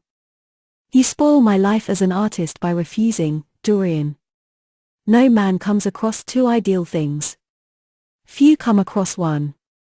I can't explain it to you, Basil, but I must never sit to you again. There is something fatal about a portrait. It has a life of its own. I will come and have tea with you. That will be just as pleasant. Pleasanter for you, I am afraid, murmured Hallward regretfully. And now goodbye. I am sorry you won't let me look at the picture once again. But that can't be helped. I quite understand what you feel about it. As he left the room, Dorian Gray smiled to himself. Poor Basil. How little he knew of the true reason. And how strange it was that, instead of having been forced to reveal his own secret, he had succeeded, almost by chance, in wresting a secret from his friend. How much that strange confession explained to him. The painter's absurd fits of jealousy, his wild devotion, his extravagant panegyrics, his curious reticences, he understood them all now, and he felt sorry. There seemed to him to be something tragic in a friendship so colored by romance. He sighed and touched the bell. The portrait must be hidden away at all costs. He could not run such a risk of discovery again. It had been mad of him to have allowed the thing to remain, even for an hour, in a room to which any of his friends had access. Chapter 10. When his servant entered, he looked at him steadfastly and wondered if he had thought of peering behind the screen. The man was quite impassive and waited for his orders. Dorian lit a cigarette and walked over to the glass and glanced into it. He could see the reflection of Victor's face perfectly. It was like a placid mask of servility. There was nothing to be afraid of, there. Yet he thought it best to be on his guard. Speaking very slowly, he told him to tell the housekeeper that he wanted to see her, and then to go to the frame-maker and ask him to send 2 of his men round at once. It seemed to him that as the man left the room his eyes wandered in the direction of the screen. Or was that merely his own fancy? After a few moments, in her black silk dress, with old-fashioned thread mittens on her wrinkled hands, Mrs. Leaf bustled into the library. He asked her for the key of the schoolroom. The old schoolroom, Mr. Dorian, she exclaimed. Why, it is full of dust. I must get it arranged and put straight before you go into it. It is not fit for you to see, sir. It is not, indeed. I don't want it put straight, Leaf. I only want the key. Well, sir, you'll be covered with cobwebs if you go into it. Why, it hasn't been opened for nearly 5 years, not since his lordship died. He winced at the mention of his grandfather. He had hateful memories of him. That does not matter, he answered. I simply want to see the place, that is all. Give me the key. And here is the key, sir, said the old lady, going over the contents of her bunch with tremulously uncertain hands. Here is the key. I'll have it off the bunch in a moment. But you don't think of living up there, sir, and you so comfortable here. No, no, he cried petulantly. Thank you, Leaf. That will do. She lingered for a few moments, and was garrulous over some detail of the household. He sighed and told her to manage things as she thought best.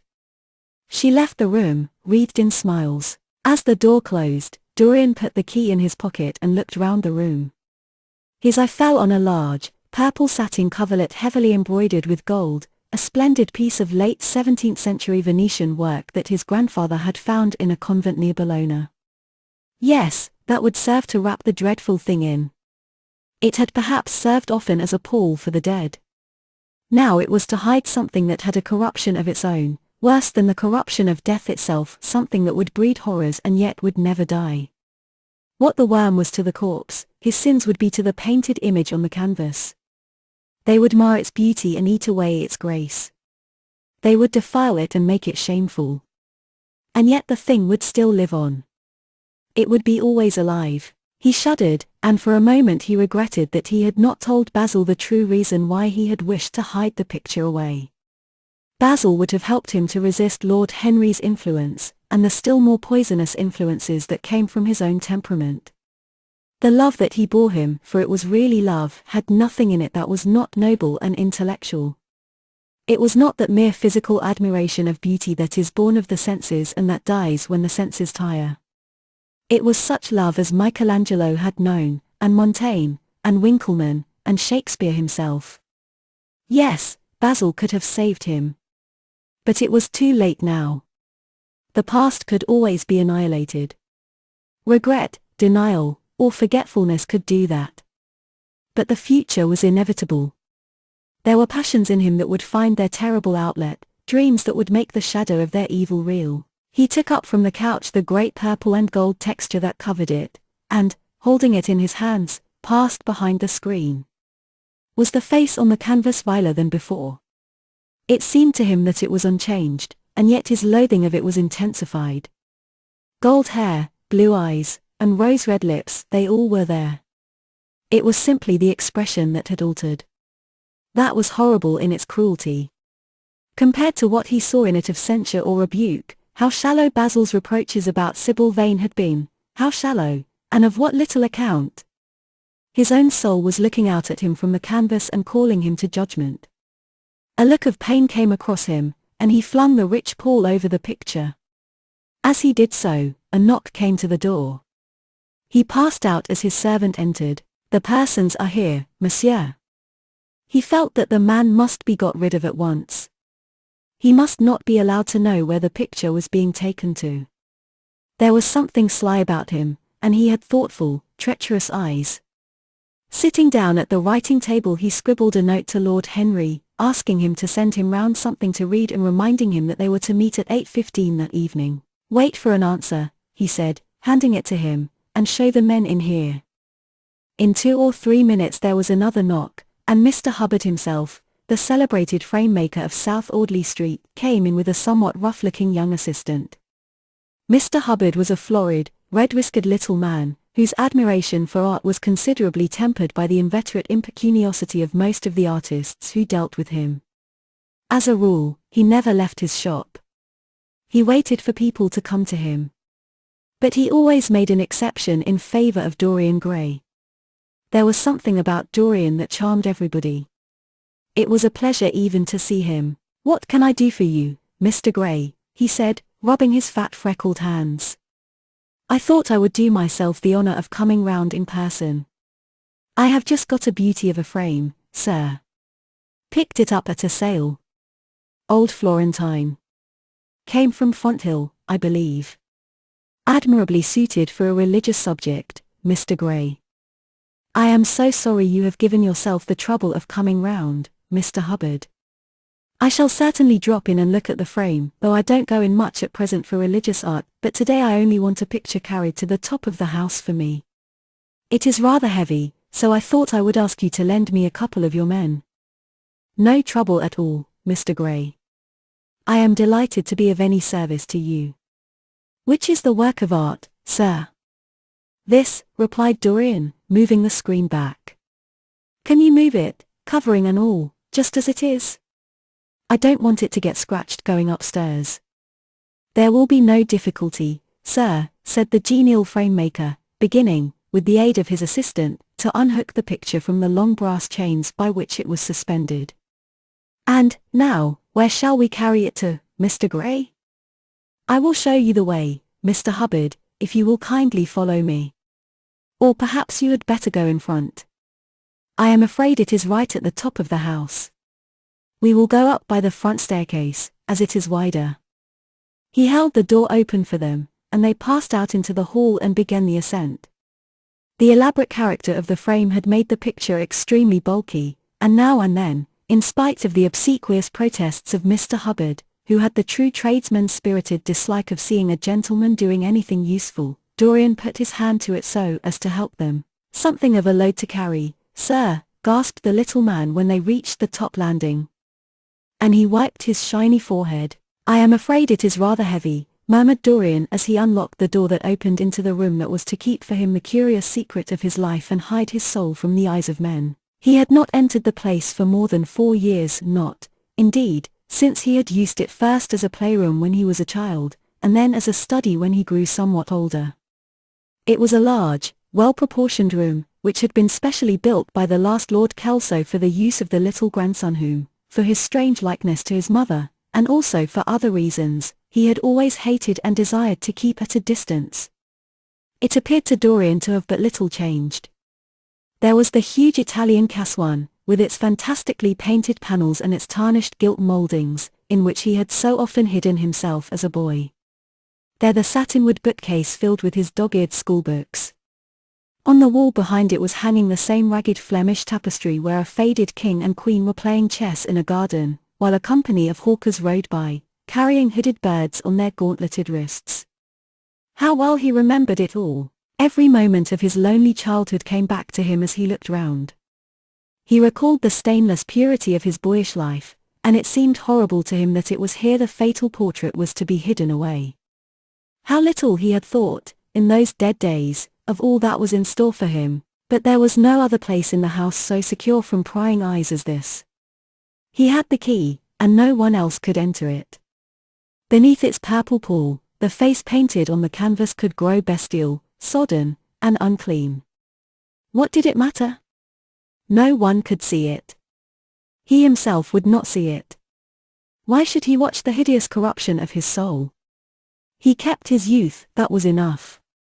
And, besides, might not his nature grow finer, after all? There was no reason that the future should be so full of shame. Some love might come across his life, and purify him, and shield him from those sins that seemed to be already stirring in spirit and in flesh, those curious unpictured sins whose very mystery lent them their subtlety and their charm. Perhaps, some day, the cruel look would have passed away from the scarlet sensitive mouth, and he might show to the world Basil Hallward's masterpiece. No, that was impossible. Hour by hour, and week by week, the thing upon the canvas was growing old. It might escape the hideousness of sin, but the hideousness of age was in store for it. The cheeks would become hollow or flaccid. Yellow crow's feet would creep round the fading eyes and make them horrible. The hair would lose its brightness, the mouth would gape or droop, would be foolish or gross, as the mouths of old men are. There would be the wrinkled throat, the cold, blue-veined hands, the twisted body, that he remembered in the grandfather who had been so stern to him in his boyhood. The picture had to be concealed. There was no help for it. Bring it in, Mr. Hubbard, please, he said, wearily, turning round. I am sorry I kept you so long. I was thinking of something else. Always glad to have a rest, Mr. Gray, answered the frame-maker, who was still gasping for breath. "Where shall we put it, sir?" "Oh, anywhere. Here, this will do. I don't want to have it hung up. Just lean it against the wall." "Thanks. Might one look at the work of art, sir?" Dorian started. "It would not interest you, Mr. Hubbard," he said, keeping his eye on the man. He felt ready to leap upon him and fling him to the ground if he dared to lift the gorgeous hanging that concealed the secret of his life. "I shan't trouble you any more now. I am much obliged for your kindness in coming round." Not at all, Mr. Gray. Ever ready to do anything for you, sir." And Mr. Hubbard tramped downstairs, followed by the assistant, who glanced back at Dorian with a look of shy wonder in his rough, uncomely face. He had never seen anyone so marvelous. When the sound of their footsteps had died away, Dorian locked the door and put the key in his pocket. He felt safe now. No one would ever look upon the horrible thing. No eye but his would ever see his shame. On reaching the library, he found that it was just after 5 o'clock and that the tea had been already brought up. On a little table of dark perfumed wood thickly encrusted with nacre, a present from Lady Radley, his guardian's wife, a pretty professional invalid who had spent the preceding winter in Cairo, was lying a note from Lord Henry, and beside it was a book bound in yellow paper, the cover slightly torn and the edges soiled. A copy of the 3rd edition of the St. James's Gazette had been placed on the tea tray. It was evident that Victor had returned. He wondered if he had met the men in the hall as they were leaving the house and had wormed out of them what they had been doing. He would be sure to miss the picture, had no doubt missed it already, while he had been laying the tea things. The screen had not been set back, and a blank space was visible on the wall. Perhaps some night he might find him creeping upstairs and trying to force the door of the room. It was a horrible thing to have a spy in one's house.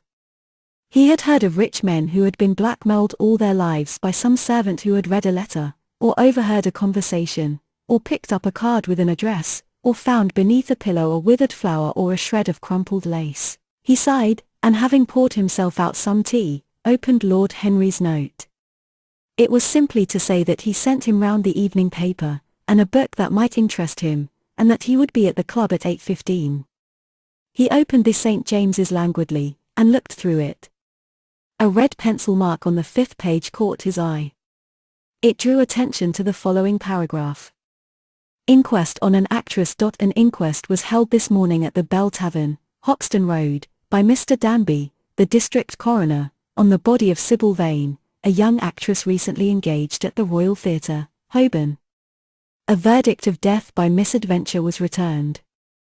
Considerable sympathy was expressed for the mother of the deceased, who was greatly affected during the giving of her own evidence, and that of Dr. Birrell, who had made the post-mortem examination of the deceased." He frowned, and tearing the paper in two, went across the room and flung the pieces away. How ugly it all was! And how horribly real ugliness made things! He felt a little annoyed with Lord Henry for having sent him the report. And it was certainly stupid of him to have marked it with red pencil. Victor might have read it. The man knew more than enough English for that. Perhaps he had read it and had begun to suspect something. And, yet, what did it matter? What had Dorian Gray to do with Sybil Vane's death? There was nothing to fear. Dorian Gray had not killed her. His eye fell on the yellow book that Lord Henry had sent him. What was it, he wondered. He went towards the little, pearl-colored octagonal stand that had always looked to him like the work of some strange Egyptian bees that wrought in silver, and taking up the volume, flung himself into an armchair and began to turn over the leaves. After a few minutes he became absorbed.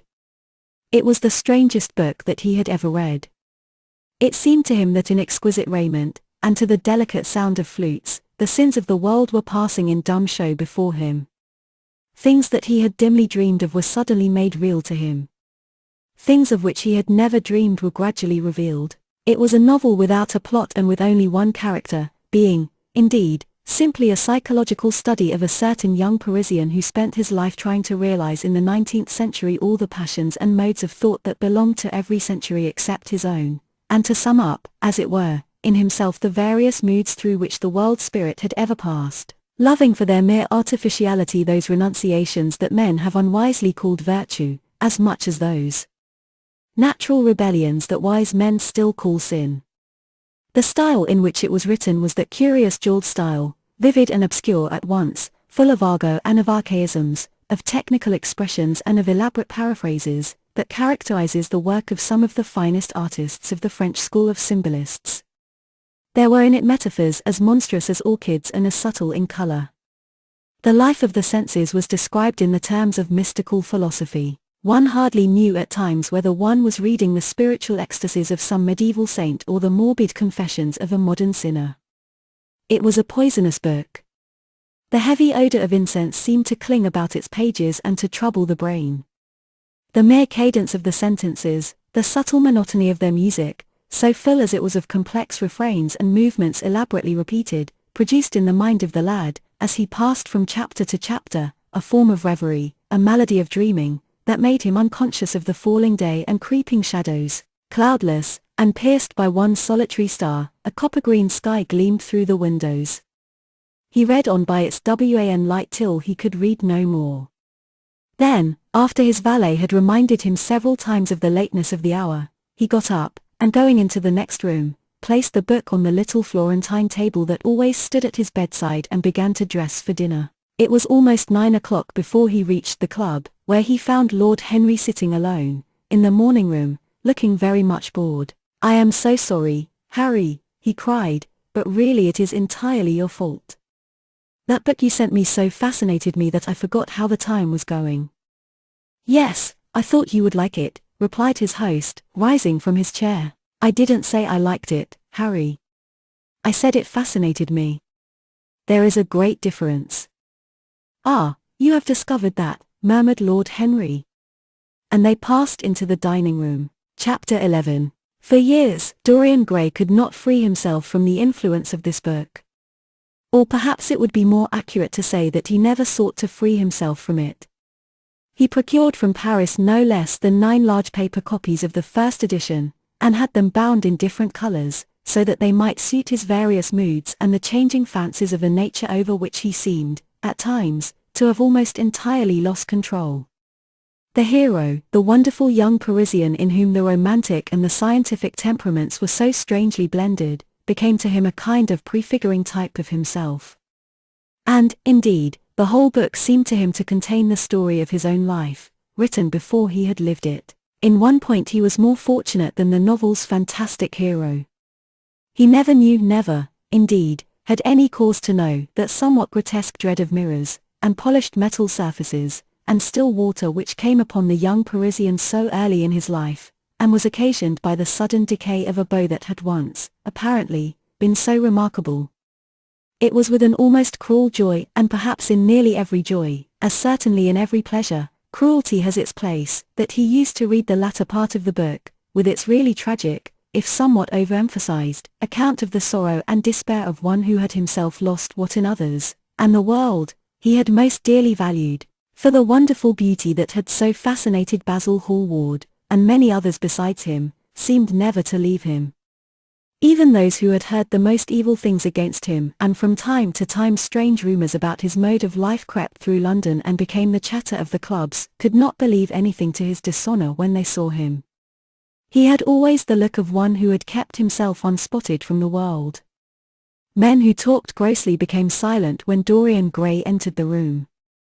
There was something in the purity of his face that rebuked them. His mere presence seemed to recall to them the memory of the innocence that they had tarnished.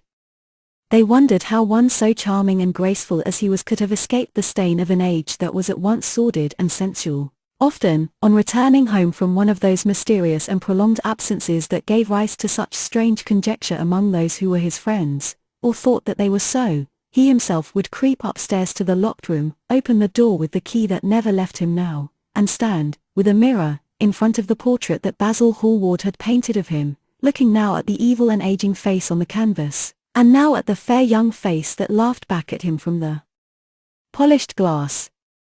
The very sharpness of the contrast used to quicken his sense of pleasure. He grew more and more enamored of his own beauty, more and more interested in the corruption of his own soul. He would examine with minute care, and sometimes with a monstrous and terrible delight, the hideous lines that seared the wrinkling forehead or crawled around the heavy sensual mouth, wondering sometimes which were the more horrible, the signs of sin or the signs of age. He would place his white hands beside the coarse bloated hands of the picture, and smile. He mocked the misshapen body and the failing limbs. There were moments, indeed, at night, when, lying sleepless in his own delicately scented chamber, or in the sordid room of the little ill-famed tavern near the docks which, under an assumed name and in disguise, it was his habit to frequent, he would think of the ruin he had brought upon his soul with a pity that was all the more poignant because it was purely selfish. But moments such as these were rare. That curiosity about life which Lord Henry had first stirred in him, as they sat together in the garden of their friend, seemed to increase with gratification. The more he knew, the more he desired to know. He had mad hungers that grew more ravenous as he fed them, yet he was not really reckless, at any rate in his relations to society. Once or twice every month during the winter, and on each Wednesday evening while the season lasted, he would throw open to the world his beautiful house and have the most celebrated musicians of the day to charm his guests with the wonders of their art.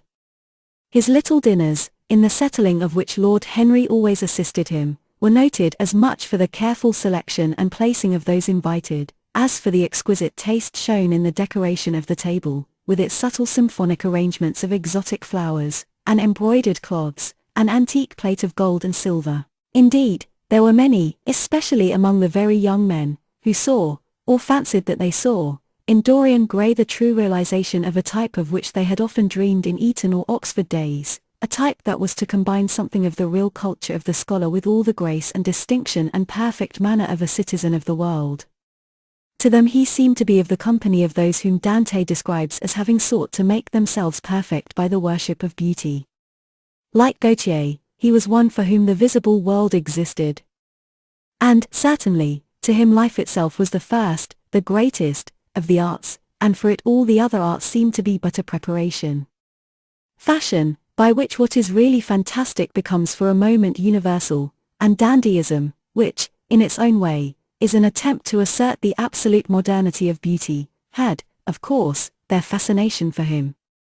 His mode of dressing, and the particular styles that from time to time he affected, had their marked influence on the young exquisites of the Mayfair balls and Pall Mall Club windows, who copied him in everything that he did, and tried to reproduce the accidental charm of his graceful, though to him only half-serious, fopperies, for, while he was but too ready to accept the position that was almost immediately offered to him on his coming of age, and found, indeed, a subtle pleasure in the thought that he might really become to the London of his own day what to imperial Neronian Rome the author of the Satyricon once had been, yet in his inmost heart he desired to be something more than a mere arbiter elegantiarum, to be consulted on the wearing of a jewel, or the knotting of a necktie, or the conduct of a cane. He sought to elaborate some new scheme of life that would have its reasoned philosophy and its ordered principles, and find in the spiritualizing of the senses its highest realization. The worship of the senses has often, and with much justice, been decried, men feeling a natural instinct of terror about passions and sensations that seem stronger than themselves, and that they are conscious of sharing with the less highly organized forms of existence. But it appeared to Dorian Gray that the true nature of the senses had never been understood, and that they had remained savage and animal merely because the world had sought to starve them into submission or to kill them by pain, instead of aiming at making them elements of a new spirituality, of which a fine instinct for beauty was to be the dominant characteristic. As he looked back upon man moving through history, he was haunted by a feeling of loss. So much had been surrendered, and to such little purpose. There had been mad willful rejections, monstrous forms of self-torture and self-denial, whose origin was fear and whose result was a degradation infinitely more terrible than that fancied degradation from which, in their ignorance, they had sought to escape. Nature, in her wonderful irony, driving out the anchorite to feed with the wild animals of the desert and giving to the hermit the beasts of the field as his companions. Yes, there was to be, as Lord Henry had prophesied, a new hedonism that was to recreate life and to save it from that harsh uncomely puritanism that is having, in our own day, its curious revival. It was to have its service of the intellect, certainly, yet it was never to accept any theory or system that would involve the sacrifice of any mode of passionate experience. Its aim, indeed, was to be experience itself, and not the fruits of experience, sweet or bitter as they might be. Of the asceticism that deadens the senses, as of the vulgar profligacy that dulls them, it was to know nothing. But it was to teach man to concentrate himself upon the moments of a life that is itself but a moment. There are few of us who have not sometimes wakened before dawn, either after one of those dreamless nights that make us almost enamored of death, or one of those nights of horror and misshapen joy, when through the chambers of the brain sweep phantoms more terrible than reality itself, an instinct with that vivid life that lurks in all grotesques, and that lends to Gothic art its enduring vitality, this art being, one might fancy, especially the art of those whose minds have been troubled with the malady of reverie. Gradually white fingers creep through the curtains, and they appear to tremble. In black fantastic shapes, dumb shadows crawl into the corners of the room and crouch there. Outside, there is the stirring of birds among the leaves, or the sound of men going forth to their work, or the sigh and sob of the wind coming down from the hills and wandering round the silent house, as though it feared to wake the sleepers and yet must needs call forth sleep from her purple cave. Veil after veil of thin dusky gauze is lifted, and by degrees the forms and colours of things are restored to them, and we watch the dawn remaking the world in its antique pattern. The WAN mirrors get back their mimic life. The flameless tapers stand where we had left them, and beside them lies the half-cut book that we had been studying, or the wired flower that we had worn at the ball, or the letter that we had been afraid to read, or that we had read too often. Nothing seems to us changed. Out of the unreal shadows of the night comes back the real life that we had known. We have to resume it where we had left off, and there steals over us a terrible sense of the necessity for the continuance of energy in the same wearisome round of stereotyped habits, or a wild longing, it may be, that our eyelids might open some morning upon a world that had been refashioned anew in the darkness for our pleasure, a world in which things would have fresh shapes and colours, and be changed, or have other secrets, a world in which the past would have little or no place, or survive, at any rate, in no conscious form of obligation or regret, the remembrance even of joy having its bitterness and the memories of pleasure their pain. It was the creation of such worlds as these that seemed to Dorian Gray to be the true object, or amongst the true objects, of life, and in his search for sensations that would be at once new and delightful, and possessed that element of strangeness that is so essential to romance, he would often adopt certain modes of thought that he knew to be really alien to his nature, abandon himself to their subtle influences, and then, having, as it were, caught their colour and satisfied his intellectual curiosity, leave them with that curious indifference that is not incompatible with a real ardour of temperament, and that, indeed, according to certain modern psychologists, is often a condition of it. It was rumoured of him once that he was about to join the Roman Catholic Communion, and certainly the Roman ritual had always a great attraction for him. The daily sacrifice, more awful really than all the sacrifices of the antique world, stirred him as much by its superb rejection of the evidence of the senses as by the primitive simplicity of its elements and the eternal pathos of the human tragedy that it sought to symbolize. He loved to kneel down on the cold marble pavement and watch the priest, in his stiff flowered dalmatic, slowly and with white hands moving aside the veil of the tabernacle, or raising aloft the jeweled, lantern-shaped monstrance with that pallid wafer that at times, one would fain think, is indeed the Ponis Celestis, the bread of angels, or, robed in the garments of the Passion of Christ, breaking the host into the chalice and smiting his breast for his sins. The fuming censers that the grave boys, in their lace and scarlet, tossed into the air like great gilt flowers had their subtle fascination for him. As he passed out, he used to look with wonder at the black confessionals and long to sit in the dim shadow of one of them and listen to men and women whispering through the worn grating the true story of their lives. But he never fell into the error of arresting his intellectual development by any formal acceptance of creed or system, or of mistaking, for a house in which to live, an inn that is but suitable for the sojourn of a night, or for a few hours of a night in which there are no stars and the moon is in travail. Mysticism, with its marvelous power of making common things strange to us, and the subtle antinomianism that always seems to accompany it, moved him for a season, and for a season he inclined to the materialistic doctrines of the Darwinismus movement in Germany, and found a curious pleasure in tracing the thoughts and passions of men to some pearly cell in the brain, or some white nerve in the body, delighting in the conception of the absolute dependence of the spirit on certain physical conditions, morbid or healthy, normal or diseased. Yet, as has been said of him before, no theory of life seemed to him to be of any importance compared with life itself. He felt keenly conscious of how barren all intellectual speculation is when separated from action and experiment. He knew that the senses, no less than the soul, have their spiritual mysteries to reveal, and so he would now study perfumes and the secrets of their manufacture, distilling heavily scented oils and burning odorous gums from the East.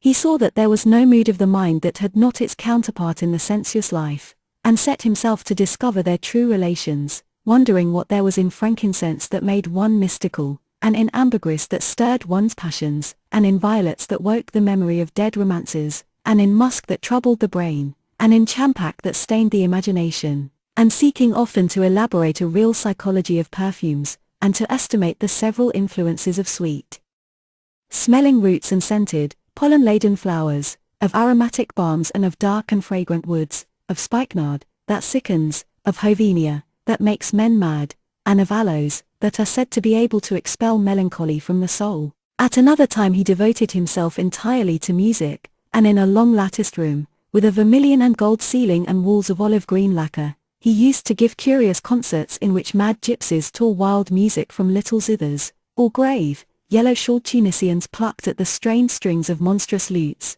while grinning Negroes beat monotonously upon copper drums and, crouching upon scarlet mats, slim-turbaned Indians blew through long pipes of reed or brass and charmed or feigned to charm great hooded snakes and horrible horned adders.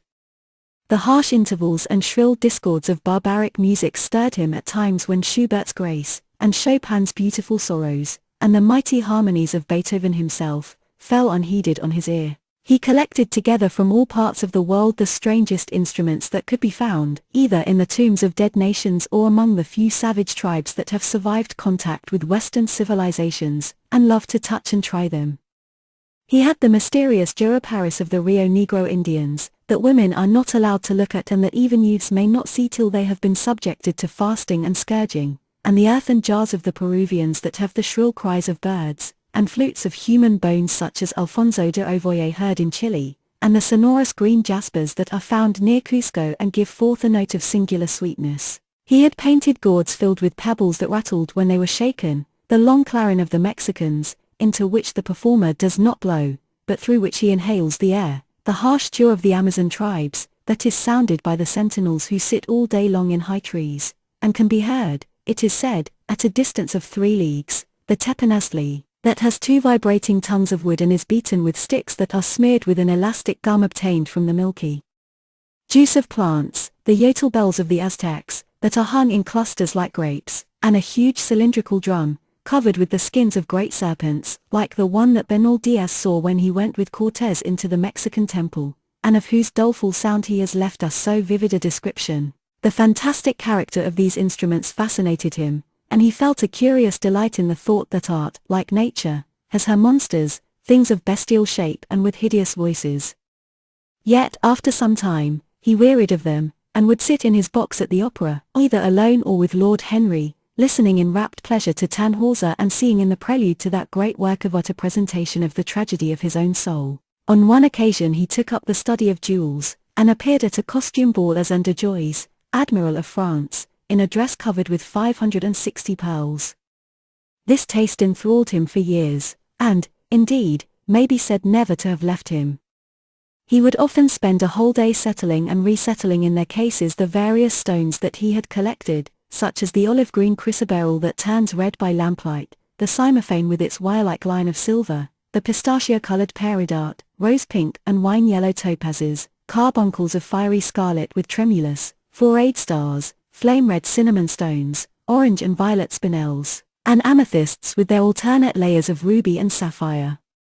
He loved the red gold of the sunstone, and the moonstone's pearly whiteness, and the broken rainbow of the milky opal. He procured from Amsterdam 3 emeralds of extraordinary size and richness of color, and had a turquoise de la Ville Roche that was the envy of all the connoisseurs. He discovered wonderful stories, also, about jewels.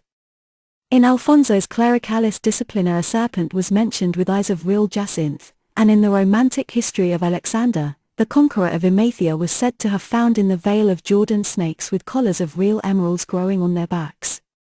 There was a gem in the brain of the dragon, Philostratus told us, and by the exhibition of golden letters and a scarlet robe the monster could be thrown into a magical sleep and slain. According to the great alchemist, Pierre de Boniface, the diamond rendered a man invisible, and the agate of India made him eloquent. The carnelian appeased anger, and the hyacinth provoked sleep, and the amethyst drove away the fumes of wine. The garnet cast out demons, and the hydropicus deprived the moon of her color. The selenite waxed and waned with the moon, and the malocious, that discovers thieves, could be affected only by the blood of kids. Leonardus Camillus had seen a white stone taken from the brain of a newly killed toad, that was a certain antidote against poison. The bezer, that was found in the heart of the Arabian deer, was a charm that could cure the plague. In the nests of Arabian birds was the aspilates, that, according to Democritus, kept the wearer from any danger by fire. The king of Ceylon rode through his city with a large ruby in his hand, as the ceremony of his coronation. The gates of the palace of John the priest were made of sardius, with the horn of the horned snake inwrought, so that no man might bring poison within. Over the gable were 2 golden apples, in which were 2 carbuncles, so that the gold might shine by day and the carbuncles by night. In Lodge's strange romancer Marguerite of America, it was stated that in the chamber of the queen one could behold all the chaste ladies of the world, enchased out of silver, looking through fair mirrors of chrysolites, carbuncles, sapphires, and green emeralds. Marco Polo had seen the inhabitants of Zipangu place rose-colored pearls in the mouths of the dead. A sea monster had been enamored of the pearl that the diver brought to King Perozes, and had slain the thief, and mourned for 7 moons over its loss. When the Huns lured the king into the great pit, he flung it away. Procopius tells the story, nor was it ever found again, though the Emperor Anastasius offered 500 weight of gold pieces for it. The King of Malabar had shown to a certain Venetian a rosary of 304 pearls, one for every god that he worshipped. When the Duke de Valentinois, son of Alexander VI, visited Louis XII of France, his horse was loaded with gold leaves, according to Brantome, and his cap had double rows of rubies that threw out a great light. Charles of England had ridden in stirrups hung with 421 diamonds. Richard II had a coat, valued at 30,000 marks, which was covered with balas rubies. Hall described Henry VIII, on his way to the Tower previous to his coronation, as wearing a jacket of raised gold, the placard embroidered with diamonds and other rich stones, and a great borderike about his neck of large balasses. The favourites of James I wore earrings of emeralds set in gold filigrane.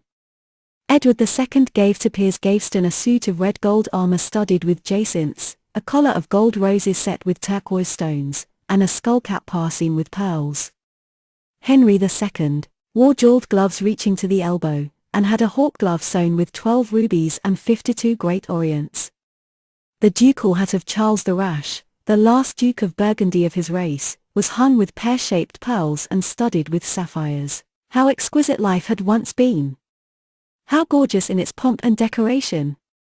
Even to read of the luxury of the dead was wonderful. Then he turned his attention to embroideries and to the tapestries that performed the office of frescoes in the chill rooms of the northern nations of Europe.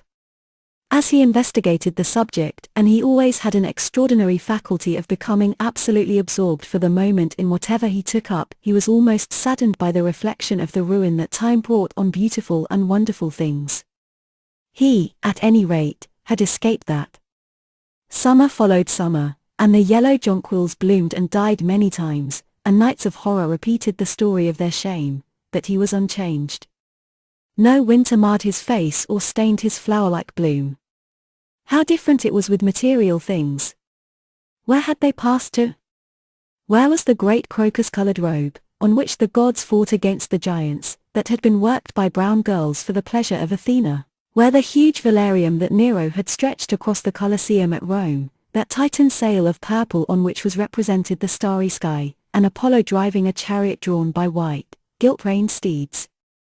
He longed to see the curious table napkins wrought for the priest of the sun, on which were displayed all the dainties and viands that could be wanted for a feast, the mortuary cloth of King Chilperic, with its 300 golden bees, the fantastic robes that excited the indignation of the Bishop of Pontus and were figured with lions, panthers, bears, dogs, forests, rocks, hunters, all, in fact, that a painter can copy from nature, and the coat that Charles of Orleans once wore, on the sleeves of which were embroidered the verses of a song beginning Madame, J. sways tout joys, the musical accompaniment of the words being wrought in gold thread, and each note, of square shape in those days, formed with 4 pearls. He read of the room that was prepared at the palace at Reims for the use of Queen Joan of Burgundy and was decorated with 1,321 parrots made in broidery, and blazoned with the king's arms, and 561 butterflies, whose wings were similarly ornamented with the arms of the queen, the whole worked in gold.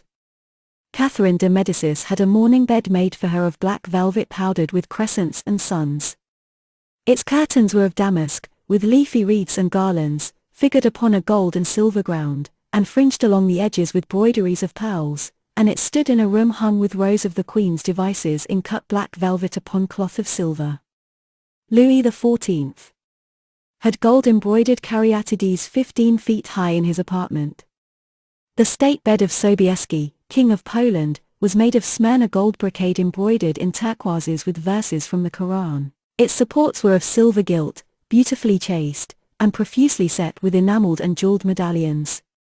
It had been taken from the Turkish camp before Vienna, and the standard of Mohammed had stood beneath the tremulous gilt of its canopy. And so, for a whole year, he sought to accumulate the most exquisite specimens that he could find of textile and embroidered work, getting the dainty Delhi muslins, finely wrought with gold thread palmates and stitched over with iridescent beetles' wings, the Dhaka gauzes, that from their transparency are known in the East as woven air, and running water, and evening dew, strange figured cloths from Java, elaborate yellow Chinese hangings, books bound in tawny satins or fair blue silks, and wrought with fleur-de-lis, birds and images, veils of laces worked in Hungary point, Sicilian brocades and stiff Spanish velvets, Georgian work, with its gilt coins, and Japanese fukuses, with their green-toned golds and their marvelously plumaged birds. He had a special passion, also, for ecclesiastical vestments, as indeed he had for everything connected with the service of the church.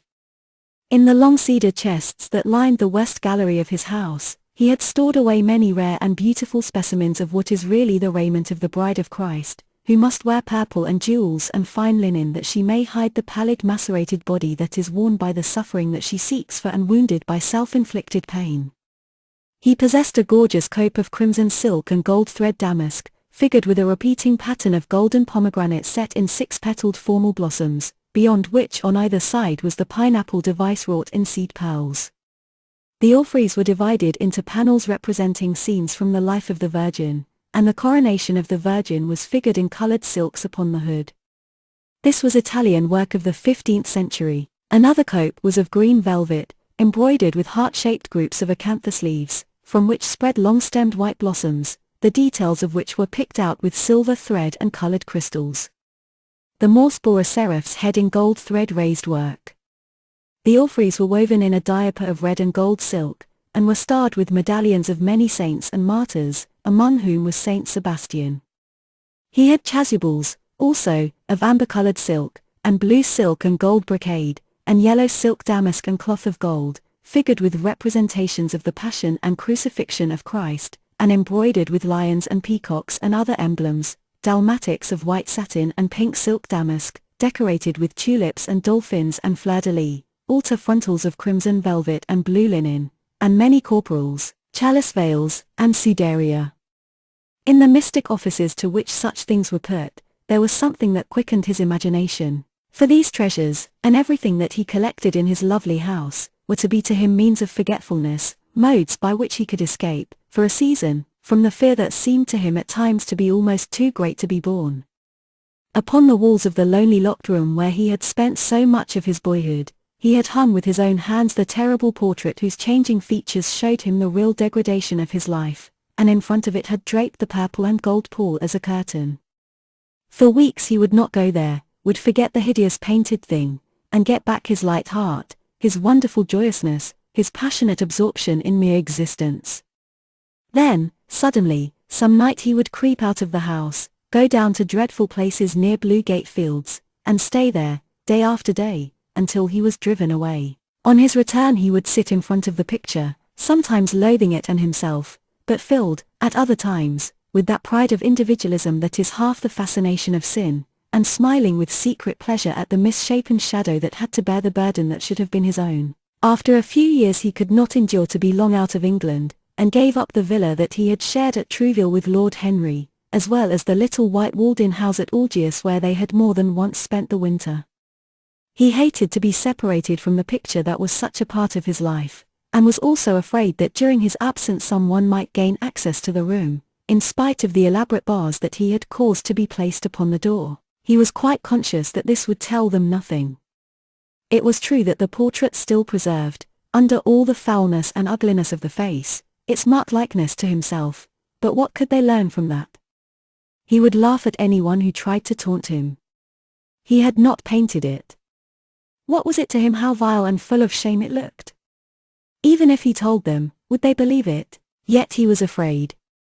Sometimes when he was down at his great house in Nottinghamshire, entertaining the fashionable young men of his own rank who were his chief companions, and astounding the county by the wanton luxury and gorgeous splendor of his mode of life, he would suddenly leave his guests and rush back to town to see that the door had not been tampered with and that the picture was still there. What if it should be stolen? The mere thought made him cold with horror. Surely the world would know his secret then. Perhaps the world already suspected it, for, while he fascinated many, there were not a few who distrusted him. He was very nearly blackballed at a West End club of which his birth and social position fully entitled him to become a member, and it was said that on one occasion, when he was brought by a friend into the smoking room of the Churchill, the Duke of Berwick and another gentleman got up in a marked manner and went out. Curious stories became current about him after he had passed his 25th year. It was rumoured that he had been seen brawling with foreign sailors in a low den in the distant parts of Whitechapel, and that he consorted with thieves and coiners and knew the mysteries of their trade. His extraordinary absences became notorious, and, when he used to reappear again in society, men would whisper to each other in corners, or pass him with a sneer, or look at him with cold searching eyes, as though they were determined to discover his secret. Of such insolences and attempted slights he, of course, took no notice, and in the opinion of most people his frank debonair manner, his charming boyish smile, and the infinite grace of that wonderful youth that seemed never to leave him, were in themselves a sufficient answer to the calumnies, for so they termed them, that were circulated about him. It was remarked, however, that some of those who had been most intimate with him appeared, after a time, to shun him. Women who had wildly adored him, and for his sake had braved all social censure and set convention at defiance, were seen to grow pallid with shame or horror if Dorian Gray entered the room. Yet these whispered scandals only increased in the eyes of many his strange and dangerous charm. His great wealth was a certain element of security. Society, civilized society, at least, is never very ready to believe anything to the detriment of those who are both rich and fascinating. It feels instinctively that manners are of more importance than morals, and, in its opinion, the highest respectability is of much less value than the possession of a good chef. And, after all, it is a very poor consolation to be told that the man who has given one a bad dinner, or poor wine, is irreproachable in his private life. Even the cardinal virtues cannot atone for half-cold entrees, as Lord Henry remarked once, in a discussion on the subject, and there is possibly a good deal to be said for his view. For the canons of good society are, or should be, the same as the canons of art. Form is absolutely essential to it. It should have the dignity of a ceremony, as well as its unreality, and should combine the insincere character of a romantic play with the wit and beauty that makes such plays delightful to us. Is insincerity such a terrible thing? I think not. It is merely a method by which we can multiply our personalities. Such, at any rate, was Dorian Gray's opinion. He used to wonder at the shallow psychology of those who conceive the ego in man as a thing simple, permanent, reliable, and of one essence. To him, man was a being with myriad lives and myriad sensations, a complex multiform creature that bore within itself strange legacies of thought and passion, and whose very flesh was tainted with the monstrous maladies of the dead. He loved to stroll through the gaunt cold picture gallery of his country house and look at the various portraits of those whose blood flowed in his veins. Here was Philip Herbert, described by Francis Osborne, in his memoirs on the reigns of Queen Elizabeth and King James, as one who was caressed by the court for his handsome face, which kept him not long company. Was it young Herbert's life that he sometimes led? Had some strange poisonous germ crept from body to body till it had reached his own? Was it some dim sense of that ruined grace that had made him so suddenly, and almost without cause, give utterance, in Basil Hallward's studio, to the mad prayer that had so changed his life? Here, in gold-embroidered red doublet, jewelled surcoat, and gilt-edged ruff and wristbands, stood Sir Anthony Sherard, with his silver and black armour piled at his feet. What had this man's legacy been?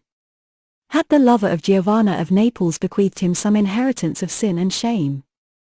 Were his own actions merely the dreams that the dead man had not dared to realize? Here, from the fading canvas, smiled Lady Elizabeth Devereux, in her gauze hood, pearl stomacher, and pink-slashed sleeves. A flower was in her right hand, and her left clasped an enamelled collar of white and damask roses. On a table by her side lay a mandolin and an apple. There were large green rosettes upon her little pointed shoes. He knew her life, and the strange stories that were told about her lovers. Had he something of her temperament in him? These oval, heavy-lidded eyes seemed to look curiously at him. What of George Willoughby, with his powdered hair and fantastic patches? How evil he looked! The face was saturnine and swarthy, and the sensual lips seemed to be twisted with disdain. Delicate lace ruffles fell over the lean yellow hands that were so overladen with rings. He had been a macaroni of the 18th century, and the friend, in his youth, of Lord Ferrers. What of the second Lord Beckenham, the companion of the Prince Regent in his wildest days, and one of the witnesses at the secret marriage with Mrs. Fitzherbert?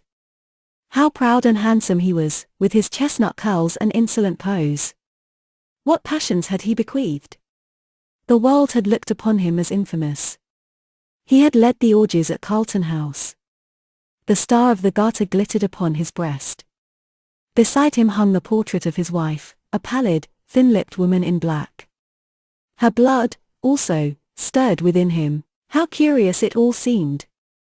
And his mother with her Lady Hamilton face and her moist, wine-dashed lips, he knew what he had got from her. He had got from her his beauty, and his passion for the beauty of others. She laughed at him in her loose bacchanty dress. There were vine leaves in her hair. The purple spilled from the cup she was holding. The carnations of the painting had withered, but the eyes were still wonderful in their depth and brilliancy of color. They seemed to follow him wherever he went. Yet one had ancestors in literature as well as in one's own race, nearer perhaps in type and temperament, many of them, and certainly with an influence of which one was more absolutely conscious. There were times when it appeared to Dorian Gray that the whole of history was merely the record of his own life, not as he had lived it in act and circumstance, but as his imagination had created it for him, as it had been in his brain and in his passions. He felt that he had known them all, those strange terrible figures that had passed across the stage of the world and made sin so marvelous and evil so full of subtlety. It seemed to him that in some mysterious way their lives had been his own. The hero of the wonderful novel that had so influenced his life had himself known this curious fancy. In the 7th chapter he tells how, crowned with laurel, lest lightning might strike him, he had sat, as Tiberius, in a garden at Capri, reading the shameful books of Elephantis, while dwarfs and peacocks strutted round him and the flute player mocked the swinger of the censer, and, as Caligula, had caroused with the green-shirted jockeys in their stables and supped in an ivory manger with a dual-frontlet horse, and, as Domitian, had wandered through a corridor lined with marble mirrors, looking round with haggard eyes for the reflection of the dagger that was to end his days, and sick with that ennui, that terrible tedium vitae, that comes on those to whom life denies nothing, and had peered through a clear emerald at the red shambles of the circus and then, in a litter of pearl and purple drawn by silver-shod mules, been carried through the street of pomegranates to a house of gold and heard men cry on Nero Caesar as he passed by, and, as Elagabalus, had painted his face with colors, and plied the distaff among the women, and brought the moon from Carthage and given her in mystic marriage to the sun. Over and over again Dorian used to read this fantastic chapter, and the 2 chapters immediately following, in which, as in some curious tapestries or cunningly wrought enamels, were pictured the awful and beautiful forms of those whom vice and blood and weariness had made monstrous or mad: Filippo, Duke of Milan, who slew his wife and painted her lips with a scarlet poison that her lover might suck death from the dead thing he fondled, Pietro Barbi, the Venetian, known as Paul II, who sought in his vanity to assume the title of Formosus, and whose tiara, valued at 200,000 florins, was bought at the price of a terrible sin, John Maria Visconti, who used hounds to chase living men and whose murdered body was covered with roses by a harlot who had loved him, the Borgia on his white horse, with fratricide riding beside him and his mantle stained with the blood of Porto, Pietro Riario, the young Cardinal Archbishop of Florence, child and minion of Sixtus IV, whose beauty was equalled only by his debauchery, and who received Leonora of Aragon in a pavilion of white and crimson silk, filled with nymphs and centaurs, and gilded a boy that he might serve at the feast as Ganymede or Hylas, Ezelin, whose melancholy could be cured only by the spectacle of death, and who had a passion for red blood, as other men have for red wine, the son of the fiend, as was reported, and one who had cheated his father at dice when gambling with him for his own soul. Giambattista Cibo, who in mockery took the name of Innocent and into whose torpid veins the blood of 3 lads was infused by a Jewish doctor, Sigismondo Malatesta, the lover of Isotta and the lord of Rimini, whose effigy was burned at Rome as the enemy of God and man, who strangled Polissena with a napkin, and gave poison to Ginevra d'Este in a cup of emerald, and in honor of a shameful passion built a pagan church for Christian worship, Charles VI, who had so wildly adored his brother's wife that a leper had warned him of the insanity that was coming on him, and who, when his brain had sickened and grown strange, could only be soothed by Saracen cards painted with the images of love and death and madness, and, in his trimmed jerkin and jeweled cap and acanthus-like curls, Griffinetto Baglioni, who slew a store with his bride, and Simonetto with his page, and whose comeliness was such that, as he lay dying in the yellow piazza of Perugia, those who had hated him could not choose but weep, and Atalanta, who had cursed him, blessed him. There was a horrible fascination in them all. He saw them at night, and they troubled his imagination in the day. The Renaissance knew of strange manners of poisoning by a helmet and a lighted torch, by an embroidered glove and a jeweled fan, by a gilded pomander and by an amber chain. Dorian Gray had been poisoned by a book. There were moments when he looked on evil simply as a mode through which he could realize his conception of the beautiful. Chapter 12. It was on the 9th of November, the eve of his own 38th birthday, as he often remembered afterwards. He was walking home about 11 o'clock from Lord Henry's, where he had been dining, and was wrapped in heavy furs, as the night was cold and foggy. At the corner of Grosvenor Square and South Audley Street a man passed him in the mist, walking very fast and with the collar of his grey ulster turned up. He had a bag in his hand. Dorian recognized him. It was Basil Hallward. A strange sense of fear, for which he could not account, came over him.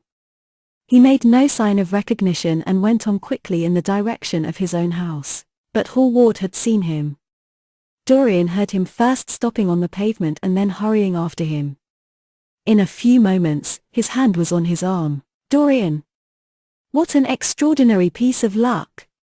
I have been waiting for you in your library ever since 9 o'clock.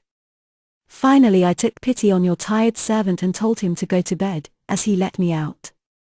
I am off to Paris by the midnight train, and I particularly wanted to see you before I left. I thought it was you, or rather your fur coat, as you passed me. But I wasn't quite sure. Didn't you recognize me? In this fog, my dear Basil? Why, I can't even recognize Grosvenor Square. I believe my house is somewhere about here, but I don't feel at all certain about it. I am sorry you are going away, as I have not seen you for ages. But I suppose you will be back soon." "No, I am going to be out of England for 6 months. I intend to take a studio in Paris and shut myself up till I have finished a great picture I have in my head. However, it wasn't about myself I wanted to talk. Here we are at your door. Let me come in for a moment. I have something to say to you. I shall be charmed." "But won't you miss your train?" said Dorian Gray languidly as he passed up the steps and opened the door with his latchkey. The lamplight struggled out through the fog, and Hallward looked at his watch. "I have heaps of time," he answered. "The train doesn't go till 12:15, and it is only just 11. In fact, I was on my way to the club to look for you, when I met you. You see, I shan't have any delay about luggage, as I have sent on my heavy things. All I have with me is in this bag, and I can easily get to Victoria in 20 minutes. Dorian looked at him and smiled. What a way for a fashionable painter to travel. A Gladstone bag and an ulster. Come in, or the fog will get into the house. And mind you don't talk about anything serious. Nothing is serious nowadays. At least nothing should be. Hallward shook his head, as he entered, and followed Dorian into the library. There was a bright wood fire blazing in the large open hearth. The lamps were lit, and an open Dutch silver spirit case stood, with some siphons of soda water and large cut glass tumblers, on a little marquetry table. You see, your servant made me quite at home, Dorian. He gave me everything I wanted, including your best gold-tip cigarettes. He is a most hospitable creature. I like him much better than the Frenchman you used to have. What has become of the Frenchman, by the by? Dorian shrugged his shoulders. I believe he married Lady Radley's maid, and has established her in Paris as an English dressmaker. Anglomany is very fashionable over there now, I hear. It seems silly of the French, doesn't it? But do you know, he was not at all a bad servant. I never liked him, but I had nothing to complain about. One often imagines things that are quite absurd. He was really very devoted to me and seemed quite sorry when he went away. Have another brandy and soda? Or would you like hock and seltzer? I always take hock and seltzer myself. There is sure to be some in the next room. Thanks, I won't have anything more, said the painter, taking his cap and coat off and throwing them on the bag that he had placed in the corner. And now, my dear fellow, I want to speak to you seriously. Don't frown like that. You make it so much more difficult for me. What is it all about? Cried Dorian in his petulant way, flinging himself down on the sofa. I hope it is not about myself. I am tired of myself tonight. I should like to be somebody else. It is about yourself, answered Hallward in his grave deep voice, and I must say it to you. I shall only keep you half an hour. Dorian sighed and lit a cigarette. Half an hour, he murmured. It is not much to ask of you, Dorian, and it is entirely for your own sake that I am speaking. I think it right that you should know that the most dreadful things are being said against you in London. I don't wish to know anything about them.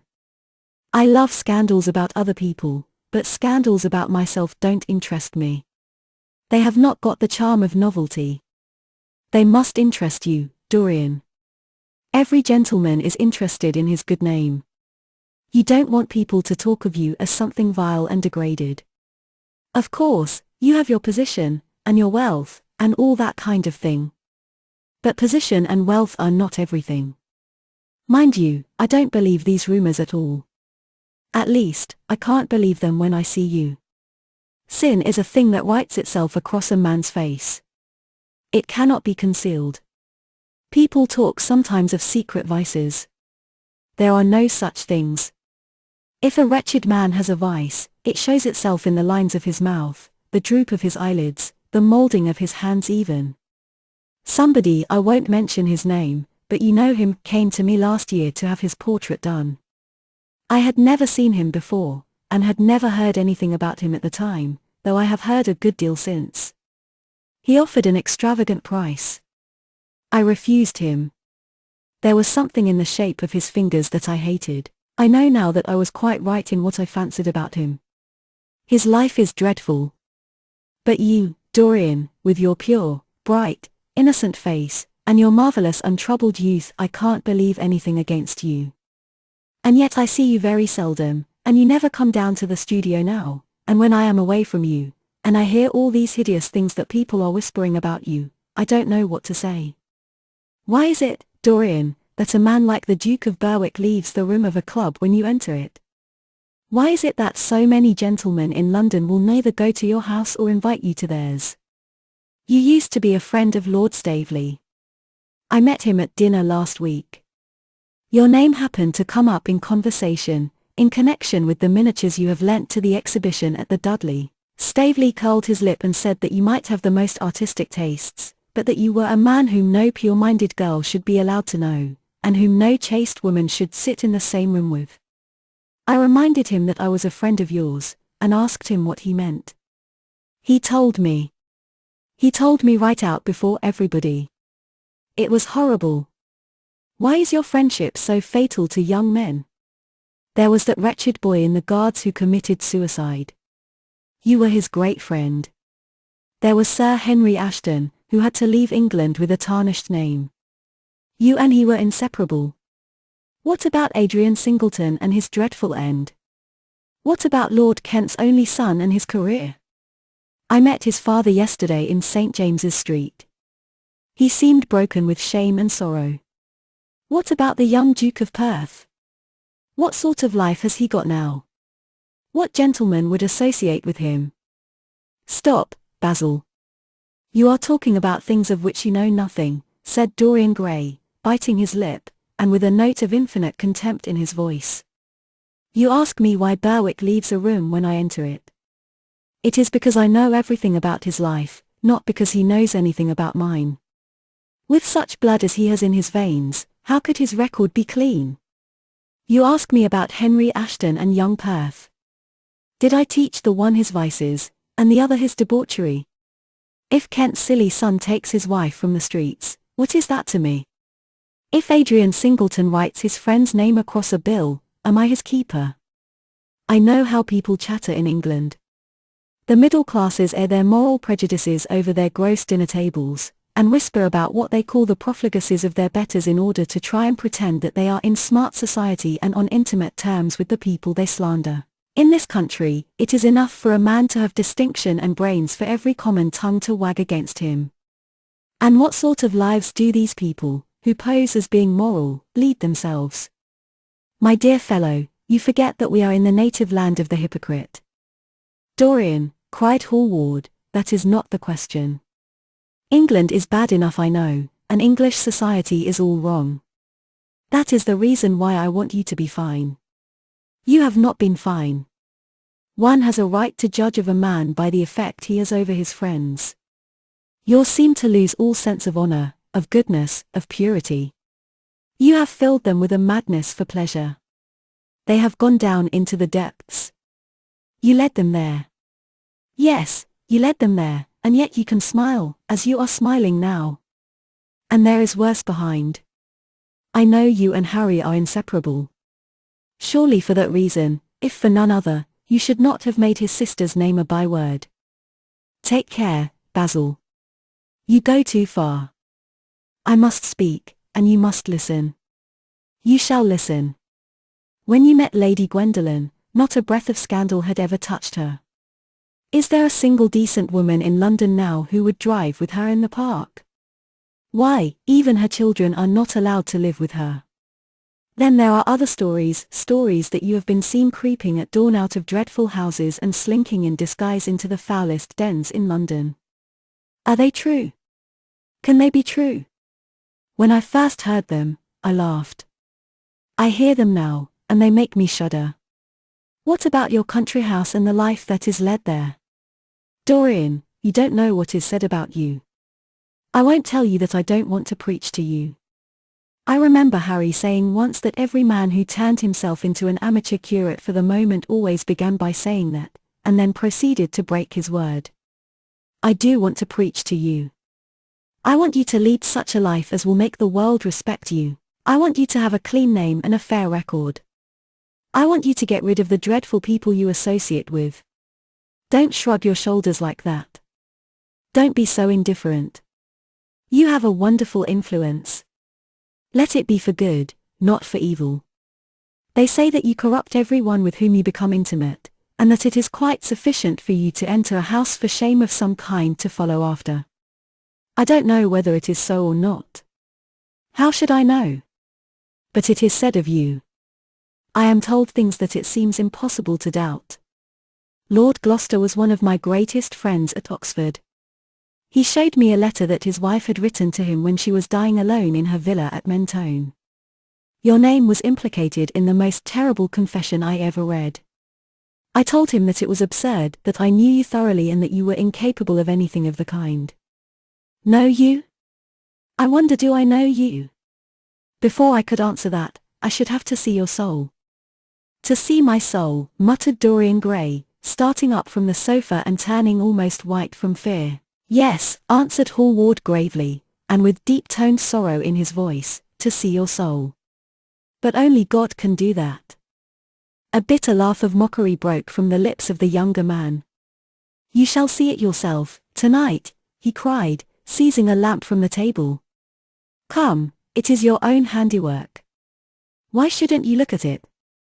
You can tell the world all about it afterwards, if you choose. Nobody would believe you.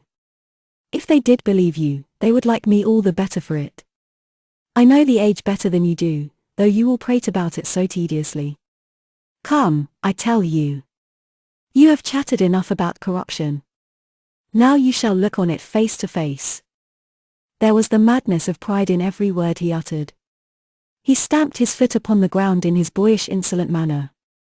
He felt a terrible joy at the thought that someone else was to share his secret, and that the man who had painted the portrait that was the origin of all his shame was to be burdened for the rest of his life with the hideous memory of what he had done. Yes, he continued, coming closer to him and looking steadfastly into his stern eyes, I shall show you my soul. You shall see the thing that you fancy only God can see. Hallward started back.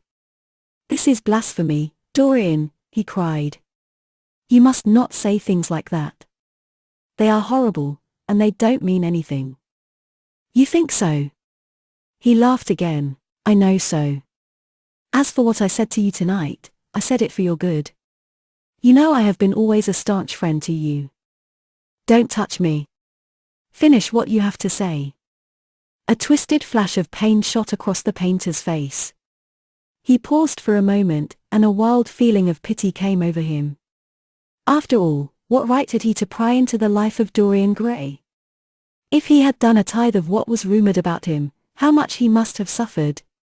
Then he straightened himself up, and walked over to the fireplace, and stood there, looking at the burning logs with their frost-like ashes and their throbbing cores of flame. I am waiting, Basil, said the young man in a hard, clear voice. He turned round. What I have to say is this, he cried. You must give me some answer to these horrible charges that are made against you. If you tell me that they are absolutely untrue from beginning to end, I shall believe you. Deny them, Dorian, deny them. Can't you see what I am going through? My God! Don't tell me that you are bad, and corrupt, and shameful. Dorian Gray smiled. There was a curl of contempt in his lips. Come upstairs, Basil, he said quietly. I keep a diary of my life from day to day, and it never leaves the room in which it is written. I shall show it to you if you come with me.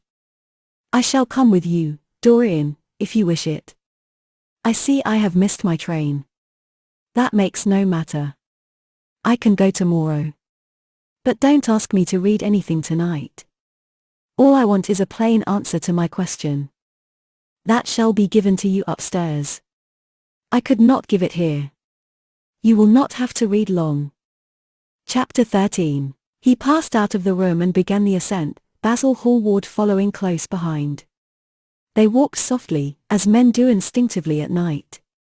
The lamp cast fantastic shadows on the wall and staircase. A rising wind made some of the windows rattle. When they reached the top landing, Dorian set the lamp down on the floor, and taking out the key, turned it in the lock. You insist on knowing, Basil? He asked in a low voice. Yes. I am delighted, he answered, smiling. Then he added, somewhat harshly, you are the one man in the world who is entitled to know everything about me. You have had more to do with my life than you think, and, taking up the lamp, he opened the door and went in. A cold current of air passed them, and the light shot up for a moment in a flame of murky orange. He shuddered. Shut the door behind you, he whispered, as he placed the lamp on the table. Hallward glanced round him with a puzzled expression. The room looked as if it had not been lived in for years. A faded Flemish tapestry, a curtained picture, an old Italian cassoine, and an almost empty bookcase, that was all that it seemed to contain, besides a chair and a table. As Dorian Gray was lighting a half-burned candle that was standing on the mantelshelf, he saw that the whole place was covered with dust and that the carpet was in holes. A mouse ran scuffling behind the wainscoting. There was a damp odor of mildew. "So you think that it is only God who sees the soul, Basil? Draw that curtain back, and you will see mine." The voice that spoke was cold and cruel. "You are mad, Dorian, or playing a part," muttered Hallward, frowning. "You won't?" "Then I must do it myself," said the young man, and he tore the curtain from its rod and flung it on the ground. An exclamation of horror broke from the painter's lips as he saw in the dim light the hideous face on the canvas grinning at him. There was something in its expression that filled him with disgust and loathing. Good heavens! It was Dorian Gray's own face that he was looking at. The horror, whatever it was, had not yet entirely spoiled that marvelous beauty. There was still some gold in the thinning hair and some scarlet on the sensual mouth. The sodden eyes had kept something of the loveliness of their blue, the noble curves had not yet completely passed away from chiseled nostrils and from plastic throat. Yes, it was Dorian himself. But who had done it? He seemed to recognize his own brushwork, and the frame was his own design. The idea was monstrous, yet he felt afraid. He seized the lighted candle, and held it to the picture. In the left-hand corner was his own name, traced in long letters of bright vermilion. It was some foul parody, some infamous ignoble satire. He had never done that. Still, it was his own picture. He knew it, and he felt as if his blood had changed in a moment from fire to sluggish ice. His own picture. What did it mean? Why had it altered? He turned and looked at Dorian Gray with the eyes of a sick man. His mouth twitched, and his parched tongue seemed unable to articulate. He passed his hand across his forehead. It was dank with clammy sweat. The young man was leaning against the mantelshelf, watching him with that strange expression that one sees on the faces of those who are absorbed in a play when some great artist is acting. There was neither real sorrow in it nor real joy.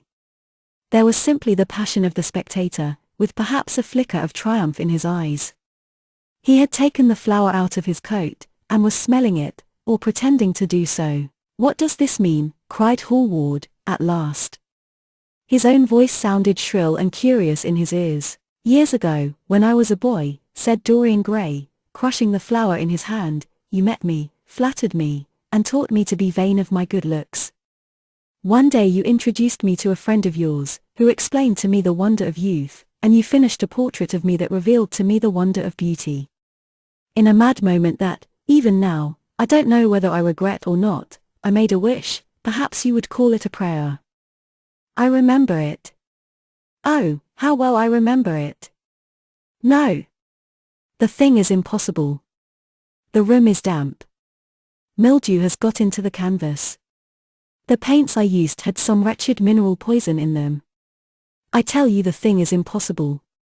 "Ah, what is impossible?" murmured the young man, going over to the window and leaning his forehead against the cold, mist-stained glass. "You told me you had destroyed it. I was wrong. It has destroyed me. I don't believe it is my picture." "Can't you see your ideal in it?" said Dorian bitterly. "My ideal, as you call it. As you called it. There was nothing evil in it, nothing shameful. You were to me such an ideal as I shall never meet again. This is the face of a satyr. It is the face of my soul. Christ! What a thing I must have worshipped! It has the eyes of a devil. Each of us has heaven and hell in him, Basil," cried Dorian with a wild gesture of despair. Hallward turned again to the portrait and gazed at it. "My God! If it is true," he exclaimed, "and this is what you have done with your life, why, you must be worse even than those who talk against you fancy you to be." He held the light up again to the canvas and examined it. The surface seemed to be quite undisturbed and as he had left it. It was from within, apparently, that the foulness and horror had come. Through some strange quickening of inner life the leprosies of sin were slowly eating the thing away. The rotting of a corpse in a watery grave was not so fearful. His hand shook, and the candle fell from its socket on the floor and lay there sputtering. He placed his foot on it and put it out. Then he flung himself into the rickety chair that was standing by the table and buried his face in his hands. Good God, Dorian, what a lesson! What an awful lesson! There was no answer, but he could hear the young man sobbing at the window. Pray, Dorian, pray, he murmured. What is it that one was taught to say in one's boyhood? Lead us not into temptation. Forgive us our sins. Wash away our iniquities. Let us say that together. The prayer of your pride has been answered. The prayer of your repentance will be answered also. I worshipped you too much. I am punished for it. You worshipped yourself too much. We are both punished. Dorian Gray turned slowly around and looked at him with tear-dimmed eyes. It is too late, Basil, he faltered. It is never too late, Dorian. Let us kneel down and try if we cannot remember a prayer. Isn't there a verse somewhere, though your sins be as scarlet, yet I will make them as white as snow? Those words mean nothing to me now. Hush! Don't say that. You have done enough evil in your life. My God! Don't you see that accursed thing leering at us? Dorian Gray glanced at the picture, and suddenly an uncontrollable feeling of hatred for Basil Hallward came over him, as though it had been suggested to him by the image on the canvas, whispered into his ear by those grinning lips. The mad passions of a hunted animal stirred within him, and he loathed the man who was seated at the table, more than in his whole life he had ever loathed anything. He glanced wildly around. Something glimmered on the top of the painted chest that faced him. His eye fell on it. He knew what it was. It was a knife that he had brought up, some days before, to cut a piece of cord, and had forgotten to take away with him. He moved slowly towards it, passing Hallward as he did so. As soon as he got behind him, he seized it and turned round. Hallward stirred in his chair as if he was going to rise. He rushed at him and dug the knife into the great vein that is behind the ear, crushing the man's head down on the table and stabbing again and again. There was a stifled groan and the horrible sound of someone choking with blood. 3 times the outstretched arms shot up convulsively, waving grotesque, stiff-fingered hands in the air. He stabbed him twice more, but the man did not move. Something began to trickle on the floor. He waited for a moment, still pressing the head down. Then he threw the knife on the table, and listened. He could hear nothing, but the drip, drip on the threadbare carpet. He opened the door and went out on the landing. The house was absolutely quiet. No one was about. For a few seconds he stood bending over the balustrade and peering down into the black seething well of darkness. Then he took out the key and returned to the room, locking himself in as he did so. The thing was still seated in the chair, straining over the table with bowed head, and humped back, and long fantastic arms. Had it not been for the red jagged tear in the neck and the clotted black pool that was slowly widening on the table, one would have said that the man was simply asleep. How quickly it had all been done! He felt strangely calm, and walking over to the window, opened it and stepped out on the balcony. The wind had blown the fog away, and the sky was like a monstrous peacock's tail, starred with myriads of golden eyes. He looked down and saw the policeman going his rounds and flashing the long beam of his lantern on the doors of the silent houses. The crimson spot of a prowling hansom gleamed at the corner and then vanished. A woman in a fluttering shawl was creeping slowly by the railings, staggering as she went. Now and then she stopped and peered back. Once, she began to sing in a hoarse voice. The policeman strolled over and said something to her. She stumbled away, laughing. A bitter blast swept across the square. The gas lamps flickered and became blue, and the leafless trees shook their black iron branches to and fro. He shivered and went back, closing the window behind him. Having reached the door, he turned the key and opened it. He did not even glance at the murdered man. He felt that the secret of the whole thing was not to realize the situation. The friend who had painted the fatal portrait to which all his misery had been due had gone out of his life. That was enough. Then he remembered the lamp. It was a rather curious one of Moorish workmanship, made of dull silver inlaid with arabesques of burnished steel, and studded with coarse turquoises. Perhaps it might be missed by his servant, and questions would be asked. He hesitated for a moment, then he turned back and took it from the table. He could not help seeing the dead thing. How still it was! How horribly white the long hands looked! It was like a dreadful wax image. Having locked the door behind him, he crept quietly downstairs. The woodwork creaked and seemed to cry out as if in pain. He stopped several times and waited. No, everything was still. It was merely the sound of his own footsteps. When he reached the library, he saw the bag and coat in the corner. They must be hidden away somewhere. He unlocked a secret press that was in the wainscoting, a press in which he kept his own curious disguises, and put them into it. He could easily burn them afterwards. Then he pulled out his watch. It was 20 minutes to 2. He sat down and began to think. Every year, every month, almost, men were strangled in England for what he had done. There had been a madness of murder in the air. Some red star had come too close to the earth. And yet, what evidence was there against him? Basil Hallward had left the house at 11. No one had seen him come in again. Most of the servants were at Selby Royal. His valet had gone to bed. Paris. Yes. It was to Paris that Basil had gone, and by the midnight train, as he had intended. With his curious reserved habits, it would be months before any suspicions would be roused. Months. Everything could be destroyed long before then. A sudden thought struck him. He put on his fur coat and hat and went out into the hall. There he paused, hearing the slow heavy tread of the policeman on the pavement outside and seeing the flash of the bullseye reflected in the window. He waited and held his breath. After a few moments he drew back the latch and slipped out, shutting the door very gently behind him. Then he began ringing the bell. In about 5 minutes his valet appeared, half-dressed and looking very drowsy. "I am sorry to have had to wake you up, Francis," he said, stepping in, "but I had forgotten my latch key." "What time is it?" 10 minutes past 2, sir," answered the man, looking at the clock and blinking. 10 minutes past 2. How horribly late. You must wake me at 9 tomorrow. I have some work to do. All right, sir. Did anyone call this evening? Mr. Hallward, sir. He stayed here till 11, and then he went away to catch his train. Oh. I am sorry I didn't see him. Did he leave any message?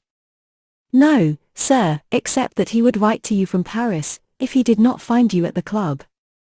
That will do, Francis. Don't forget to call me at 9 tomorrow. No, sir. The man shambled down the passage in his slippers. Dorian Gray threw his hat and coat upon the table and passed into the library. For a quarter of an hour he walked up and down the room, biting his lip and thinking. Then he took down the blue book from one of the shelves and began to turn over the leaves. Alan Campbell, 152 Hertford Street, Mayfair.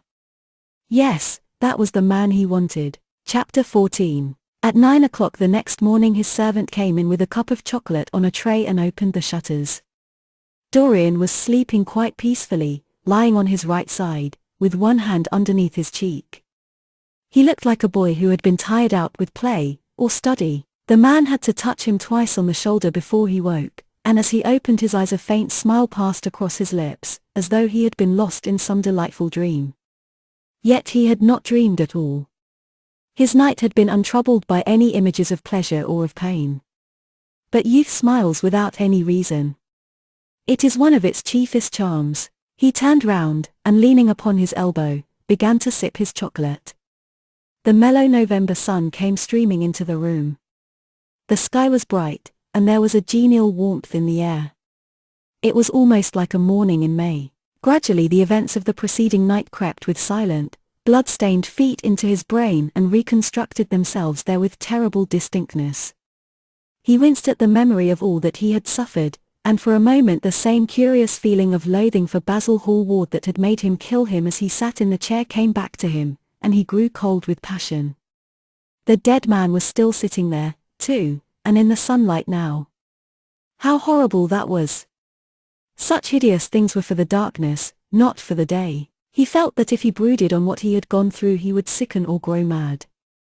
There were sins whose fascination was more in the memory than in the doing of them, strange triumphs that gratified the pride more than the passions, and gave to the intellect a quickened sense of joy, greater than any joy they brought, or could ever bring, to the senses. But this was not one of them. It was a thing to be driven out of the mind, to be drugged with poppies, to be strangled lest it might strangle one itself. When the half-hour struck, he passed his hand across his forehead, and then got up hastily and dressed himself with even more than his usual care, giving a good deal of attention to the choice of his necktie and scarfpin and changing his rings more than once. He spent a long time also over breakfast, tasting the various dishes, talking to his valet about some new liveries that he was thinking of getting made for the servants at Selby, and going through his correspondence. At some of the letters, he smiled. 3 of them bored him. One he read several times over and then tore up with a slight look of annoyance in his face.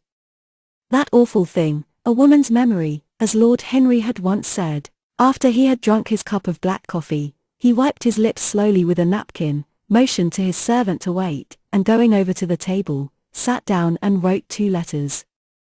One he put in his pocket, the other he handed to the valet. Take this round to 152 Hertford Street, Francis, and if Mr. Campbell is out of town, get his address.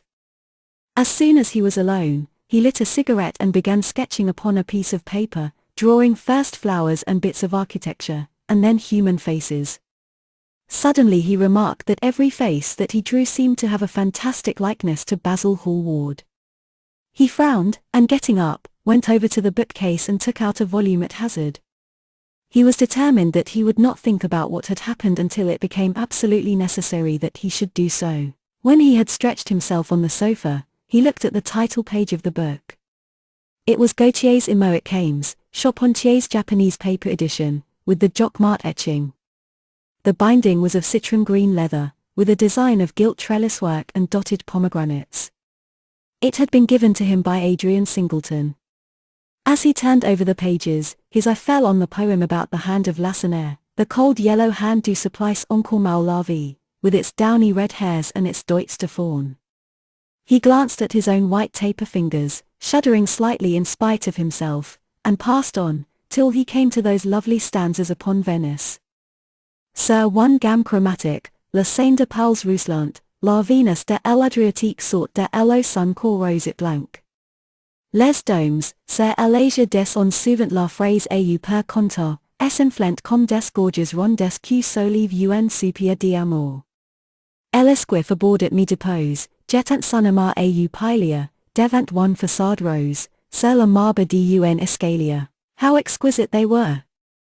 As one read them, one seemed to be floating down the green waterways of the pink and pearl city, seated in a black gondola with silver prow and trailing curtains. The mere lines looked to him like those straight lines of turquoise blue that follow one as one pushes out to the Lido. The sudden flashes of color reminded him of the gleam of the opal and iris-throated birds that flutter round the tall honeycombed campanile, or stalk, with such stately grace, through the dim, dust-stained arcades. Leaning back with half-closed eyes, he kept saying over and over to himself, Devant one façade rose, sur le marbre d'un escalier. The whole of Venice was in those 2 lines. He remembered the autumn that he had passed there, and a wonderful love that had stirred him to mad delightful follies. There was romance in every place. But Venice, like Oxford, had kept the background for romance, and, to the true romantic, background was everything, or almost everything. Basil had been with him part of the time, and had gone wild over Tintoret. Poor Basil! What a horrible way for a man to die! He sighed, and took up the volume again, and tried to forget. He read of the swallows that fly in and out of the little cafe at Smyrna where the Hajis sit counting their amber beads and the turbaned merchants smoke their long tasseled pipes and talk gravely to each other. He read of the obelisk in the Place de la Concorde that weeps tears of granite in its lonely sunless exile and longs to be back by the hot, lotus-covered Nile, where there are sphinxes, and rose-red ibises, and white vultures with gilded claws, and crocodiles with small beryl eyes that crawl over the green steaming mud. He began to brood over those verses which, drawing music from kiss-stained marble, tell of that curious statue that Gautier compares to a contralto voice, the monster charmant that couches in the porphyry room of the Louvre. But after a time the book fell from his hand. He grew nervous, and a horrible fit of terror came over him. What if Alan Campbell should be out of England? Days would elapse before he could come back. Perhaps he might refuse to come. What could he do then? Every moment was of vital importance. They had been great friends once, 5 years before, almost inseparable, indeed. Then the intimacy had come suddenly to an end. When they met in society now, it was only Dorian Gray who smiled. Alan Campbell never did. He was an extremely clever young man, though he had no real appreciation of the visible arts, and whatever little sense of the beauty of poetry he possessed he had gained entirely from Dorian. His dominant intellectual passion was for science. At Cambridge he had spent a great deal of his time working in the laboratory, and had taken a good class in the natural science tripos of his year.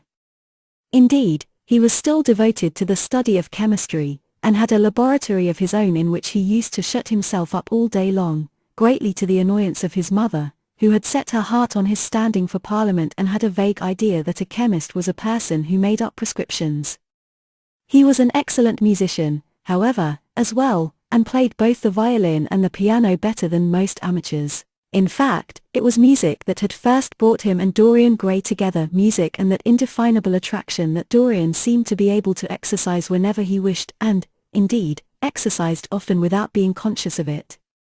They had met at Lady Berkshire's the night that Rubinstein played there, and after that used to be always seen together at the opera and wherever good music was going on. For 18 months their intimacy lasted. Campbell was always either at Selby Royal or in Grosvenor Square. To him, as to many others, Dorian Gray was the type of everything that is wonderful and fascinating in life. Whether or not a quarrel had taken place between them no one ever knew. But suddenly people remarked that they scarcely spoke when they met and that Campbell seemed always to go away early from any party at which Dorian Gray was present. He had changed, too, was strangely melancholy at times, appeared almost to dislike hearing music, and would never himself play, giving as his excuse, when he was called upon, that he was so absorbed in science that he had no time left in which to practice. And this was certainly true. Every day he seemed to become more interested in biology, and his name appeared once or twice in some of the scientific reviews in connection with certain curious experiments. This was the man Dorian Gray was waiting for. Every second he kept glancing at the clock. As the minutes went by he became horribly agitated. At last he got up and began to pace up and down the room, looking like a beautiful caged thing. He took long stealthy strides. His hands were curiously cold. The suspense became unbearable.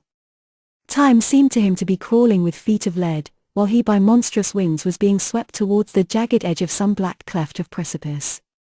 He knew what was waiting for him there, saw it, indeed, and, shuddering, crushed with dank hands his burning lids as though he would have robbed the very brain of sight and driven the eyeballs back into their cave. It was useless. The brain had its own food on which it battened, and the imagination, made grotesque by terror, twisted and distorted as a living thing by pain, danced like some foul puppet on a stand and grinned through moving masks. Then, suddenly, time stopped for him. Yes, that blind, slow-breathing thing crawled no more, and horrible thoughts, time being dead, raced nimbly on in front, and dragged a hideous future from its grave, and showed it to him. He stared at it. Its very horror made him stone. At last the door opened and his servant entered.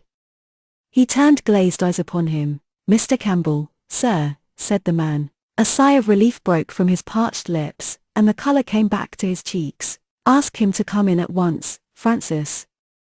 He felt that he was himself again. His mood of cowardice had passed away. The man bowed and retired.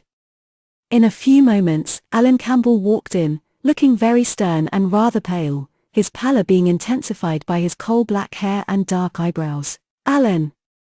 This is kind of you. I thank you for coming. I had intended never to enter your house again, Gray. But you said it was a matter of life and death." His voice was hard and cold. He spoke with slow deliberation. There was a look of contempt in the steady searching gaze that he turned on Dorian. He kept his hands in the pockets of his astrakhan coat, and seemed not to have noticed the gesture with which he had been greeted. Yes, it is a matter of life and death, Alan, and to more than one person. Sit down. Campbell took a chair by the table, and Dorian sat opposite to him. The two men's eyes met. In Dorian's there was infinite pity. He knew that what he was going to do was dreadful. After a strained moment of silence, he leaned across and said, very quietly, but watching the effect of each word upon the face of him he had sent for, Alan, in a locked room at the top of this house, a room to which nobody but myself has access, a dead man is seated at a table. He has been dead 10 hours now. Don't stir, and don't look at me like that. Who the man is, why he died, how he died, are matters that do not concern you. What you have to do is this. Stop, Gray. I don't want to know anything further. Whether what you have told me is true or not true doesn't concern me. I entirely decline to be mixed up in your life. Keep your horrible secrets to yourself. They don't interest me anymore. Alan, they will have to interest you. This one will have to interest you. I am awfully sorry for you, Alan. But I can't help myself. You are the one man who is able to save me. I am forced to bring you into the matter. I have no option. Alan, you are scientific. You know about chemistry and things of that kind. You have made experiments. What you have got to do is to destroy the thing that is upstairs, to destroy it so that not a vestige of it will be left. Nobody saw this person come into the house. Indeed, at the present moment he is supposed to be in Paris. He will not be missed for months. When he is missed, there must be no trace of him found here. You, Alan, you must change him, and everything that belongs to him, into a handful of ashes that I may scatter in the air. You are mad, Dorian. Ah. I was waiting for you to call me Dorian. You are mad, I tell you, mad to imagine that I would raise a finger to help you, mad to make this monstrous confession. I will have nothing to do with this matter, whatever it is. Do you think I am going to peril my reputation for you? What is it to me what devil's work you are up to? It was suicide, Alan. I am glad of that. But who drove him to it? You, I should fancy. Do you still refuse to do this for me? Of course I refuse. I will have absolutely nothing to do with it. I don't care what shame comes on you. You deserve it all. I should not be sorry to see you disgraced, publicly disgraced. How dare you ask me, of all men in the world, to mix myself up in this horror? I should have thought you knew more about people's characters. Your friend Lord Henry Wotton can't have taught you much about psychology, whatever else he has taught you. Nothing will induce me to stir a step to help you. You have come to the wrong man. Go to some of your friends. Don't come to me. Alan, it was murder. I killed him. You don't know what he had made me suffer. Whatever my life is, he had more to do with the making or the marring of it than poor Harry has had. He may not have intended it, the result was the same. Murder! Good God, Dorian, is that what you have come to? I shall not inform upon you. It is not my business. Besides, without my stirring in the matter, you are certain to be arrested. Nobody ever commits a crime without doing something stupid. But I will have nothing to do with it. You must have something to do with it. Wait a moment, listen to me. Only listen, Alan. All I ask of you is to perform a certain scientific experiment. You go to hospitals and dead houses, and the horrors that you do there don't affect you. If in some hideous dissecting room or fetid laboratory you found this man lying on a leaden table with red gutters scooped out in it for the blood to flow through, you would simply look upon him as an admirable subject. You would not turn a hair. You would not believe that you were doing anything wrong. On the contrary, you would probably feel that you were benefiting the human race, or increasing the sum of knowledge in the world, or gratifying intellectual curiosity, or something of that kind. What I want you to do is merely what you have often done before. Indeed, to destroy a body must be far less horrible than what you are accustomed to work at. And, remember, it is the only piece of evidence against me. If it is discovered, I am lost, and it is sure to be discovered unless you help me. I have no desire to help you. You forget that. I am simply indifferent to the whole thing. It has nothing to do with me.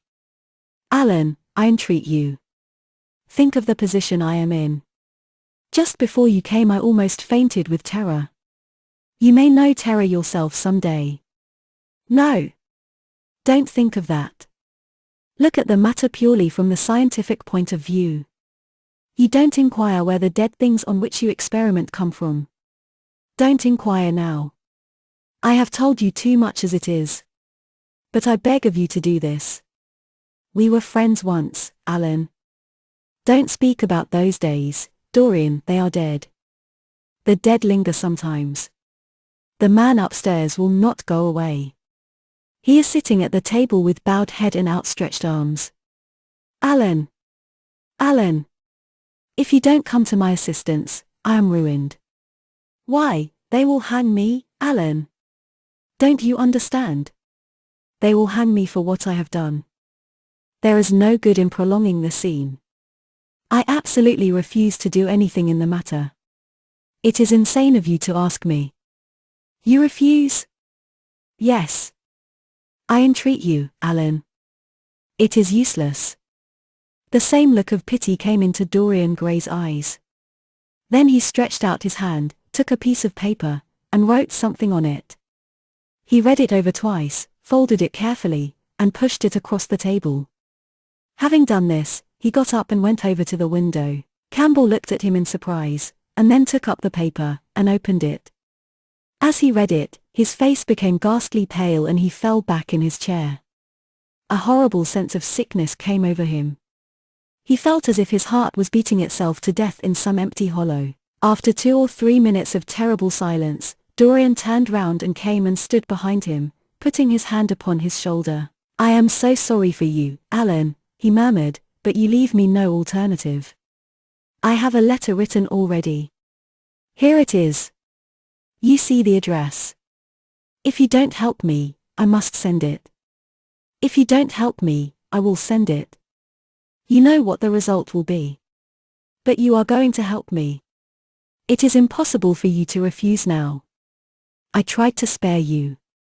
You will do me the justice to admit that. You were stern, harsh, offensive. You treated me as no man has ever dared to treat me, no living man, at any rate. I bore it all. Now it is for me to dictate terms. Campbell buried his face in his hands, and a shudder passed through him. Yes, it is my turn to dictate terms, Alan. You know what they are. The thing is quite simple. Come, don't work yourself into this fever. The thing has to be done. Face it, and do it. A groan broke from Campbell's lips and he shivered all over. The ticking of the clock on the mantelpiece seemed to him to be dividing time into separate atoms of agony, each of which was too terrible to be borne. He felt as if an iron ring was being slowly tightened round his forehead, as if the disgrace with which he was threatened had already come upon him. The hand upon his shoulder weighed like a hand of lead. It was intolerable. It seemed to crush him. Come, Alan, you must decide at once. I cannot do it, he said, mechanically, as though words could alter things. You must.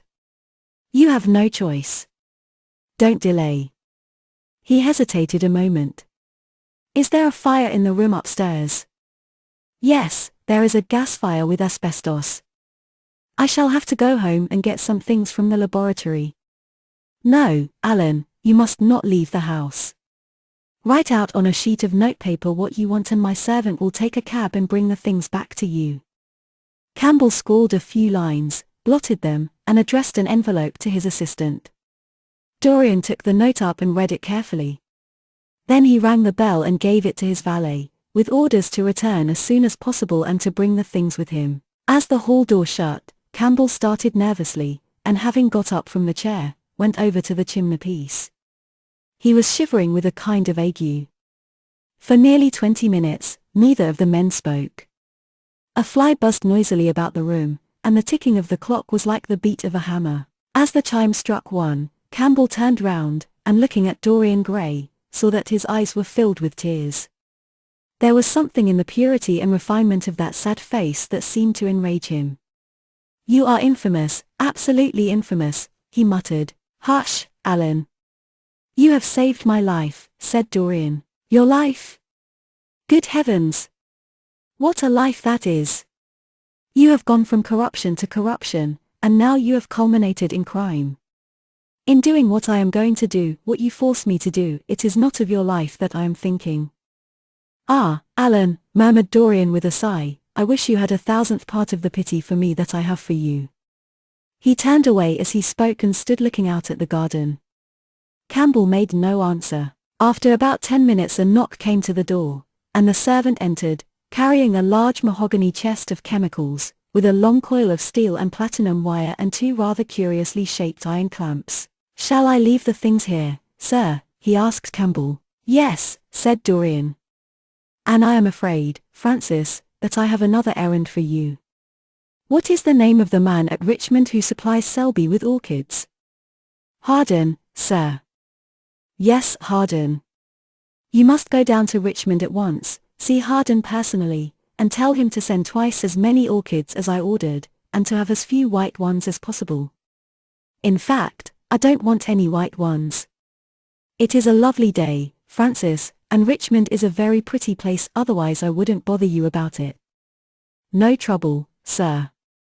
"At what time shall I be back?" Dorian looked at Campbell. "How long will your experiment take, Alan?" he said in a calm, indifferent voice. The presence of a third person in the room seemed to give him extraordinary courage. Campbell frowned and bit his lip. "It will take about 5 hours, he answered. "It will be time enough, then, if you are back at 7:30, Francis. Or stay, just leave my things out for dressing. You can have the evening to yourself. I am not dining at home, so I shall not want you." "Thank you, sir," said the man, leaving the room. "Now, Alan, there is not a moment to be lost. How heavy this chest is. I'll take it for you. You bring the other things." He spoke rapidly and in an authoritative manner. Campbell felt dominated by him. They left the room together. When they reached the top landing, Dorian took out the key and turned it in the lock. Then he stopped, and a troubled look came into his eyes. He shuddered. "I don't think I can go in, Alan," he murmured. "It is nothing to me." "I don't require you," said Campbell coldly. Dorian half opened the door. As he did so, he saw the face of his portrait leering in the sunlight. On the floor in front of it the torn curtain was lying. He remembered that the night before he had forgotten, for the first time in his life, to hide the fatal canvas, and was about to rush forward, when he drew back with a shudder. What was that loathsome red dew that gleamed, wet and glistening, on one of the hands, as though the canvas had sweated blood? How horrible it was, more horrible, it seemed to him for the moment, than the silent thing that he knew was stretched across the table, the thing whose grotesque misshapen shadow on the spotted carpet showed him that it had not stirred, but was still there, as he had left it. He heaved a deep breath, opened the door a little wider, and with half-closed eyes and averted head, walked quickly in, determined that he would not look even once upon the dead man. Then, stooping down and taking up the gold and purple hanging, he flung it right over the picture. There he stopped, feeling afraid to turn round, and his eyes fixed themselves on the intricacies of the pattern before him. He heard Campbell bringing in the heavy chest, and the irons, and the other things that he had required for his dreadful work. He began to wonder if he and Basil Hallward had ever met, and, if so, what they had thought of each other. "Leave me now," said a stern voice behind him. He turned and hurried out, just conscious that the dead man had been thrust back into the chair and that Campbell was gazing into a glistening yellow face. As he was going downstairs, he heard the key being turned in the lock. It was long after 7 when Campbell came back into the library. He was pale, but absolutely calm. "I have done what you asked me to do," he muttered. "And now, goodbye. Let us never see each other again. You have saved me from ruin, Alan." "I cannot forget that," said Dorian simply. As soon as Campbell had left, he went upstairs. There was a horrible smell of nitric acid in the room. But the thing that had been sitting at the table was gone. Chapter 15. That evening, at 8:30, exquisitely dressed and wearing a large buttonhole of Parma violets, Dorian Gray was ushered into Lady Narborough's drawing room by bowing servants. His forehead was throbbing with maddened nerves, and he felt wildly excited, but his manner as he bent over his hostess's hand was as easy and graceful as ever. Perhaps one never seems so much at one's ease as when one has to play a part. Certainly no one looking at Dorian Gray that night could have believed that he had passed through a tragedy as horrible as any tragedy of our age. Those finely shaped fingers could never have clutched a knife for sin, nor those smiling lips have cried out on God and goodness. He himself could not help wondering at the calm of his demeanor, and for a moment felt keenly the terrible pleasure of a double life. It was a small party, got up rather in a hurry by Lady Narborough, who was a very clever woman with what Lord Henry used to describe as the remains of really remarkable ugliness. She had proved an excellent wife to one of our most tedious ambassadors, and having buried her husband properly in a marble mausoleum, which she had herself designed, and married off her daughters to some rich, rather elderly men, she devoted herself now to the pleasures of French fiction, French cookery, and French esprit when she could get it.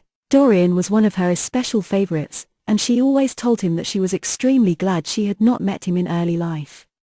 "I know, my dear, I should have fallen madly in love with you," she used to say, "and thrown my bonnet right over the mills for your sake.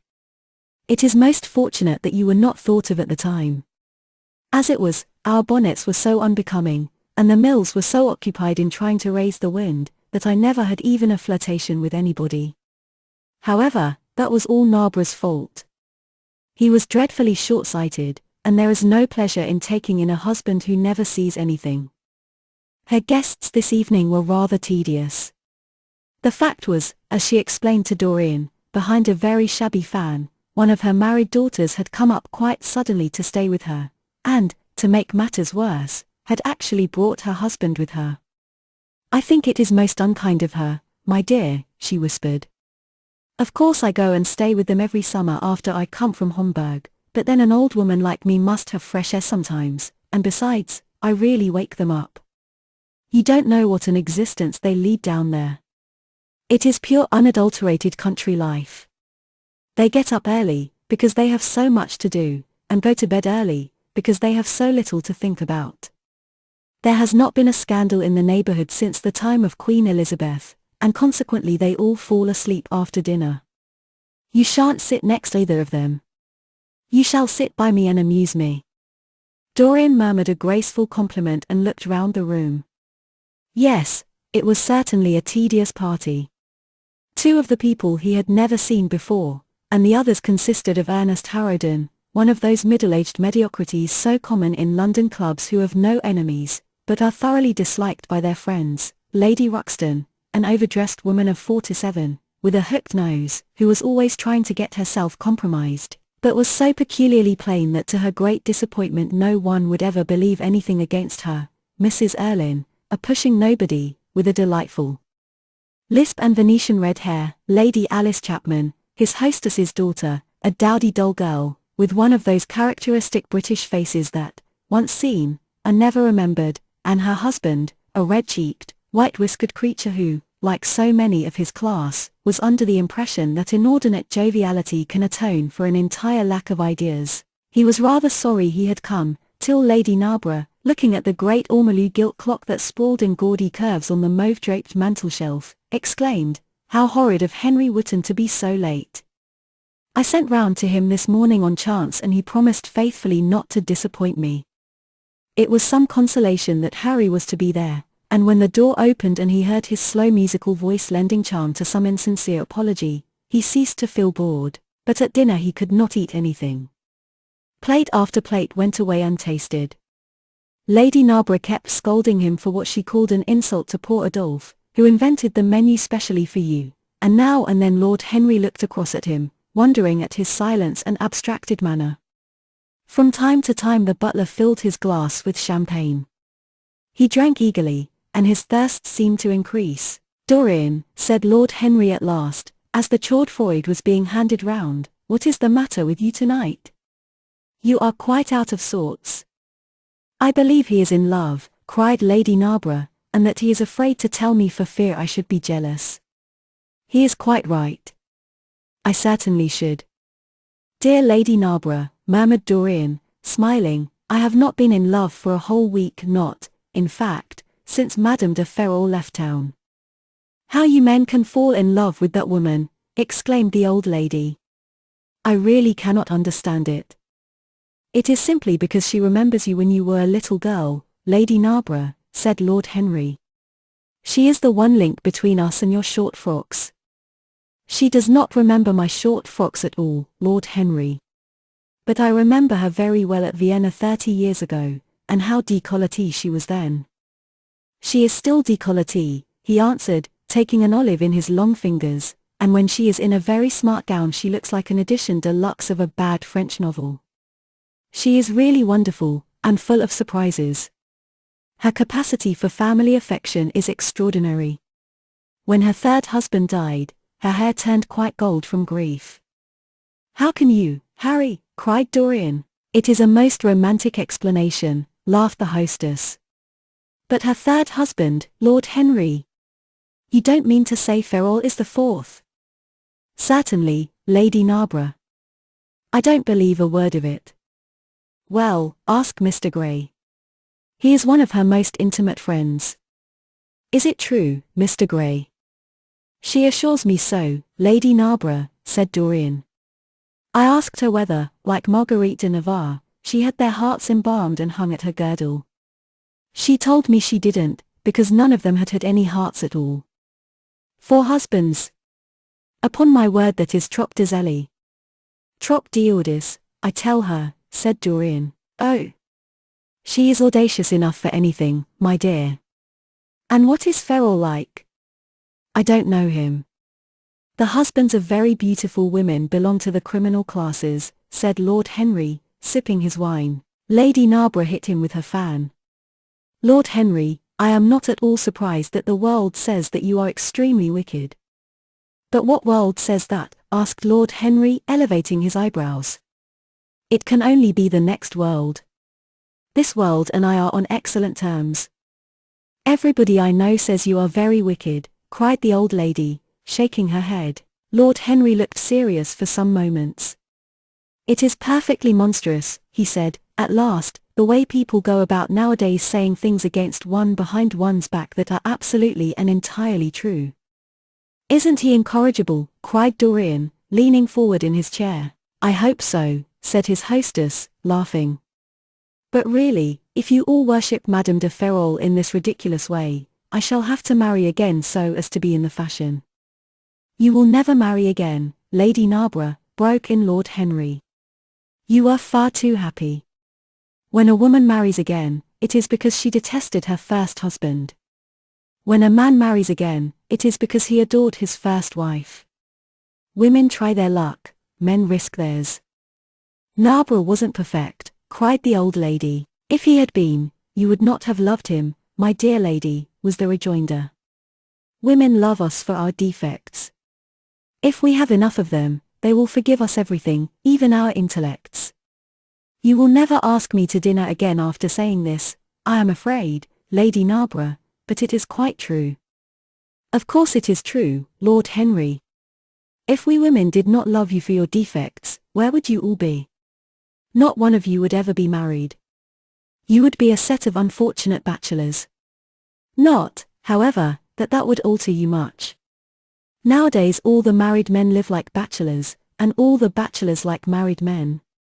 Fin de siècle, murmured Lord Henry. Fin du globe, answered his hostess. I wish it were fin du globe, said Dorian with a sigh. Life is a great disappointment. Ah, my dear, cried Lady Narborough, putting on her gloves, don't tell me that you have exhausted life. When a man says that one knows that life has exhausted him. Lord Henry is very wicked, and I sometimes wish that I had been, but you are made to be good, you look so good. I must find you a nice wife. Lord Henry, don't you think that Mr. Gray should get married? I am always telling him so, Lady Narborough, said Lord Henry with a bow. Well, we must look out for a suitable match for him. I shall go through Debrett carefully tonight and draw out a list of all the eligible young ladies. With their ages, Lady Narborough, asked Dorian. Of course, with their ages, slightly edited. But nothing must be done in a hurry. I want it to be what the Morning Post calls a suitable alliance, and I want you both to be happy. What nonsense people talk about happy marriages, exclaimed Lord Henry. A man can be happy with any woman, as long as he does not love her. Ah! What a cynic you are, cried the old lady, pushing back her chair and nodding to Lady Ruxton. You must come and dine with me soon again. You are really an admirable tonic, much better than what Sir Andrew prescribes for me. You must tell me what people you would like to meet, though. I want it to be a delightful gathering. I like men who have a future and women who have a past, he answered. Or do you think that would make it a petticoat party? I fear so, she said, laughing, as she stood up. 1,000 pardons, my dear Lady Ruxton, she added, I didn't see you hadn't finished your cigarette. Never mind, Lady Narborough. I smoke a great deal too much. I am going to limit myself, for the future. Pray don't, Lady Ruxton, said Lord Henry. Moderation is a fatal thing. Enough is as bad as a meal. More than enough is as good as a feast. Lady Ruxton glanced at him curiously. You must come and explain that to me some afternoon, Lord Henry. It sounds a fascinating theory, she murmured, as she swept out of the room. Now, mind you don't stay too long over your politics and scandal, cried Lady Narborough from the door. If you do, we are sure to squabble upstairs. The men laughed, and Mr. Chapman got up solemnly from the foot of the table and came up to the top. Dorian Gray changed his seat and went and sat by Lord Henry. Mr. Chapman began to talk in a loud voice about the situation in the House of Commons. He guffawed at his adversaries. The word doctrinaire, word full of terror to the British mind, reappeared from time to time between his explosions. An alliterative prefix served as an ornament of oratory. He hoisted the Union Jack on the pinnacles of thought. The inherited stupidity of the race, sound English common sense he jovially termed it, was shown to be the proper bulwark for society. A smile curved Lord Henry's lips, and he turned round and looked at Dorian. Are you better, my dear fellow? He asked. You seemed rather out of sorts at dinner. I am quite well, Harry. I am tired. That is all. You were charming last night. The little Duchess is quite devoted to you. She tells me she is going down to Selby. She has promised to come on the 20th. Is Monmouth to be there, too? Oh, yes, Harry. He bores me dreadfully, almost as much as he bores her. She is very clever, too clever for a woman. She lacks the indefinable charm of weakness. It is the feet of clay that make the gold of the image precious. Her feet are very pretty, but they are not feet of clay. White porcelain feet, if you like. They have been through the fire, and what fire does not destroy, it hardens. She has had experiences. How long has she been married? Asked Dorian. An eternity, she tells me. I believe, according to the peerage, it is 10 years, but 10 years with Monmouth must have been like eternity, with time thrown in. Who else is coming? Oh, the Willoughbys, Lord Rugby and his wife, our hostess, Geoffrey Clouston, the usual set. I have asked Lord Grotrian. I like him, said Lord Henry. A great many people don't, but I find him charming. He atones for being occasionally somewhat overdressed by being always absolutely overeducated. He is a very modern type. I don't know if he will be able to come, Harry. He may have to go to Monte Carlo with his father. Ah! What a nuisance people's people are. Try and make him come. By the way, Dorian, you ran off very early last night. You left before 11. What did you do afterwards? Did you go straight home? Dorian glanced at him hurriedly and frowned. No, Harry, he said at last, I did not get home till nearly 3. Did you go to the club? Yes, he answered. Then he bit his lip. No, I don't mean that. I didn't go to the club. I walked about. I forget what I did. How inquisitive you are, Harry. You always want to know what one has been doing. I always want to forget what I have been doing. I came in at 2:30, if you wish to know the exact time. I had left my latchkey at home, and my servant had to let me in. If you want any corroborative evidence on the subject, you can ask him. Lord Henry shrugged his shoulders. My dear fellow, as if I cared. Let us go up to the drawing room. No sherry, thank you, Mr. Chapman. Something has happened to you, Dorian. Tell me what it is. You are not yourself tonight. Don't mind me, Harry. I am irritable, and out of temper. I shall come round and see you tomorrow, or next day. Make my excuses to Lady Narborough. I shan't go upstairs. I shall go home. I must go home. All right, Dorian. I dare say I shall see you tomorrow at tea time. The Duchess is coming. I will try to be there, Harry, he said, leaving the room. As he drove back to his own house, he was conscious that the sense of terror he thought he had strangled had come back to him. Lord Henry's casual questioning had made him lose his nerve for the moment, and he wanted his nerve still. Things that were dangerous had to be destroyed. He winced. He hated the idea of even touching them, yet it had to be done. He realized that, and when he had locked the door of his library, he opened the secret press into which he had thrust Basil Hallward's coat and bag. A huge fire was blazing. He piled another log on it. The smell of the singeing clothes and burning leather was horrible. It took him 3/4 of an hour to consume everything. At the end he felt faint and sick, and having lit some Algerian pastils in a pierced copper brazier, he bathed his hands and forehead with a cool musk-scented vinegar. Suddenly he started. His eyes grew strangely bright, and he gnawed nervously at his underlip. Between two of the windows stood a large Florentine cabinet, made out of ebony and inlaid with ivory and blue lapis. He watched it as though it were a thing that could fascinate and make afraid, as though it held something that he longed for and yet almost loathed. His breath quickened. A mad craving came over him. He lit a cigarette and then threw it away.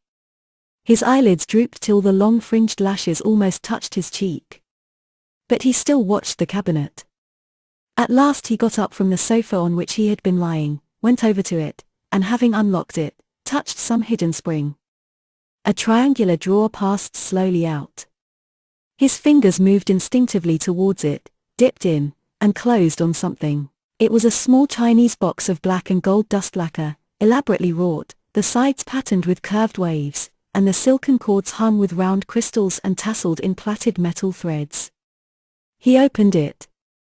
Inside was a green paste, waxy in luster, the odor curiously heavy and persistent. He hesitated for some moments, with a strangely immobile smile upon his face. Then shivering, though the atmosphere of the room was terribly hot, he drew himself up and glanced at the clock. It was 20 minutes to 12. He put the box back, shutting the cabinet doors as he did so, and went into his bedroom. As midnight was striking bronze blows upon the dusky air, Dorian Gray, dressed commonly, and with a muffler wrapped round his throat, crept quietly out of his house. In Bond Street he found a hansom with a good horse. He hailed it and in a low voice gave the driver an address. The man shook his head. "It is too far for me," he muttered. "Here is a sovereign for you," said Dorian. "You shall have another if you drive fast." "All right, sir," answered the man, "you will be there in an hour," and after his fare had got in he turned his horse round and drove rapidly towards the river. Chapter 16. A cold rain began to fall, and the blurred street lamps looked ghastly in the dripping mist. The public houses were just closing, and dim men and women were clustering in broken groups round their doors. From some of the bars came the sound of horrible laughter. In others, drunkards brawled and screamed. Lying back in the hansom, with his hat pulled over his forehead, Dorian Gray watched with listless eyes the sordid shame of the great city, and now and then he repeated to himself the words that Lord Henry had said to him on the first day they had met, to cure the soul by means of the senses, and the senses by means of the soul. Yes, that was the secret. He had often tried it, and would try it again now. There were opium dens where one could buy oblivion, dens of horror where the memory of old sins could be destroyed by the madness of sins that were new. The moon hung low in the sky like a yellow skull.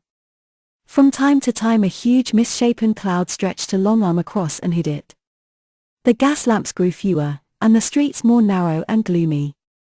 Once the man lost his way and had to drive back half a mile. A steam rose from the horse as it splashed up the puddles. The side windows of the hansom were clogged with a grey flannel mist. To cure the soul by means of the senses, and the senses by means of the soul. How the words rang in his ears! His soul, certainly, was sick to death. Was it true that the senses could cure it? Innocent blood had been spilled. What could atone for that? For that there was no atonement, but though forgiveness was impossible, forgetfulness was possible still, and he was determined to forget, to stamp the thing out, to crush it as one would crush the adder that had stung one. Indeed, what right had Basil to have spoken to him as he had done? Who had made him a judge over others? He had said things that were dreadful, horrible, not to be endured. On and on plodded the hansom, going slower, it seemed to him, at each step. He thrust up the trap and called to the man to drive faster. The hideous hunger for opium began to gnaw at him. His throat burned and his delicate hands twitched nervously together. He struck at the horse madly with his stick. The driver laughed and whipped up. He laughed in answer, and the man was silent. The way seemed interminable, and the streets like the black web of some sprawling spider. The monotony became unbearable, and as the mist thickened, he felt afraid. Then they passed by lonely brickfields. The fog was lighter here, and he could see the strange, bottle-shaped kilns with their orange, fan-like tongues of fire. A dog barked as they went by, and far away in the darkness some wandering seagulls screamed. The horse stumbled in a rut, then swerved aside and broke into a gallop. After some time they left the clay road and rattled again over rough paven streets. Most of the windows were dark, but now and then fantastic shadows were silhouetted against some lamplit blind. He watched them curiously. They moved like monstrous marionettes and made gestures like live things. He hated them. A dull rage was in his heart. As they turned a corner, a woman yelled something at them from an open door, and two men ran after the hansom for about 100 yards. The driver beat at them with his whip. It is said that passion makes one think in a circle. Certainly with hideous iteration the bitten lips of Dorian grey-shaped and reshaped those subtle words that dealt with soul and sense, till he had found in them the full expression, as it were, of his mood, and justified, by intellectual approval, passions that without such justification would still have dominated his temper. From cell to cell of his brain crept the one thought, and the wild desire to live, most terrible of all man's appetites, quickened into force each trembling nerve and fibre. Ugliness that had once been hateful to him because it made things real, became dear to him now for that very reason. Ugliness was the one reality. The coarse brawl, the loathsome den, the crude violence of disordered life, the very vileness of thief and outcast, were more vivid, in their intense actuality of impression, than all the gracious shapes of art, the dreamy shadows of song. They were what he needed for forgetfulness. In 3 days he would be free. Suddenly the man drew up with a jerk at the top of a dark lane. Over the low roofs and jagged chimney stacks of the houses rose the black masts of ships. Wreaths of white mist clung like ghostly sails to the yards. "Somewhere about here, sir, ain't it?" he asked huskily through the trap. Dorian started and peered round. "This will do," he answered, and having got out hastily and given the driver the extra fare he had promised him, he walked quickly in the direction of the quay. Here and there a lantern gleamed at the stern of some huge merchantman. The light shook and splintered in the puddles. A red glare came from an outward-bound steamer that was coaling. The slimy pavement looked like a wet mackintosh. He hurried on towards the left, glancing back now and then to see if he was being followed. In about 7 or 8 minutes he reached a small shabby house that was wedged in between two gaunt factories. In one of the top windows stood a lamp. He stopped and gave a peculiar knock. After a little time he heard steps in the passage and the chain being unhooked. The door opened quietly, and he went in without saying a word to the squat misshapen figure that flattened itself into the shadow as he passed. At the end of the hall hung a tattered green curtain that swayed and shook in the gusty wind which had followed him in from the street. He dragged it aside and entered a long low room which looked as if it had once been a third-rate dancing saloon. Shrill flaring gas jets, dulled and distorted in the fly-blown mirrors that faced them, were ranged round the walls. Greasy reflectors of ribbed tin backed them, making quivering discs of light. The floor was covered with ochre-colored sawdust, trampled here and there into mud, and stained with dark rings of spilled liquor. Some Malays were crouching by a little charcoal stove, playing with bone counters and showing their white teeth as they chattered. In one corner, with his head buried in his arms, a sailor sprawled over a table, and by the tawdrily painted bar that ran across one complete side stood two haggard women, mocking an old man who was brushing the sleeves of his coat with an expression of disgust. "He thinks he's got red ants on him," laughed one of them, as Dorian passed by. The man looked at her in terror and began to whimper. At the end of the room there was a little staircase, leading to a darkened chamber.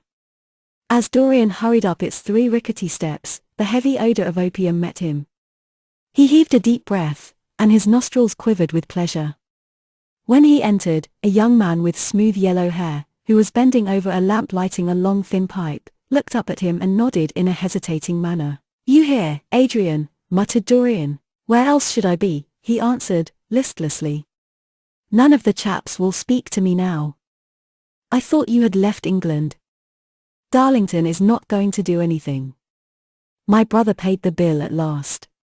George doesn't speak to me either. I don't care," he added with a sigh. "As long as one has this stuff, one doesn't want friends. I think I have had too many friends." Dorian winced and looked round at the grotesque things that lay in such fantastic postures on the ragged mattresses. The twisted limbs, the gaping mouths, the staring lusterless eyes, fascinated him. He knew in what strange heavens they were suffering, and what dull hells were teaching them the secret of some new joy. They were better off than he was. He was prisoned in thought. Memory, like a horrible malady, was eating his soul away. From time to time he seemed to see the eyes of Basil Hallward looking at him. Yet he felt he could not stay. The presence of Adrian Singleton troubled him. He wanted to be where no one would know who he was. He wanted to escape from himself. "I am going on to the other place," he said after a pause. "On the wharf?" "Yes. That madcat is sure to be there. They won't have her in this place now." Dorian shrugged his shoulders. "I am sick of women who love one. Women who hate one are much more interesting. Besides, the stuff is better. Much the same. I like it better. Come and have something to drink." "I must have something."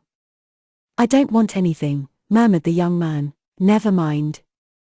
Adrian Singleton rose up wearily and followed Dorian to the bar. A half-caste, in a ragged turban and a shabby ulster, grinned a hideous greeting as he thrust a bottle of brandy and 2 tumblers in front of them. The women sidled up and began to chatter. Dorian turned his back on them and said something in a low voice to Adrian Singleton. A crooked smile, like a Malay crease, right across the face of one of the women. "We are very proud tonight," she sneered. "For God's sake don't talk to me," cried Dorian, stamping his foot on the ground. "What do you want? Money?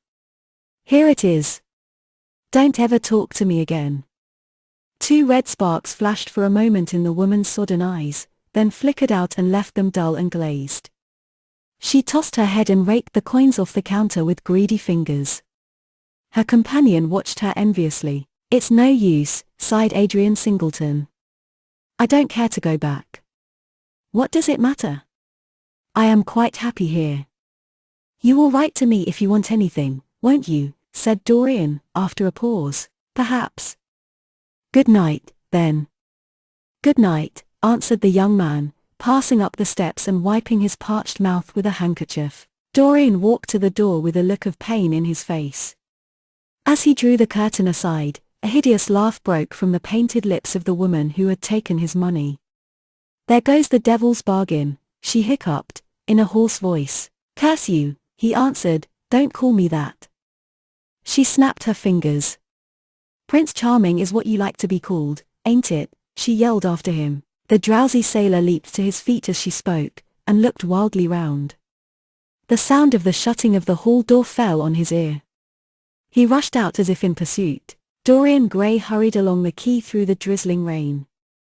His meeting with Adrian Singleton had strangely moved him, and he wondered if the ruin of that young life was really to be laid at his door, as Basil Hallward had said to him with such infamy of insult. He bit his lip, and for a few seconds his eyes grew sad. Yet, after all, what did it matter to him? One's days were too brief to take the burden of another's errors on one's shoulders. Each man lived his own life and paid his own price for living it. The only pity was one had to pay so often for a single fault. One had to pay over and over again, indeed. In her dealings with man, destiny never closed her accounts. There are moments, psychologists tell us, when the passion for sin, or for what the world calls sin, so dominates a nature that every fiber of the body, as every cell of the brain, seems to be instinct with fearful impulses. Men and women at such moments lose the freedom of their will. They move to their terrible end as automatons move. Choice is taken from them, and conscience is either killed, or, if it lives at all, lives but to give rebellion its fascination and disobedience its charm. For all sins, as theologians weary not of reminding us, are sins of disobedience. When that high spirit, that morning star of evil, fell from heaven, it was as a rebel that he fell, callous, concentrated on evil, with stained mind, and soul hungry for rebellion. Dorian Gray hastened on, quickening his step as he went, but as he darted aside into a dim archway, that had served him often as a short cut to the ill-famed place where he was going, he felt himself suddenly seized from behind, and before he had time to defend himself, he was thrust back against the wall, with a brutal hand round his throat. He struggled madly for life, and by a terrible effort wrenched the tightening fingers away. In a second he heard the click of a revolver, and saw the gleam of a polished barrel, pointing straight at his head, and the dusky form of a short, thick-set man facing him. "What do you want?" he gasped. "Keep quiet," said the man. "If you stir, I shoot you." "You are mad." "What have I done to you?" "You wrecked the life of Sybil Vane," was the answer, "and Sybil Vane was my sister. She killed herself." "I know it. Her death is at your door. I swore I would kill you in return. For years I have sought you. I had no clue, no trace. The two people who could have described you were dead. I knew nothing of you but the pet name she used to call you. I heard it tonight by chance. Make your peace with God, for tonight you are going to die." Dorian Gray grew sick with fear. "I never knew her," he stammered. "I never heard of her." "You are mad. You had better confess your sin, for as sure as I am James Vane, you are going to die." There was a horrible moment. Dorian did not know what to say or do. "Down on your knees," growled the man. "I give you 1 minute to make your peace, no more. I go on board tonight for India, and I must do my job first. 1 minute. That's all." Dorian's arms fell to his side. Paralyzed with terror, he did not know what to do. Suddenly a wild hope flashed across his brain. "Stop," he cried. "How long ago is it since your sister died? Quick, tell me." 18 years, said the man. "Why do you ask me? What do years matter?" 18 years, laughed Dorian Gray, with a touch of triumph in his voice. 18 years. Set me under the lamp and look at my face. James Vane hesitated for a moment, not understanding what was meant. Then he seized Dorian Gray and dragged him from the archway. Dim and wavering as was the wind-blown light, yet it served to show him the hideous error, as it seemed, into which he had fallen, for the face of the man he had sought to kill had all the bloom of boyhood, all the unstained purity of youth. He seemed little more than a lad of 20 summers, hardly older, if older indeed at all, than his sister had been when they had parted so many years ago. It was obvious that this was not the man who had destroyed her life. He loosened his hold and reeled back. My God! My God, he cried, and I would have murdered you. Dorian Gray drew a long breath. You have been on the brink of committing a terrible crime, my man, he said, looking at him sternly. Let this be a warning to you not to take vengeance into your own hands. Forgive me, sir, muttered James Vane. I was deceived. A chance word I heard in that damned den set me on the wrong track. You had better go home and put that pistol away, or you may get into trouble, said Dorian, turning on his heel and going slowly down the street. James Vane stood on the pavement in horror. He was trembling from head to foot. After a little while, a black shadow that had been creeping along the dripping wall moved out into the light and came close to him with stealthy footsteps. He felt a hand laid on his arm and looked round with a start. It was one of the women who had been drinking at the bar. Why didn't you kill him? She hissed out, putting haggard face quite close to his. I knew you were following him when you rushed out from Daly's. You fool! You should have killed him. He has lots of money, and he's as bad as bad. He is not the man I am looking for, he answered, and I want no man's money. I want a man's life. The man whose life I want must be nearly 40 now. This one is little more than a boy. Thank God, I have not got his blood upon my hands. The woman gave a bitter laugh. Little more than a boy, she sneered. Why, man, it's nigh on 18 years since Prince Charming made me what I am. You lie, cried James Vane. She raised her hand up to heaven. Before God I am telling the truth, she cried. Before God. Strike me dumb if it ain't so. He is the worst one that comes here. They say he has sold himself to the devil for a pretty face. It's nigh on 18 years since I met him. He hasn't changed much since then. I have, though, she added, with a sickly leer. You swear this? I swear it, came in hoarse echo from her flat mouth. But don't give me away to him, she whined, I am afraid of him. Let me have some money for my night's lodging.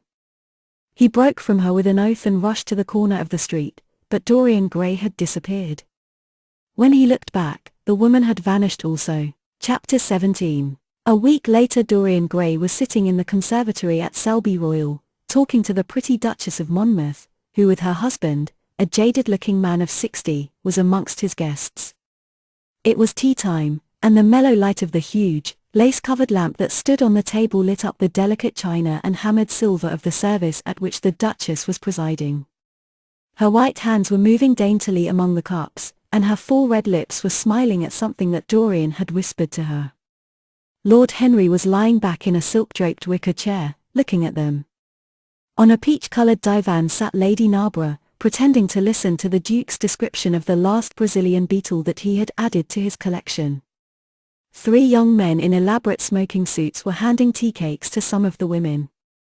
The house party consisted of 12 people, and there were more expected to arrive on the next day. What are you two talking about? Said Lord Henry, strolling over to the table and putting his cup down. I hope Dorian has told you about my plan for rechristening everything, Gladys. It is a delightful idea. But I don't want to be rechristened, Harry, rejoined the Duchess, looking up at him with her wonderful eyes. I am quite satisfied with my own name, and I am sure Mr. Gray should be satisfied with his. My dear Gladys, I would not alter either name for the world. They are both perfect. I was thinking chiefly of flowers. Yesterday I cut an orchid, for my buttonhole. It was a marvellous spotted thing, as effective as the 7 deadly sins. In a thoughtless moment I asked one of the gardeners what it was called. He told me it was a fine specimen of Robinsoniana, or something dreadful of that kind. It is a sad truth, but we have lost the faculty of giving lovely names to things. Names are everything. I never quarrel with actions. My one quarrel is with words. That is the reason I hate vulgar realism in literature. The man who could call a spade should be compelled to use one. It is the only thing he is fit for. Then what should we call you, Harry? She asked. His name is Prince Paradox, said Dorian. I recognize him in a flash, exclaimed the Duchess. I won't hear of it, laughed Lord Henry, sinking into a chair. From a label there is no escape. I refuse the title. Royalties may not abdicate, fell as a warning from pretty lips. You wish me to defend my throne, then? Yes. I give the truths of tomorrow. I prefer the mistakes of today, she answered. You disarm me, Gladys, he cried, catching the willfulness of her mood. Of your shield, Harry, not of your spear. I never tilt against beauty, he said, with a wave of his hand. That is your error, Harry, believe me. You value beauty far too much. How can you say that? I admit that I think that it is better to be beautiful than to be good. But on the other hand, no one is more ready than I am to acknowledge that it is better to be good than to be ugly. Ugliness is one of the 7 deadly sins, then, cried the Duchess. What becomes of your simile about the orchid? Ugliness is one of the 7 deadly virtues, Gladys. You, as a good Tory, must not underrate them. Beer, the Bible, and the 7 deadly virtues have made our England what she is. You don't like your country, then, she asked. I live in it. That you may censure it the better. Would you have me take the verdict of Europe on it? He inquired. What do they say of us? That Tartuffe has emigrated to England and opened a shop. Is that yours, Harry? I give it to you. I could not use it. It is too true. You need not be afraid. Our countrymen never recognize a description. They are practical. They are more cunning than practical. When they make up their ledger, they balance stupidity by wealth, and vice by hypocrisy. Still, we have done great things. Great things have been thrust on us, Gladys. We have carried their burden. Only as far as the stock exchange. She shook her head.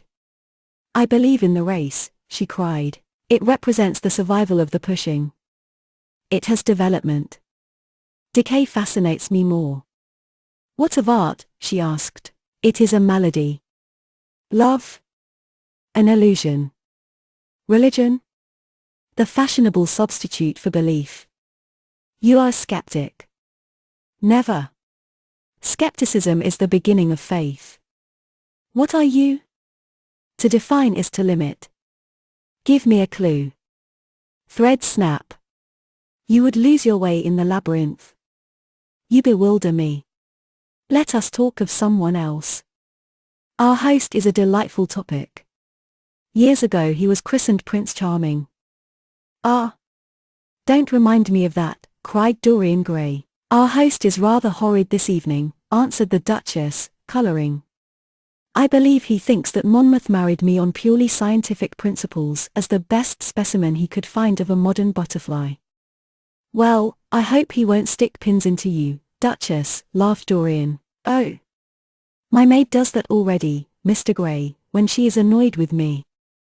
And what does she get annoyed with you about, Duchess? For the most trivial things, Mr. Gray, I assure you. Usually because I come in at 10 minutes to 9 and tell her that I must be dressed by 8:30. How unreasonable of her. You should give her warning. I daren't, Mr. Gray. Why, she invents hats for me. You remember the one I wore at Lady Hillstone's garden party? You don't, but it is nice of you to pretend that you do. Well, she made it out of nothing. All good hats are made out of nothing. Like all good reputations, Gladys, interrupted Lord Henry. Every effect that one produces gives one an enemy. To be popular one must be a mediocrity. Not with women, said the Duchess, shaking her head, and women rule the world. I assure you we can't bear mediocrities. We women, as someone says, love with our ears, just as you men love with your eyes, if you ever love at all. It seems to me that we never do anything else, murmured Dorian. Ah. Then, you never really love, Mr. Gray, answered the Duchess with mock sadness. My dear Gladys, cried Lord Henry. How can you say that? Romance lives by repetition, and repetition converts an appetite into an art. Besides, each time that one loves is the only time one has ever loved. Difference of object does not alter singleness of passion. It merely intensifies it. We can have in life but one great experience at best, and the secret of life is to reproduce that experience as often as possible. Even when one has been wounded by it, Harry, asked the Duchess after a pause. Especially when one has been wounded by it, answered Lord Henry. The Duchess turned and looked at Dorian Gray with a curious expression in her eyes. "What do you say to that, Mr. Gray?" she inquired. Dorian hesitated for a moment. Then he threw his head back and laughed. "I always agree with Harry, Duchess." "Even when he is wrong?" "Harry is never wrong, Duchess." "And does his philosophy make you happy?" "I have never searched for happiness." "Who wants happiness?" "I have searched for pleasure." "And found it, Mr. Gray?" "Often. Too often." The Duchess sighed. "I am searching for peace," she said, "and if I don't go and dress, I shall have none this evening." "Let me get you some orchids, Duchess," cried Dorian, starting to his feet and walking down the conservatory. "You are flirting disgracefully with him," said Lord Henry to his cousin. "You had better take care. He is very fascinating. If he were not, there would be no battle. Greek meets Greek, then. I am on the side of the Trojans. They fought for a woman. They were defeated." "There are worse things than capture," she answered. "You gallop with a loose rein." "Pace gives life," was the riposte. "I shall write it in my diary tonight." "What?" "That a burnt child loves the fire. I am not even singed. My wings are untouched. You use them for everything, except flight.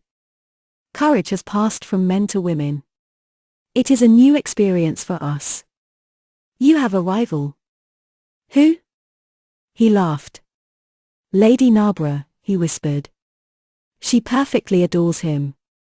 You fill me with apprehension. The appeal to antiquity is fatal to us who are romanticists." "Romanticists? You have all the methods of science. Men have educated us, but not explained you. Describe us as a sex," was her challenge, "sphinxes without secrets."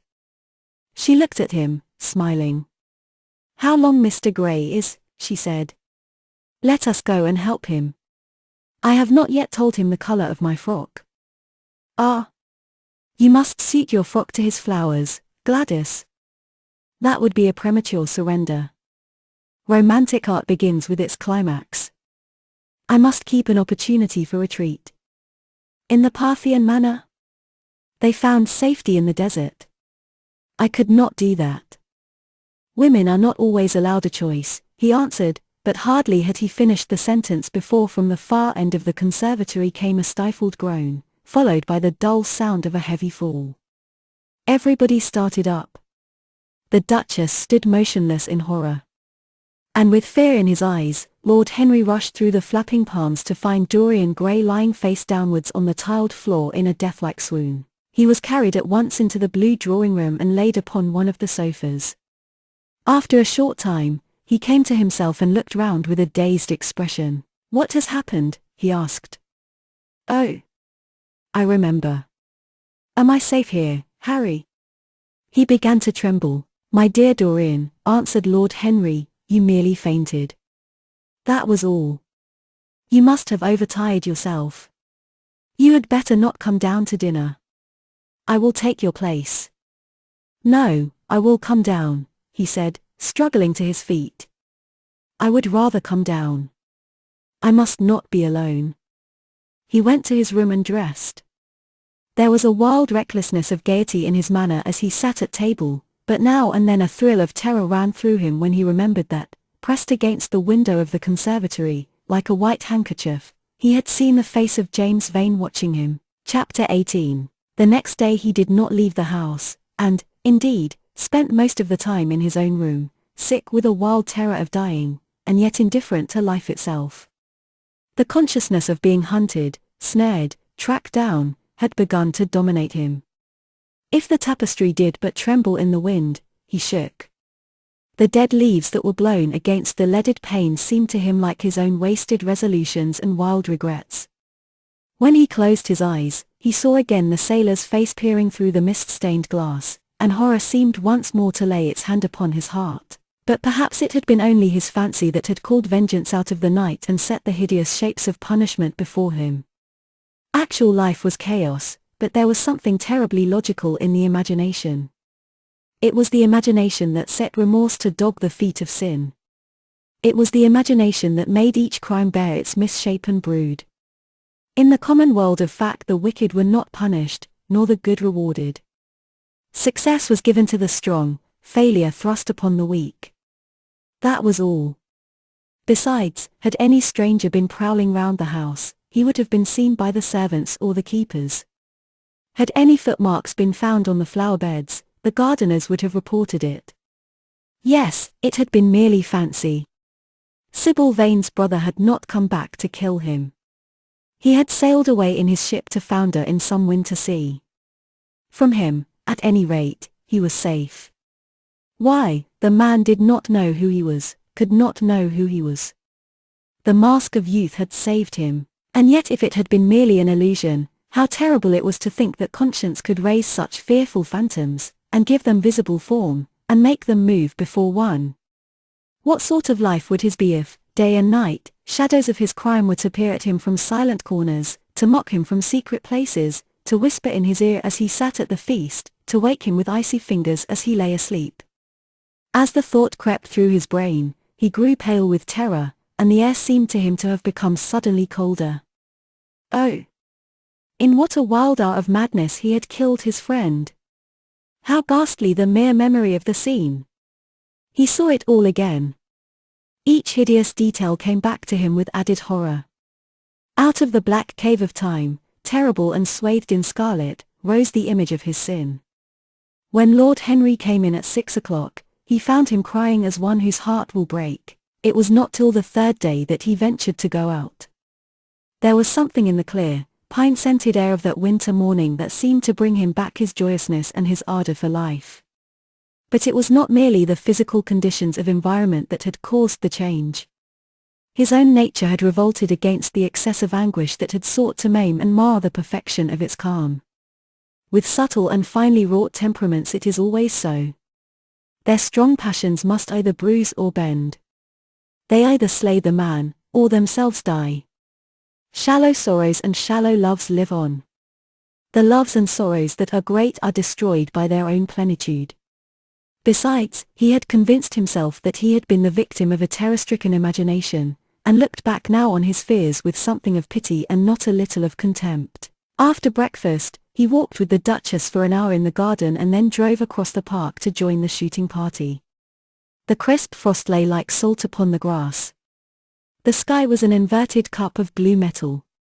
A thin film of ice bordered the flat, reed-grown lake. At the corner of the pinewood he caught sight of Sir Geoffrey Clouston, the Duchess's brother, jerking 2 spent cartridges out of his gun. He jumped from the cart, and having told the groom to take the mare home, made his way towards his guest through the withered bracken and rough undergrowth. "Have you had good sport, Geoffrey?" he asked. "Not very good, Dorian. I think most of the birds have gone to the open. I dare say it will be better after lunch, when we get to new ground." Dorian strolled along by his side. The keen aromatic air, the brown and red lights that glimmered in the wood, the hoarse cries of the beaters ringing out from time to time, and the sharp snaps of the guns that followed, fascinated him and filled him with a sense of delightful freedom. He was dominated by the carelessness of happiness, by the high indifference of joy. Suddenly from a lumpy tussock of old grass some 20 yards in front of them, with black-tipped ears erect and long hinder limbs throwing it forward, started a hare. It bolted for a thicket of alders. Sir Geoffrey put his gun to his shoulder, but there was something in the animal's grace of movement that strangely charmed Dorian Gray, and he cried out at once, "Don't shoot it, Geoffrey. Let it live." "What nonsense, Dorian," laughed his companion, and as the hare bounded into the thicket, he fired. There were 2 cries heard, the cry of a hare in pain, which is dreadful, the cry of a man in agony, which is worse. "Good heavens! I have hit a beater," exclaimed Sir Geoffrey. What an ass the man was to get in front of the guns. "Stop shooting there," he called out at the top of his voice. "A man is hurt." The head keeper came running up with a stick in his hand. "Where, sir? Where is he?" he shouted. At the same time, the firing ceased along the line. "Here," answered Sir Geoffrey angrily, hurrying towards the thicket. "Why on earth don't you keep your men back? Spoiled my shooting for the day." Dorian watched them as they plunged into the alder clump, brushing the lithe swinging branches aside. In a few moments they emerged, dragging a body after them into the sunlight. He turned away in horror. It seemed to him that misfortune followed wherever he went. He heard Sir Geoffrey ask if the man was really dead, and the affirmative answer of the keeper. The wood seemed to him to have become suddenly alive with faces. There was the trampling of myriad feet and the low buzz of voices. A great copper-breasted pheasant came beating through the boughs overhead. After a few moments that were to him, in his perturbed state, like endless hours of pain, he felt a hand laid on his shoulder. He started and looked round. "Dorian," said Lord Henry, "I had better tell them that the shooting is stopped for today. It would not look well to go on." "I wish it was stopped forever, Harry," he answered bitterly. "The whole thing is hideous and cruel." "Is the man—" He could not finish the sentence. "I am afraid so," rejoined Lord Henry. "He got the whole charge of shot in his chest. He must have died almost instantaneously. Come, let us go home." They walked side by side in the direction of the avenue for nearly 50 yards without speaking. Then Dorian looked at Lord Henry and said, with a heavy sigh, "It is a bad omen, Harry, a very bad omen." "What is?" asked Lord Henry. "Oh, this accident, I suppose." "My dear fellow, it can't be helped. It was the man's own fault. Why did he get in front of the guns? Besides, it is nothing to us. It is rather awkward for Geoffrey, of course. It does not do to pepper beaters. It makes people think that one is a wild shot. And Geoffrey is not, he shoots very straight.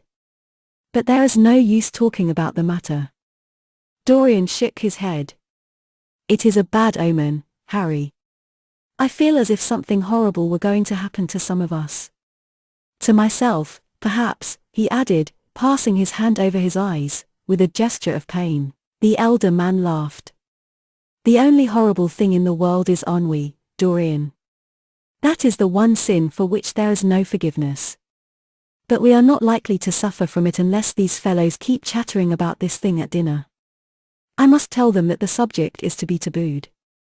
As for omens, there is no such thing as an omen.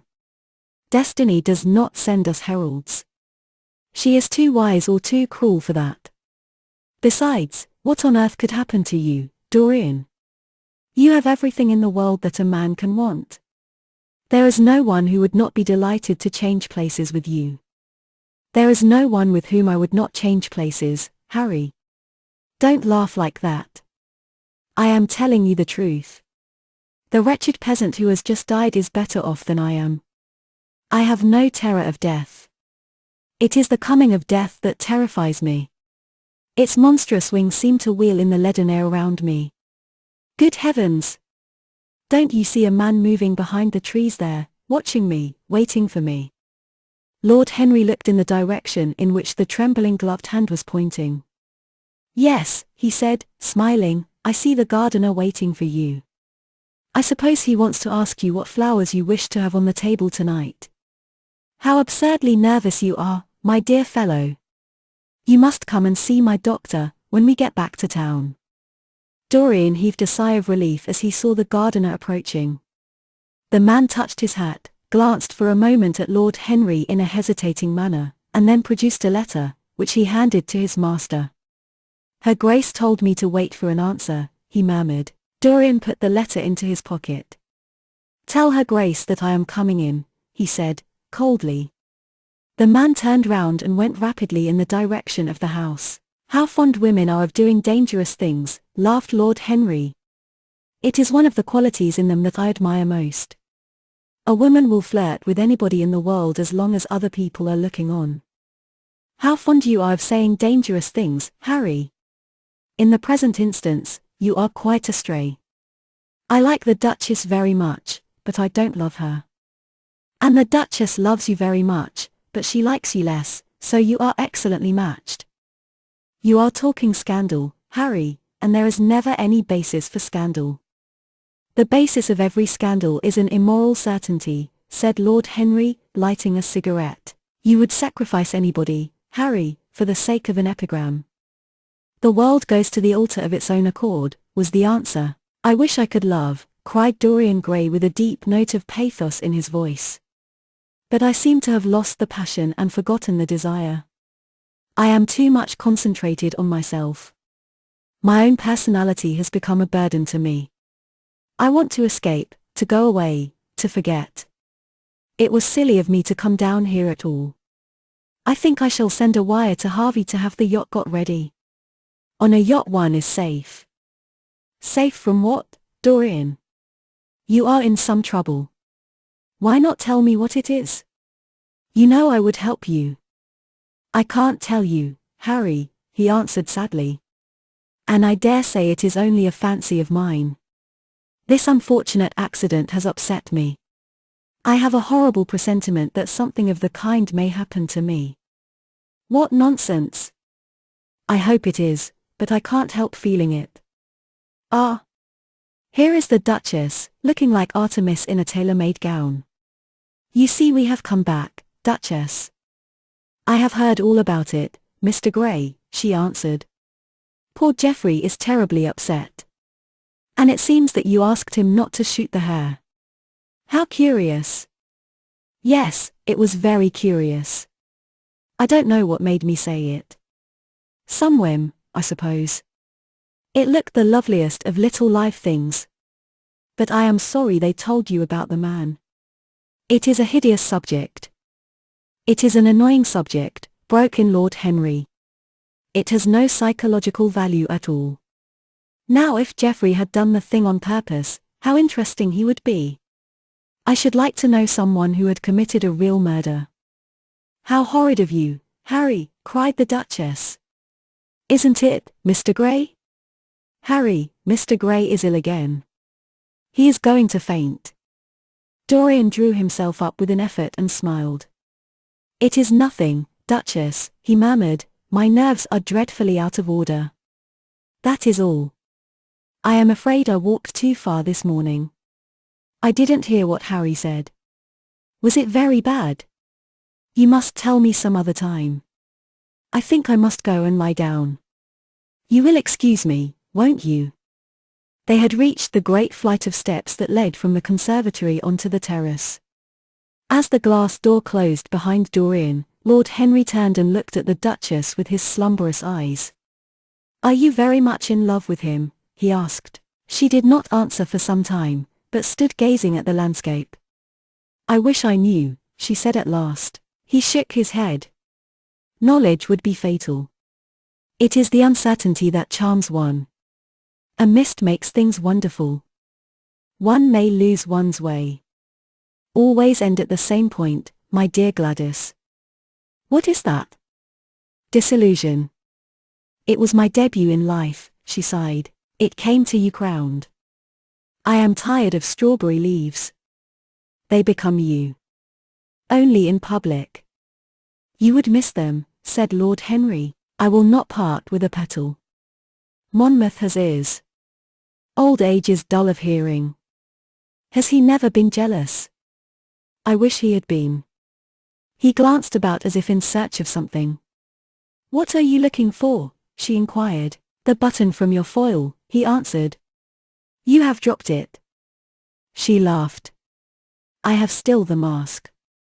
It makes your eyes lovelier, was his reply. She laughed again. Her teeth showed like white seeds in a scarlet fruit. Upstairs, in his own room, Dorian Gray was lying on a sofa, with terror in every tingling fibre of his body. Life had suddenly become too hideous a burden for him to bear. The dreadful death of the unlucky beater, shot in the thicket like a wild animal, had seemed to him to prefigure death for himself also. He had nearly swooned at what Lord Henry had said in a chance mood of cynical jesting. At 5 o'clock he rang his bell for his servant and gave him orders to pack his things for the night express to town, and to have the brougham at the door by 8:30. He was determined not to sleep another night at Selby Royal. It was an ill-omened place. Death walked there in the sunlight. The grass of the forest had been spotted with blood. Then he wrote a note to Lord Henry, telling him that he was going up to town to consult his doctor and asking him to entertain his guests in his absence. As he was putting it into the envelope, a knock came to the door, and his valet informed him that the headkeeper wished to see him. He frowned and bit his lip. "Send him in," he muttered, after some moments' hesitation. As soon as the man entered, Dorian pulled his checkbook out of a drawer and spread it out before him. "I suppose you have come about the unfortunate accident of this morning, Thornton," he said, taking up a pen. "Yes, sir," answered the gamekeeper. "Was the poor fellow married?" "Had he any people dependent on him?" asked Dorian, looking bored. "If so, I should not like them to be left in want, and will send them any sum of money you may think necessary." "We don't know who he is, sir. That is what I took the liberty of coming to you about." "Don't know who he is," said Dorian, listlessly. "What do you mean? Wasn't he one of your men?" "No, sir. Never saw him before." "Seems like a sailor, sir." The pen dropped from Dorian Gray's hand, and he felt as if his heart had suddenly stopped beating. "A sailor," he cried out. "Did you say a sailor?" "Yes, sir. He looks as if he had been a sort of sailor, tattooed on both arms, and that kind of thing." "Was there anything found on him?" said Dorian, leaning forward and looking at the man with startled eyes. "Anything that would tell his name?" "Some money, sir, not much, and a 6-shooter. There was no name of any kind." "A decent-looking man, sir, but rough-like." "A sort of sailor, we think." Dorian started to his feet. A terrible hope fluttered past him. He clutched at it madly. "Where is the body?" he exclaimed. "Quick! I must see it at once." "It is in an empty stable in the home farm, sir. The folk don't like to have that sort of thing in their houses. They say a corpse brings bad luck." "The home farm? Go there at once and meet me. Tell one of the grooms to bring my horse round." "No. Never mind. I'll go to the stables myself. It will save time."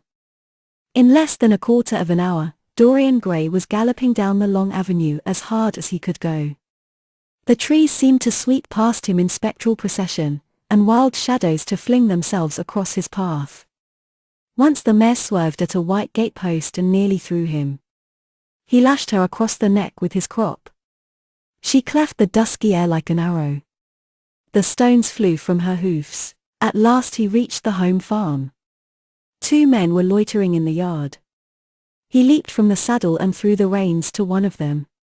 In the farthest stable a light was glimmering. Something seemed to tell him that the body was there, and he hurried to the door and put his hand upon the latch. There he paused for a moment, feeling that he was on the brink of a discovery that would either make or mar his life. Then he thrust the door open and entered. On a heap of sacking in the far corner was lying the dead body of a man dressed in a coarse shirt and a pair of blue trousers. A spotted handkerchief had been placed over the face. A coarse candle, stuck in a bottle, sputtered beside it. Dorian Gray shuddered. He felt that his could not be the hand to take the handkerchief away, and called out to one of the farm servants to come to him. "Take that thing off the face." "I wish to see it," he said, clutching at the doorpost for support. When the farm servant had done so, he stepped forward. A cry of joy broke from his lips. The man who had been shot in the thicket was James Vane. He stood there for some minutes looking at the dead body. As he rode home, his eyes were full of tears, for he knew he was safe. Chapter 19. "There is no use your telling me that you are going to be good," cried Lord Henry, dipping his white fingers into a red copper bowl filled with rosewater. "You are quite perfect. Pray, don't change." Dorian Gray shook his head. "No, Harry, I have done too many dreadful things in my life. I am not going to do any more. I began my good actions yesterday." "Where were you yesterday?" "In the country, Harry. I was staying at a little inn by myself." "My dear boy," said Lord Henry, smiling. Anybody can be good in the country. There are no temptations there. That is the reason why people who live out of town are so absolutely uncivilized. Civilization is not by any means an easy thing to attain to. There are only two ways by which man can reach it. One is by being cultured, the other by being corrupt. Country people have no opportunity of being either, so they stagnate. Culture and corruption, echoed Dorian. I have known something of both. It seems terrible to me now that they should ever be found together. For I have a new ideal, Harry. I am going to alter. I think I have altered. You have not yet told me what your good action was. Or did you say you had done more than one? Asked his companion as he spilled into his plate a little crimson pyramid of seeded strawberries and, through a perforated, shell-shaped spoon, snowed white sugar upon them. I can tell you, Harry.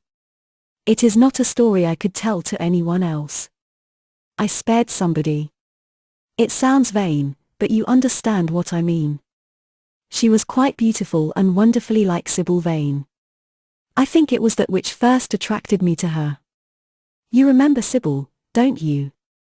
How long ago that seems. Well, Hetty was not one of our own class, of course. She was simply a girl in a village. But I really loved her. I am quite sure that I loved her. All during this wonderful May that we have been having, I used to run down and see her 2 or 3 times a week. Yesterday she met me in a little orchard. The apple blossoms kept tumbling down on her hair, and she was laughing. We were to have gone away together this morning at dawn. Suddenly I determined to leave her as flower-like as I had found her. I should think the novelty of the emotion must have given you a thrill of real pleasure, Dorian, interrupted Lord Henry. But I can finish your idyll for you. You gave her good advice and broke her heart. That was the beginning of your reformation. Harry, you are horrible. You mustn't say these dreadful things. Hetty's heart is not broken. Of course, she cried and all that. But there is no disgrace upon her. She can live, like Perdita, in her garden of mint and marigold. And weep over a faithless florizel, said Lord Henry, laughing, as he leaned back in his chair. My dear Dorian, you have the most curiously boyish moods. Do you think this girl will ever be really content now with anyone of her own rank? I suppose she will be married some day to a rough carter or a grinning ploughman. Well, the fact of having met you, and loved you, will teach her to despise her husband, and she will be wretched. From a moral point of view, I cannot say that I think much of your great renunciation. Even as a beginning, it is poor. Besides, how do you know that Hetty isn't floating at the present moment in some starlit mill pond, with lovely water lilies round her, like Ophelia? I can't bear this, Harry. You mock at everything, and then suggest the most serious tragedies. I am sorry I told you now. I don't care what you say to me. I know I was right in acting as I did. Poor Hetty. As I rode past the farm this morning, I saw her white face at the window, like a spray of jasmine. Don't let us talk about it any more, and don't try to persuade me that the first good action I have done for years, the first little bit of self-sacrifice I have ever known, is really a sort of sin. I want to be better. I am going to be better. Tell me something about yourself. What is going on in town? I have not been to the club for days. The people are still discussing poor Basil's disappearance. I should have thought they had got tired of that by this time, said Dorian, pouring himself out some wine and frowning slightly. My dear boy, they have only been talking about it for 6 weeks, and the British public are really not equal to the mental strain of having more than one topic every 3 months. They have been very fortunate lately, however. They have had my own divorce case and Alan Campbell's suicide. Now they have got the mysterious disappearance of an artist. Scotland Yard still insists that the man in the grey ulster who left for Paris by the midnight train on the 9th of November was poor Basil, and the French police declare that Basil never arrived in Paris at all. I suppose in about a fortnight we shall be told that he has been seen in San Francisco. It is an odd thing, but everyone who disappears is said to be seen at San Francisco. It must be a delightful city, and possess all the attractions of the next world. What do you think has happened to Basil? Asked Dorian, holding up his burgundy against the light and wondering how it was that he could discuss the matter so calmly. I have not the slightest idea. If Basil chooses to hide himself, it is no business of mine. If he is dead, I don't want to think about him. Death is the only thing that ever terrifies me. I hate it. Why? Said the younger man wearily. Because, said Lord Henry, passing beneath his nostrils the gilt trellis of an open vinaigrette box, one can survive everything nowadays except that. Death and vulgarity are the only two facts in the 19th century that one cannot explain away. Let us have our coffee in the music room, Dorian. You must play Chopin to me. The man with whom my wife ran away played Chopin exquisitely. Poor Victoria. I was very fond of her. The house is rather lonely without her. Of course, married life is merely a habit, a bad habit. But then one regrets the loss even of one's worst habits. Perhaps one regrets them the most. They are such an essential part of one's personality. Dorian said nothing, but rose from the table, and passing into the next room, sat down to the piano and let his fingers stray across the white and black ivory of the keys. After the coffee had been brought in, he stopped, and looking over at Lord Henry, said, Harry, did it ever occur to you that Basil was murdered? Lord Henry yawned. Basil was very popular, and always wore a Waterbury watch. Why should he have been murdered? He was not clever enough to have enemies. Of course, he had a wonderful genius for painting. But a man can paint like Velázquez and yet be as dull as possible. Basil was really rather dull. He only interested me once, and that was when he told me, years ago, that he had a wild adoration for you and that you were the dominant motive of his art. I was very fond of Basil, said Dorian with a note of sadness in his voice. But don't people say that he was murdered? Oh, some of the papers do. It does not seem to me to be at all probable. I know there are dreadful places in Paris, but Basil was not the sort of man to have gone to them. He had no curiosity. It was his chief defect. What would you say, Harry, if I told you that I had murdered Basil? Said the younger man. He watched him intently after he had spoken. I would say, my dear fellow, that you were posing for a character that doesn't suit you. All crime is vulgar, just as all vulgarity is crime. It is not in you, Dorian, to commit a murder. I am sorry if I hurt your vanity by saying so, but I assure you it is true. Crime belongs exclusively to the lower orders. I don't blame them in the smallest degree. I should fancy that crime was to them what art is to us, simply a method of procuring extraordinary sensations. A method of procuring sensations. Do you think, then, that a man who has once committed a murder could possibly do the same crime again? Don't tell me that. Oh. Anything becomes a pleasure if one does it too often, cried Lord Henry, laughing. That is one of the most important secrets of life. I should fancy, however, that murder is always a mistake. One should never do anything that one cannot talk about after dinner. But let us pass from poor Basil. I wish I could believe that he had come to such a really romantic end as you suggest, but I can't. I dare say he fell into the Seine off an omnibus and that the conductor hushed up the scandal. Yes, I should fancy that was his end. I see him lying now on his back under those dull green waters, with the heavy barges floating over him and long weeds catching in his hair.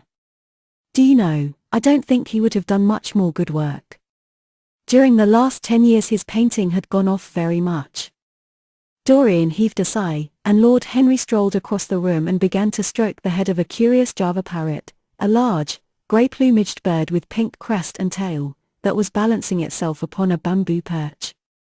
As his pointed fingers touched it, it dropped the white scurf of crinkled lids over black, glass-like eyes and began to sway backwards and forwards. Yes, he continued, turning round and taking his handkerchief out of his pocket, his painting had quite gone off. It seemed to me to have lost something. It had lost an ideal. When you and he ceased to be great friends, he ceased to be a great artist. What was it separated you? I suppose he bored you. If so, he never forgave you. It's a habit bores have. By the way, what has become of that wonderful portrait he did of you? I don't think I have ever seen it since he finished it.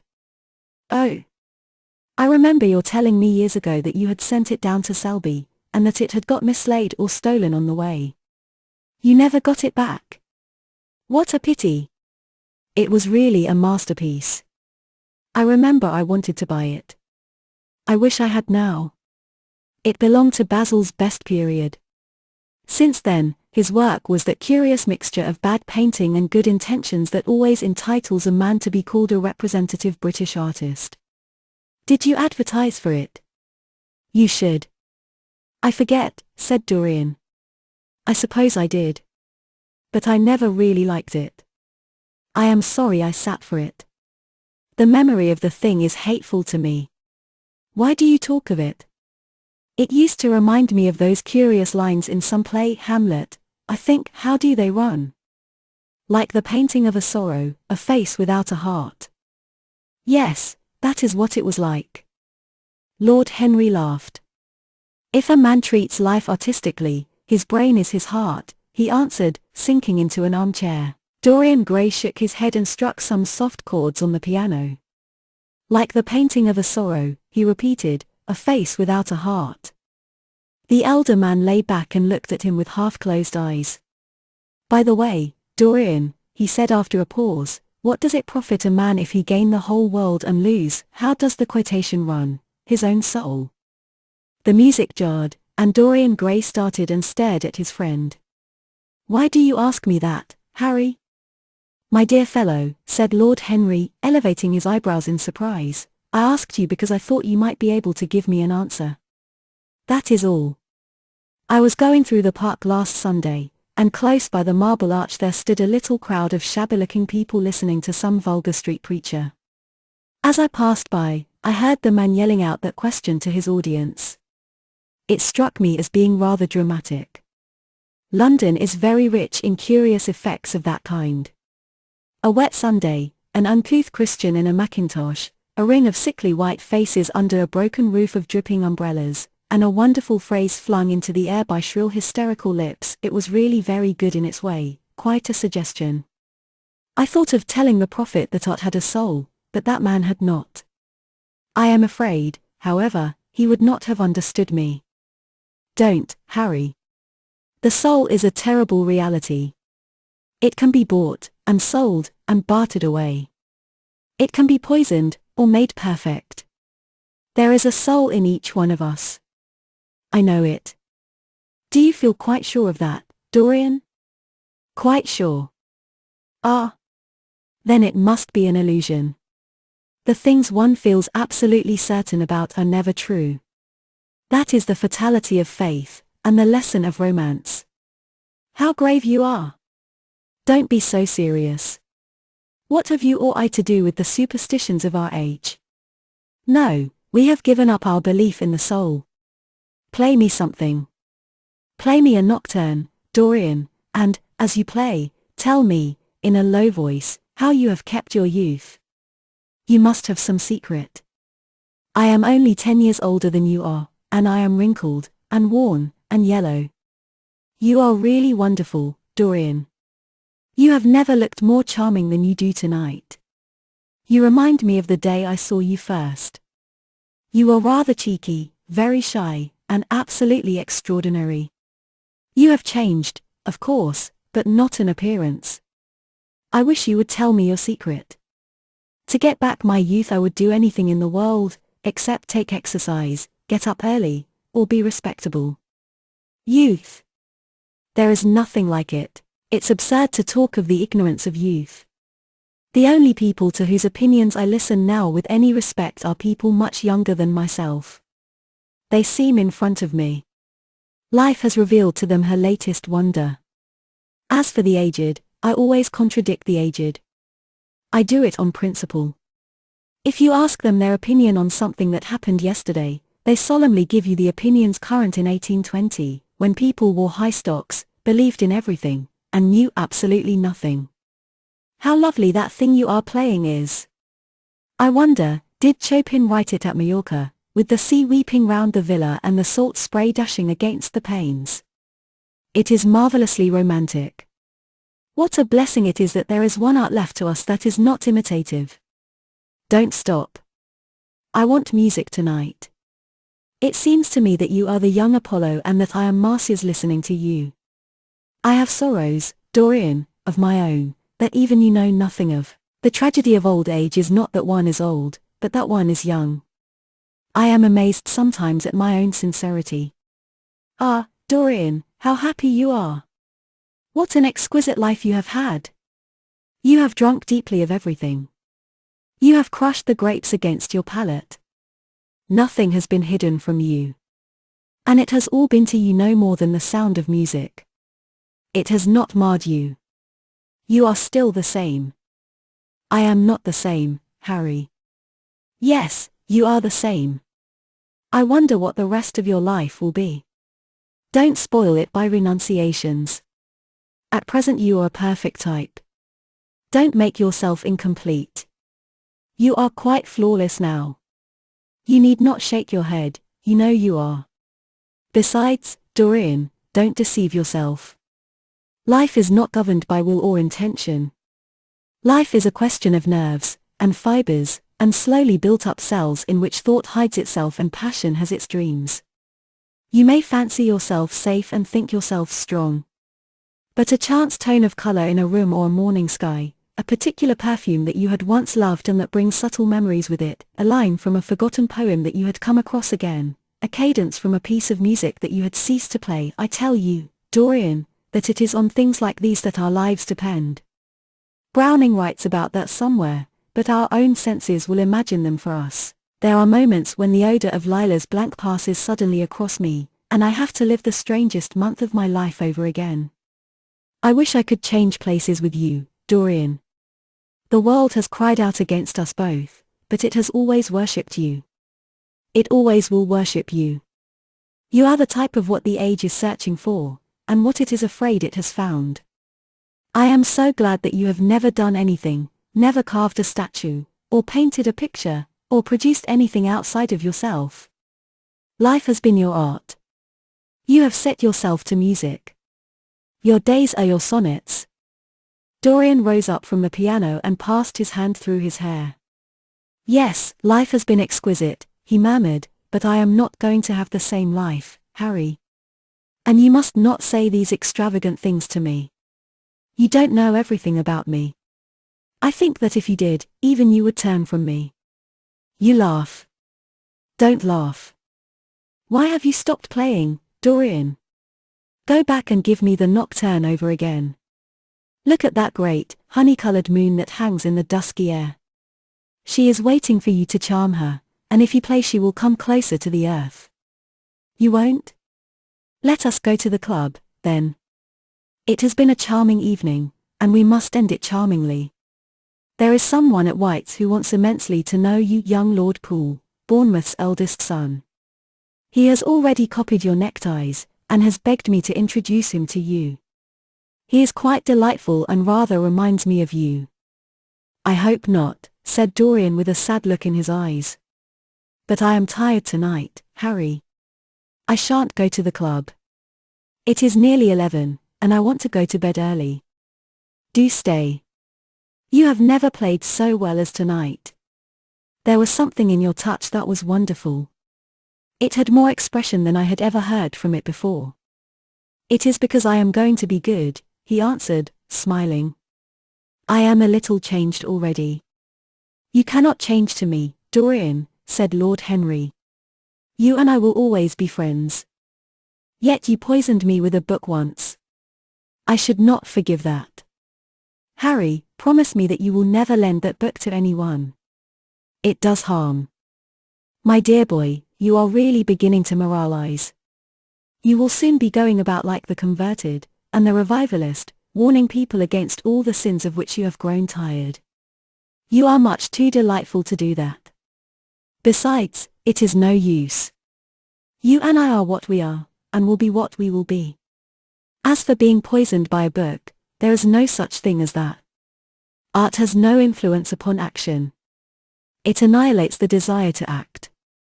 It is superbly sterile.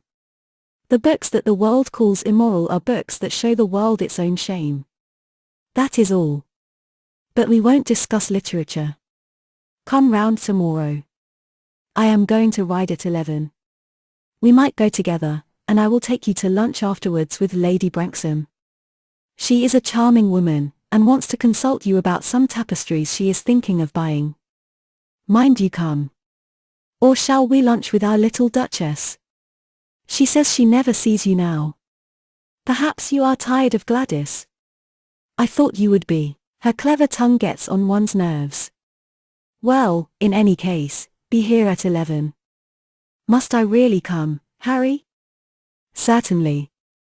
The park is quite lovely now. I don't think there have been such lilacs since the year I met you. Very well. I shall be here at 11, said Dorian. Good night, Harry. As he reached the door, he hesitated for a moment, as if he had something more to say. Then he sighed and went out. Chapter 20. It was a lovely night, so warm that he threw his coat over his arm and did not even put his silk scarf round his throat. As he strolled home, smoking his cigarette, two young men in evening dress passed him. He heard one of them whisper to the other, "That is Dorian Gray." He remembered how pleased he used to be when he was pointed out, or stared at, or talked about. He was tired of hearing his own name now. Half the charm of the little village where he had been so often lately was that no one knew who he was. He had often told the girl whom he had lured to love him that he was poor, and she had believed him. He had told her once that he was wicked, and she had laughed at him and answered that wicked people were always very old and very ugly. What a laugh she had, just like a thrush singing. And how pretty she had been in her cotton dresses and her large hats. She knew nothing, but she had everything that he had lost. When he reached home, he found his servant waiting up for him. He sent him to bed, and threw himself down on the sofa in the library, and began to think over some of the things that Lord Henry had said to him. Was it really true that one could never change? He felt a wild longing for the unstained purity of his boyhood, his rose-white boyhood, as Lord Henry had once called it. He knew that he had tarnished himself, filled his mind with corruption and given horror to his fancy, that he had been an evil influence to others, and had experienced a terrible joy in being so, and that of the lives that had crossed his own, it had been the fairest and the most full of promise that he had brought to shame. But was it all irretrievable? Was there no hope for him? Ah! In what a monstrous moment of pride and passion he had prayed that the portrait should bear the burden of his days, and he keep the unsullied splendor of eternal youth. All his failure had been due to that. Better for him that each sin of his life had brought its sure swift penalty along with it. There was purification in punishment. Not forgive us our sins but smite us for our iniquities should be the prayer of man to a most just God. The curiously carved mirror that Lord Henry had given to him, so many years ago now, was standing on the table, and the white-limbed cupids laughed round it as of old. He took it up, as he had done on that night of horror when he had first noted the change in the fatal picture, and with wild, tear-dimmed eyes looked into its polished shield. Once, someone who had terribly loved him had written to him a mad letter, ending with these idolatrous words, "The world is changed because you are made of ivory and gold. The curves of your lips rewrite history." The phrases came back to his memory, and he repeated them over and over to himself. Then he loathed his own beauty, and flinging the mirror on the floor, crushed it into silver splinters beneath his heel. It was his beauty that had ruined him, his beauty and the youth that he had prayed for. But for those two things, his life might have been free from stain. His beauty had been to him but a mask, his youth but a mockery. What was youth at best? A green and unripe time, a time of shallow moods, and sickly thoughts. Why had he worn its livery? Youth had spoiled him, it was better not to think of the past. Nothing could alter that. It was of himself, and of his own future, that he had to think. James Vane was hidden in a nameless grave in Selby churchyard. Alan Campbell had shot himself one night in his laboratory, but had not revealed the secret that he had been forced to know. The excitement, such as it was, over Basil Hallward's disappearance would soon pass away. It was already waning. He was perfectly safe there. Nor, indeed, was it the death of Basil Hallward that weighed most upon his mind. It was the living death of his own soul that troubled him. Basil had painted the portrait that had marred his life. He could not forgive him that. It was the portrait that had done everything. Basil had said things to him that were unbearable, and that he had yet borne with patience. The murder had been simply the madness of a moment. As for Alan Campbell, his suicide had been his own act. He had chosen to do it. It was nothing to him. A new life. That was what he wanted. That was what he was waiting for. Surely he had begun it already. He had spared one innocent thing, at any rate. He would never again tempt innocence. He would be good. As he thought of Hetty Merton, he began to wonder if the portrait in the locked room had changed. Surely it was not still so horrible as it had been. Perhaps if his life became pure, he would be able to expel every sign of evil passion from the face. Perhaps the signs of evil had already gone away. He would go and look. He took the lamp from the table and crept upstairs. As he unbarred the door, a smile of joy flitted across his strangely young-looking face and lingered for a moment about his lips. Yes, he would be good, and the hideous thing that he had hidden away would no longer be a terror to him. He felt as if the load had been lifted from him already. He went in quietly, locking the door behind him, as was his custom, and dragged the purple hanging from the portrait. A cry of pain and indignation broke from him. He could see no change, save that in the eyes there was a look of cunning and in the mouth the curved wrinkle of the hypocrite. The thing was still loathsome, more loathsome, if possible, than before, and the scarlet dew that spotted the hand seemed brighter, and more like blood newly spilled. Then he trembled. Had it been merely vanity that had made him do his one good deed? Or the desire for a new sensation, as Lord Henry had hinted, with his mocking laugh? Or that passion to act a part that sometimes makes us do things finer than we are ourselves? Or, perhaps, all these? And why was the red stain larger than it had been? It seemed to have crept like a horrible disease over the wrinkled fingers. There was blood on the painted feet, as though the thing had dripped, blood even on the hand that had not held the knife. Confess? Did it mean that he was to confess? To give himself up and be put to death? He laughed. He felt that the idea was monstrous. Besides, even if he did confess, who would believe him? There was no trace of the murdered man anywhere. Everything belonging to him had been destroyed. He himself had burned what had been below stairs. The world would simply say that he was mad. They would shut him up if he persisted in his story. Yet it was his duty to confess, to suffer public shame, and to make public atonement. There was a God who called upon men to tell their sins to earth as well as to heaven. Nothing that he could do would cleanse him till he had told his own sin. His sin? He shrugged his shoulders. The death of Basil Hallward seemed very little to him. He was thinking of Hetty Merton. For it was an unjust mirror, this mirror of his soul that he was looking at. Vanity? Curiosity? Hypocrisy? Had there been nothing more in his renunciation than that? There had been something more, at least he thought so. But who could tell? No. There had been nothing more. Through vanity he had spared her. In hypocrisy he had worn the mask of goodness. For curiosity's sake he had tried the denial of self. He recognized that now, but this murder, was it to dog him all his life? Was he always to be burdened by his past? Was he really to confess? Never. There was only one bit of evidence left against him. The picture itself, that was evidence. He would destroy it. Why had he kept it so long? Once it had given him pleasure to watch it changing and growing old. Of late he had felt no such pleasure. It had kept him awake at night. When he had been away, he had been filled with terror lest other eyes should look upon it. It had brought melancholy across his passions. Its mere memory had marred many moments of joy. It had been like conscience to him. Yes, it had been conscience. He would destroy it. He looked round and saw the knife that had stabbed Basil Hallward. He had cleaned it many times, till there was no stain left upon it. It was bright, and glistened. As it had killed the painter, so it would kill the painter's work, and all that meant. It would kill the past, and when that was dead, he would be free. It would kill this monstrous soul life, and without its hideous warnings, he would be at peace.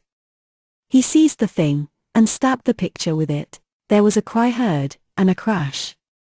The cry was so horrible in its agony that the frightened servants woke and crept out of their rooms. 2 gentlemen, who were passing in the square below, stopped and looked up at the great house. They walked until they met a policeman and brought him back. The man rang the bell several times, but there was no answer. Except for a light in one of the top windows, the house was all dark. After a time, he went away and stood in an adjoining portico and watched. "Whose house is that, constable?" asked the elder of the 2 gentlemen. "Mr. Dorian Gray's, sir," answered the policeman. They looked at each other, as they walked away, and sneered. One of them was Sir Henry Ashton's uncle. Inside, in the servants' part of the house, the half-clad domestics were talking in low whispers to each other. Old Mrs. Leaf was crying and wringing her hands. Francis was as pale as death. After about a quarter of an hour, he got the coachman and one of the footmen and crept upstairs. They knocked, but there was no reply. They called out. Everything was still. Finally, after vainly trying to force the door, they got on the roof and dropped down onto the balcony. The windows yielded easily, their bolts were old. When they entered, they found hanging upon the wall a splendid portrait of their master as they had last seen him, in all the wonder of his exquisite youth and beauty. Lying on the floor was a dead man, in evening dress, with a knife in his heart. He was withered, wrinkled, and loathsome of visage. It was not till they had examined the rings that they recognized who it was. The end.